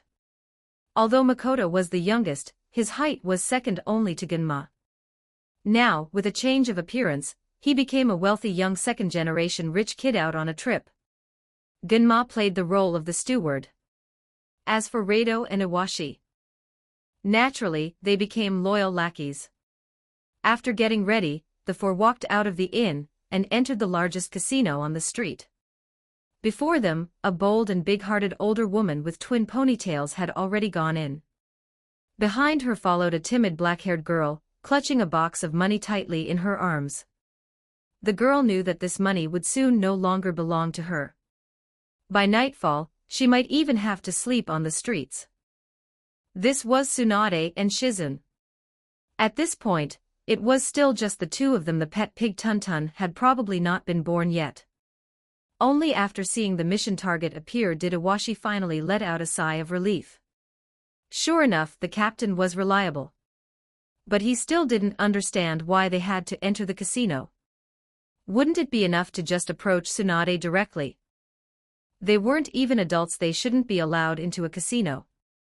Thinking of this, Iwashi carefully glanced at the guard at the casino entrance. The man looked to be in his 40s, but Makoto could sense the active chakra within him. That was different from ordinary people. He was likely a rogue shinobi hired, at a high price, by the casino to guard the entrance and prevent shinobi from sneaking in using transformation techniques. Let ordinary people gamble against shinobi. How much wealth would it take to lose like that? Inside the casino, ninjutsu was strictly prohibited and minors were also not allowed. That was why they used ordinary disguise. In places like this, transformation techniques and playing cute wouldn't work.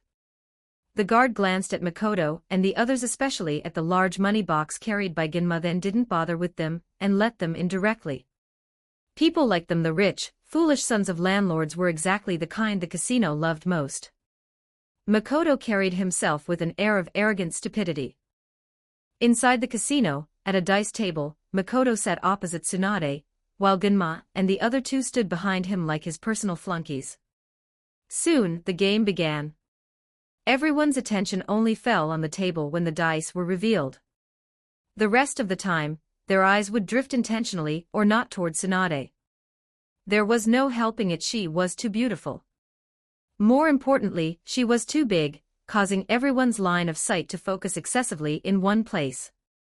Most people in the casino were adult men.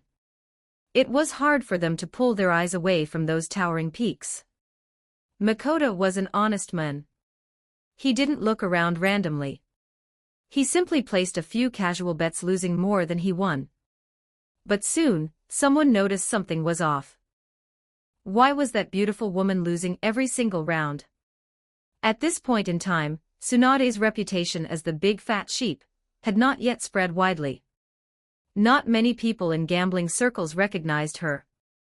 But this was a famous gambling city. There were always some who did. Even those who didn't recognize her, as seasoned gamblers, could tell that a jinx had appeared at the table. At a time like this, you just had to bet the opposite of her. Gambling methods in the shinobi world were still relatively primitive. Even with dice, it was mostly limited to betting on big or small. There weren't many variations developed yet. Very quickly, under Shizen's devastated expression, Tsunade lost large sums of money, until only a small amount remained. Tsunade didn't care about her own luck. She was already used to it. Although she wanted to win, she also didn't dare to. Every time she won, something bad would happen. Looking at the money left in her hand, for the final round, she simply threw it onto the highest payout bet-specific triple dice, 3 threes. The number 3 still held some meaning for her. She planned to lose the remaining money, then move on to another place to pass her days. I will post some extra chapters in Patreon, you can check it out. Patreon.com/Tito Viller. Chapter 172. Chapter 172, You Be My Teacher, I'll Be Your Grandfather. 1523 words in the eyes of the many gamblers. Once Tsunade called for a fixed triple bet, it was obvious the fat sheep had given up struggling. Why not a last desperate gamble? Because there was none of the usual gambler's frenzy on Tsunade's face. To her, gambling seemed nothing more than a pastime, a way to pass the time. She didn't care about winning or losing. Makoto placed the same bet as her. Tsunade only glanced at him, and didn't pay it any mind. However, when the dice cup was opened, the result was unexpected: 3 threes. A clean sweep. Tsunade's pupils shrank slightly, her brows knitting together as an inexplicable irritation stirred in her chest. Refusing to believe it, she pressed the same bet again: 3 threes, still a fixed triple. The surrounding gamblers didn't believe it either. The dealer didn't believe it. Makoto, trusting the veteran of Konoha, chose to follow along. Only Shizun remained immersed in the bliss of frantically counting money. Second round again, 3 threes. At this point, it could only be described as uncanny. Yet Tsunade, instead of growing tense, actually relaxed. A faint, knowing smile appeared on her lips as she looked at Makoto. After a brief observation, she had already figured out who was behind it. No matter what, she was an experienced kunoichi. She simply hadn't paid attention at first. Makoto, on the other hand, didn't care in the slightest. He just kept collecting money. But the gamblers and the dealer were on the verge of collapse. The casino's hired ninja carefully inspected the scene, and repeated the process only to roll 3 threes again, without discovering anything wrong. In the end, they could only find an excuse to break up the table and politely escort the 2 bad omens out. Tsunade hadn't bet heavily. After 2 clean sweeps, she merely recovered her previous losses and made a small profit. Makoto, however, had no such restraint. He fleeced the dealer for a large sum. He hadn't asked Genma to carry a money box to deliver money. It was there to hold what they would take. If ninja missions didn't bring in extra income, how could one live the kind of life where you spent money whenever you pleased? On a secluded street outside the casino, Tsunade glared at Makoto. "Kid, you're still a minor, aren't you? Yet you've got the guts to come gambling." Makoto replied, with this disguise, "I'm temporarily an adult." "You think I'd believe that nonsense?" "That's not important. You won quite a bit, didn't you? You wouldn't want your mother to find out about this, right? My silence doesn't come cheap." Hearing this, Genma immediately sensed trouble and hugged the money box tighter. Makoto said calmly, "Don't worry, Tsunade-sama. Once I turn the money in, everything will be fine. I believe my mother will understand. It's just an adaptive measure during a mission." Only then did Shizun, who had been lost in her pile of cash, come to her senses. So these people were all Konoha ninja. She had left the village early and wandered the ninja world with Tsunade, so she wasn't familiar with Makoto, only having heard of him. But there was someone she recognized. After taking a closer look, she suddenly exclaimed, "Ginma, it's you." Shizun had attended the ninja academy before. She had been classmates with Kakashi, Asuma, Ginma, and the others. "Yes, it's me," Ginma admitted, then gave a slight bow. "Tsunade-sama. Tsunade-sama." Namishi Rado and Tatami Iwashi also bowed. After all, Tsunade held a very high status in the hearts of Konoha's ninja. Tsunade looked at the four of them and asked, "A mission? Don't tell me the old man sent you to bring me back. Let me make this clear, I am not going with you." Makoto replied, "No. We came to find Tsunade-sama simply to ask for some information." Tsunade let out a sigh of relief. As long as it wasn't about going back. "What is it?" "Tsunade-sama, have you recently been to Kyusugakure?" "Why should I tell you?" Her gaze shifted again to the money box in Ginma's arms. "You should know certain information from ninja doesn't come cheap." Makoto said, "How about we gamble for it? If I win, the money is yours and I get the information. If I lose, you just tell me the information." "Humph, brat." Tsunade wasn't about to fall for that. "How about this instead? I'll give you the information, and you teach me the method you used to win just now. Don't tell me it wasn't your doing. Then start by explaining why are you asking if I went to Kyusugakure."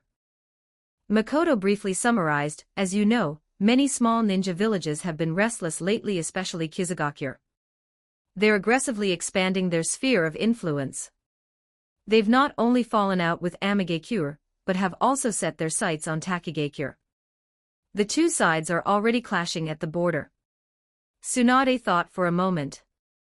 "They're both Konoha's allies, so it's inconvenient to interfere, right? Then don't. Let them fight, it benefits Konoha either way."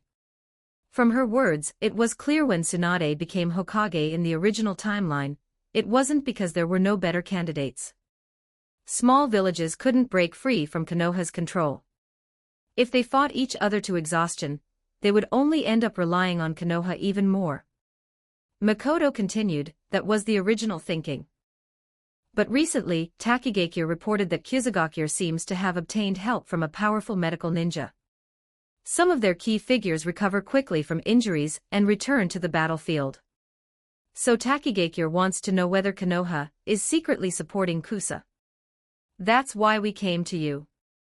After all, among Konoha's medical experts, you're the only one with the time to intervene." Tsunade immediately denied it. "You're overthinking it.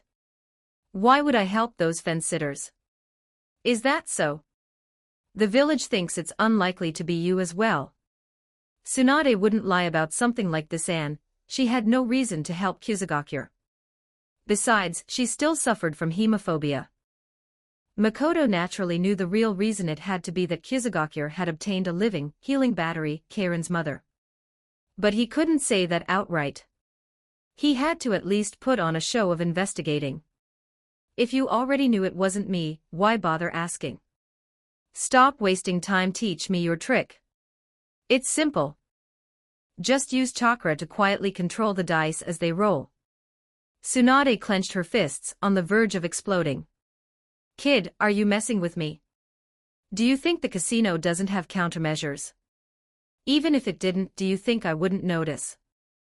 Makoto shrugged. "But that's exactly what I did. I don't believe you." As she spoke, Tsunade reached into the mysterious valley between her chest and pulled out 3 dice in front of the younger generation. "Come on, let's demonstrate it right here." Gunma and the others immediately felt their already vigorous blood pressure spike even higher. Out of curiosity, she had swiped the dice from the table before leaving the casino. As one of the Sannin, a Kage-level powerhouse, doing something like that was effortless. She tossed the dice onto the ground. The 3 small cubes rolled and tumbled, then came to a stop, 3 threes facing up. A fixed triple.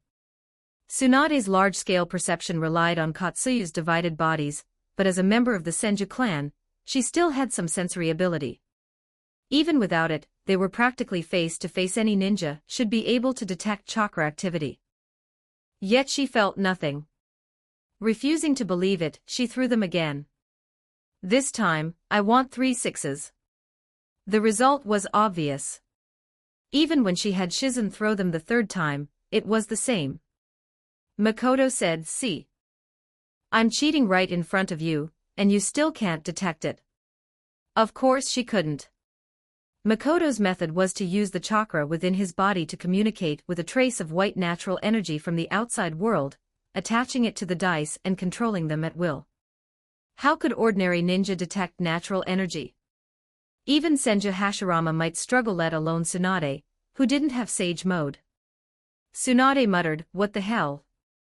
Ever since meeting Makoto, she had felt that he was absurdly talented, far beyond what a normal human should possess. His ninjutsu talent even surpassed that of her former genius teammate, Orochimaru. He had even picked up her monster strength just by watching and fighting. Reluctant as she was to admit it, Makoto could be considered her disciple. She had intended to teach him monster strength back then. Now it seemed that even his chakra was different from others. Tsunade was a straightforward woman. When she wanted to do something, she did it. She stepped forward and grabbed Makoto's hand, trying to probe the peculiarities of his chakra. Then she felt it, a vast sea of chakra. An abundant life force. The sensation was incredibly familiar. For a brief moment, she felt as if the one standing before her was her grandfather. The man known as the God of Shinobi. I will post some extra chapters in Patreon, you can check it out. Patreon.com/TitoViller, Chapter 173, Chapter 173, Tracking the Kusa Shinobi 1955 words. In the end, Tsunade still left, carrying her doubts with her, but she had no intention of going back to Konoha to investigate the source of the Higashino family's bloodline. Although the excessive amount of chakra in Makoto's body, as well as the vitality filling it, did indeed resemble some of the Senju clan's traits. But so what if it did, and so what if it didn't? The Senju clan had already vanished from the shinobi world's public eye, and even she herself had never used the ancient surname Senju. Inside the inn room, Makoto and the other 3 split up the money they had won from the casino, and stuffed it into their respective sealing scrolls. In the shinobi world, if you had decent space-time talent and high-level sealing ability, life was actually very convenient. At the very least, you could make yourself into a humanoid storage bag, and never have to carry your things around in big bundles wherever you went. Back then, Makoto's talent in space-time ninjutsu had been about the same as Genma and the other 2 now, but as the white natural energy continuously optimized his body, all of his talents were rapidly increasing along with his age. Tatami Iwashi, this honest kid, still felt as though he had done something bad, and he was uneasy inside. I just hope that once the Hokage-sama finds out, he won't start having some strange opinion of us. Genma said, "Don't worry, Iwashi, this is a perfectly normal thing. When you went on missions before, did you never run into unexpected valuables?" "I guess I really never did." "Then the captain will slowly get you used to it in the future. If you're still worried, you can give the money to me. I'll bear your suffering for you." "I think do I look like an idiot to you?" "Hey, you talk like you're worried, but your heart's being very honest." Namishi Rado, on the other hand, was not worried at all. He asked, "Captain, is this mission over at this point? Are we heading back to the village next?" Makoto said, "No. For now, all we've done is rule out the possibility that Tsunade-sama is helping Kyuzugakur. But we still don't know who's providing the medical technology behind Kyuzugakur, or whether it has any connection to Konoha, so we still need to continue the investigation." Naturally, the 3 of them had no objections to that. Mahoro Town was not far from the Land of Grass. By evening, outside a small town on the border between the Land of Grass and the Land of Waterfalls, Makoto and the other 3 arrived here after conducting their investigation. The town was not large, and its economy and people's livelihoods were in decline. Many of the buildings still bore traces of damage caused by ninjutsu. After sensing through the place, Makoto discovered that only a few residents were left in the town, and none of them had particularly strong life force. They were either old people unwilling to leave or orphans who had been left behind. As for the other adults, most of them had probably already fled. This was the frontline area where Kizugakure and Takigakure were fighting, and the battles between shinobi frequently spread to these towns and villages. Normally, the great shinobi villages at least cared a little about appearances during war. Unless absolutely necessary, they would not attack ordinary people. But the smaller shinobi villages were far less particular in how they did things. They did not value the lives of civilians at all. That much could be seen from the large graveyard near where Makoto and the others were standing. Quite a few of the graves in it were new, buried not long ago. They were townspeople who had died recently. Kizugakure was currently the least willing to stay quiet out of all the shinobi villages of the small nations in the shinobi world. Its strength was not great, but its ambitions were not small either, and it too dreamed of becoming the sixth great shinobi village. This shinobi village liked to imitate the ninjutsu of the 5 great shinobi villages. Although most of the ninjutsu they developed only resembled the originals in form, and were not very powerful, a small number of their release techniques had developed their own characteristics, and because of that they had cultivated quite a few fairly capable shinobi. In terms of its stance toward the outside world, Kizugakure was just like its name suggested, a classic fence-sitter. Although nominally it was Konoha's ally, in secret it also maintained close ties with Iwagakure, often moving back and forth between the two great nations in an attempt to curry favor with both sides. After the Shinobi World War ended, and while the strength of the 5 great nations had been damaged and their control over the surrounding forces had loosened, Kizugakure's ambitions became active. At first, they delusionally wanted to extend their influence into the Land of Rain. But Hanzo of the Salamander was merely old, and had lost the bold ambition he once had. He was not dead yet. Amigakure, this former challenger to the order established by the 5 great nations, was far stronger than Kizugakure.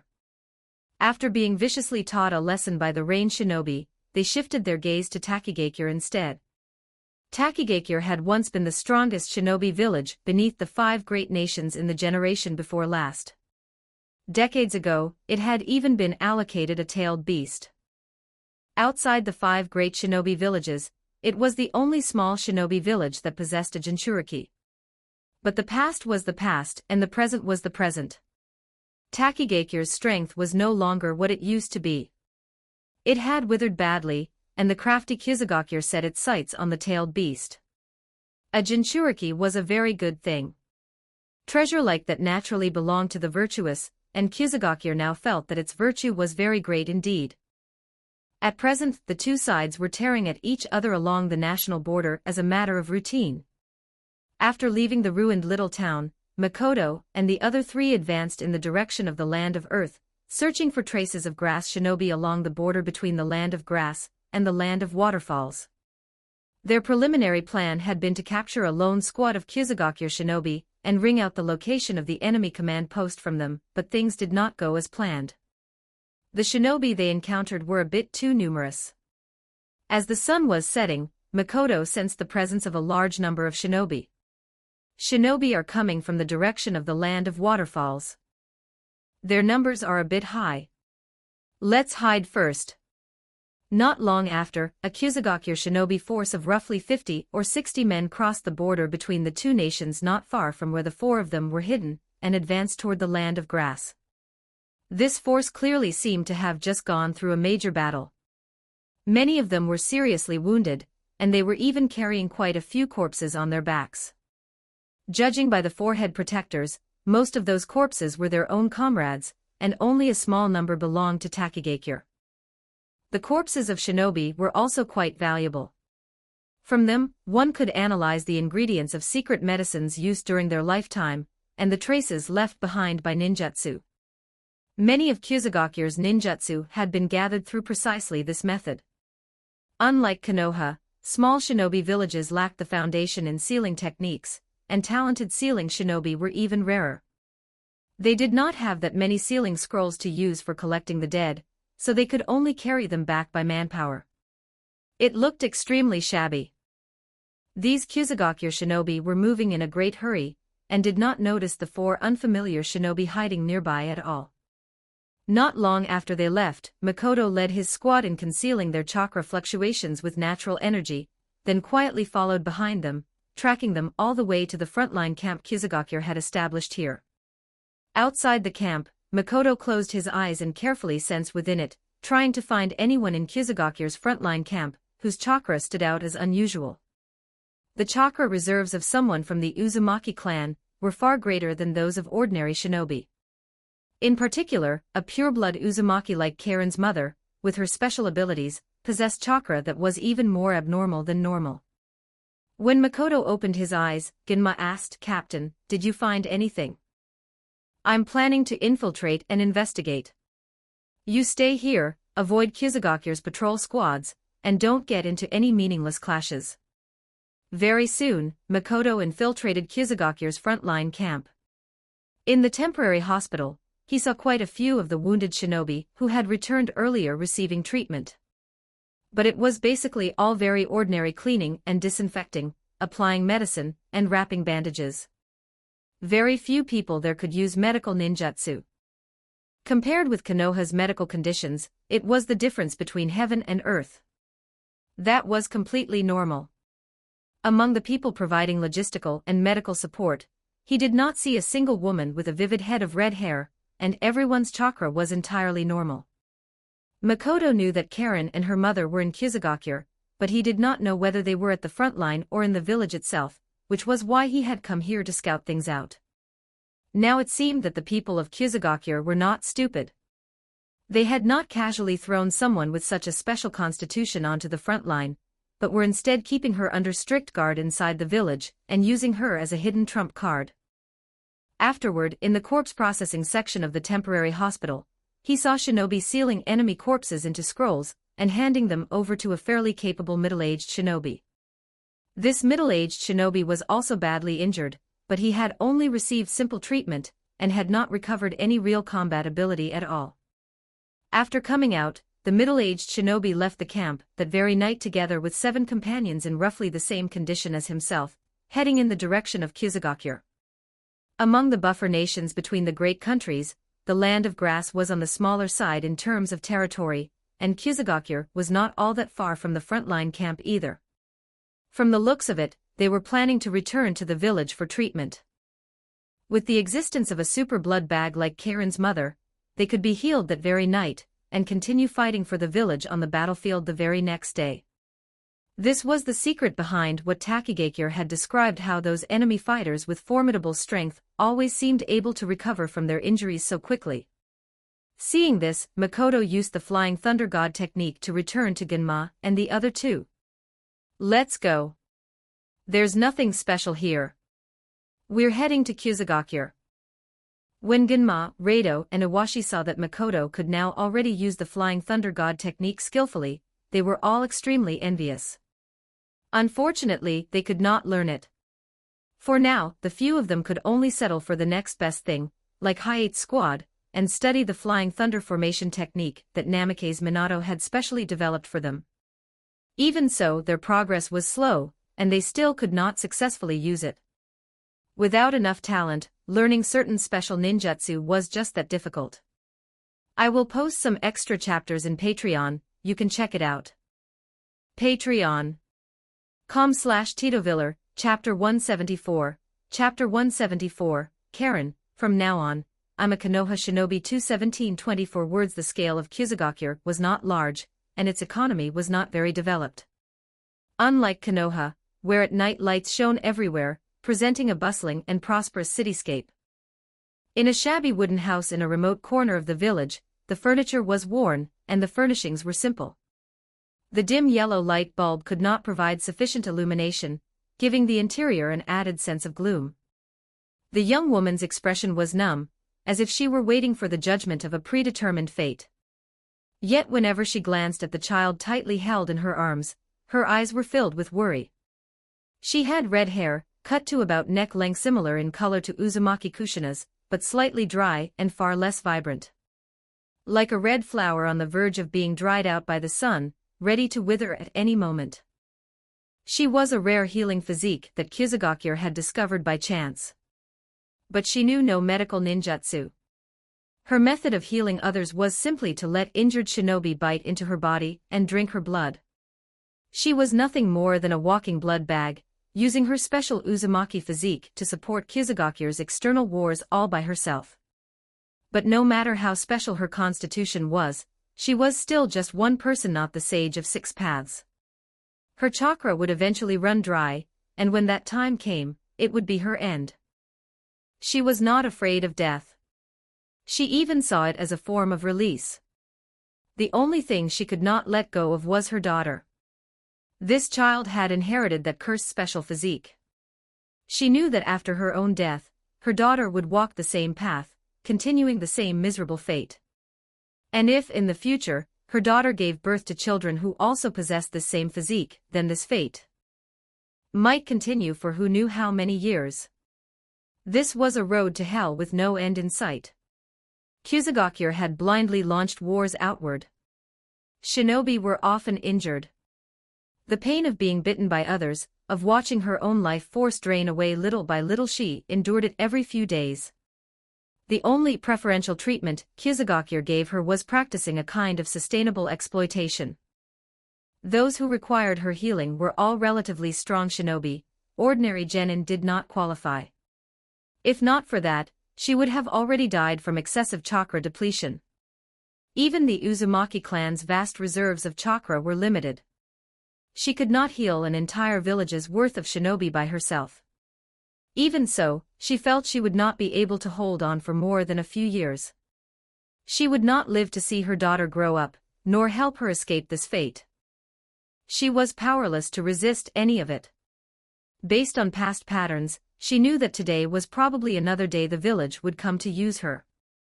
Sure enough, not long after, she sensed someone approaching. Then a Kizugakura shinobi rudely slammed open her door. "It's time for you to do your part again. Come with me." "Humph, don't give me that look. The village has sheltered you, let you survive. This is what you owe. You should learn to be grateful." "I understand."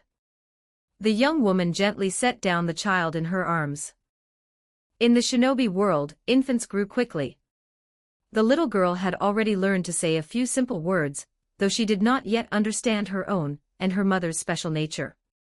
She instinctively clutched her mother's clothes. "Mama. Karen, be good.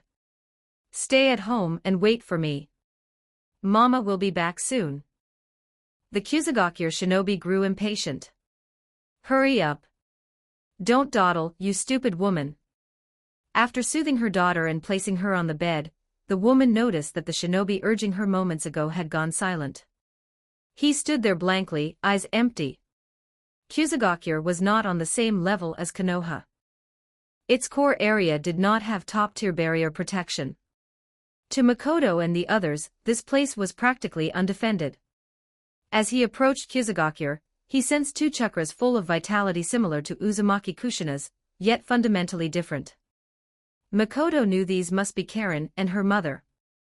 After quietly infiltrating the area, they saw a Kizugakura shinobi come to take the woman away to treat injured comrades who had just returned to the village. A single genjutsu was enough to knock him down. They were all members of the 4th Hokage's guard platoon, so they naturally knew about Kushina's special nature. And yet, the woman before them holding a child had the same hair color as Kushina. In truth, in the shinobi world, having red hair did not necessarily mean one belonged to the Uzumaki clan. Other villages also had red-haired shinobi, for example, the 4th Kazekage, Raza, had red hair. However, theirs was usually dark red or reddish tones. Meanwhile, not all Uzumaki had red hair either. Naruto himself, thanks to his father's strong genes, possessed the Uzumaki physique, but ended up with bright blonde hair. But hair as vividly red as Kushina's, combined with the fact that their captain had brought them directly to this woman's home, was enough to explain everything. They knew very well just how monstrous Makoto's sensory ability was. Genma pointed at the woman's hair and asked, "Captain, could it be?" "Exactly as you think. And she is the key figure behind why Kizugakura's shinobi can recover so quickly." Upon hearing Makoto's words, the woman immediately realized that these foremost shinobi were not from Kizugakura. She quickly shielded her daughter behind her and pleaded, "Honored shinobi. I know you've come to kill me. But can you please spare my daughter?" Makoto glanced at the little Karen. She looked only 1 or 2 years old, peeking out curiously from behind her mother. She had even greater potential than her mother, especially in sensory ability. Though she couldn't do anything yet, she could instinctively feel that the people before her bore no malice. Unlike those bad people who often came to take her mother away. Makoto removed his mask, revealing his face, and the Konoha forehead protector on his head. "Ma'am, we are shinobi from Konoha. We're not here to kill you." "Is that so? Then what is your purpose in coming to me? Are you willing to leave Kyusugakure? If you are, we will take you away." "I am not willing."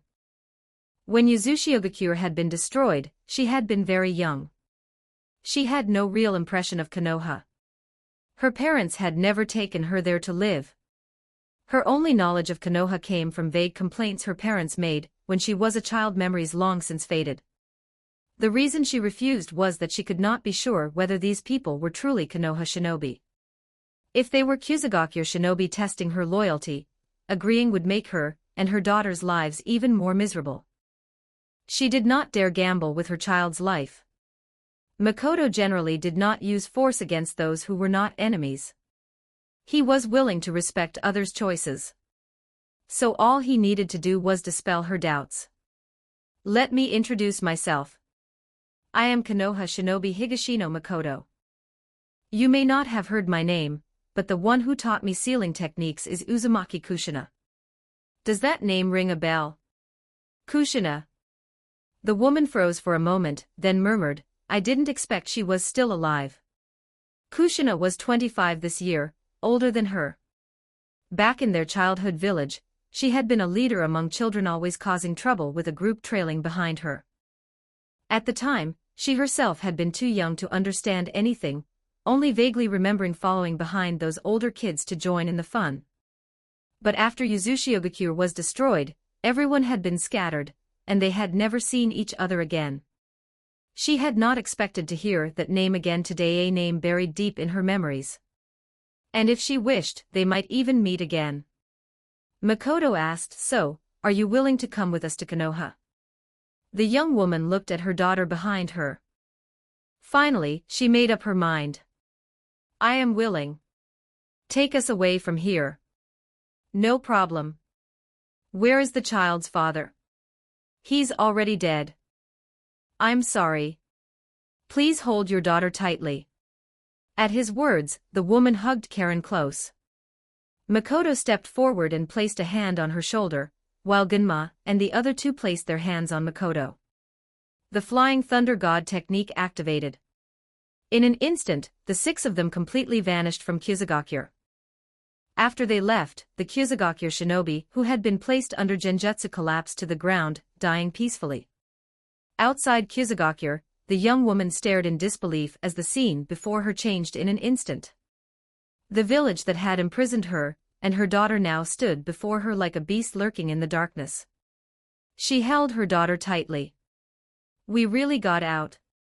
My little Karen, you won't have to live like Mama anymore." If Kushina truly was in Konoha, she believed that her and her daughter's lives would not be too bad, at least far better than in Kyusugakure. There she had only ever been treated as a useful tool. Makoto looked at Kyusugakure, its scattered lights glowing in the darkness, and asked, "If you want, I can make this village disappear from the shinobi world." The woman fell silent for a moment, then said, "Forget it. This is enough. All I wanted was to leave." Makoto did not object. Since the victim herself had no desire for revenge, he would not go out of his way to destroy the village. Although most Kyusugakure shinobi were scum, there were still many innocent civilians inside. He had not saved Karen and her mother out of some sudden surge of morality. It was simply something done along the way during a mission. More importantly, it was to find a companion for his somewhat scatterbrained teacher to let Kushina live a happier life in Konoha. Makoto was someone who understood gratitude. For Kushina's wholehearted teaching of sealing techniques, he had always kept it firmly in his heart. I will post some extra chapters in Patreon, you can check it out. Patreon.com/TitoViller, Don, T. Forget to like and subscribe to Novels Wonderland.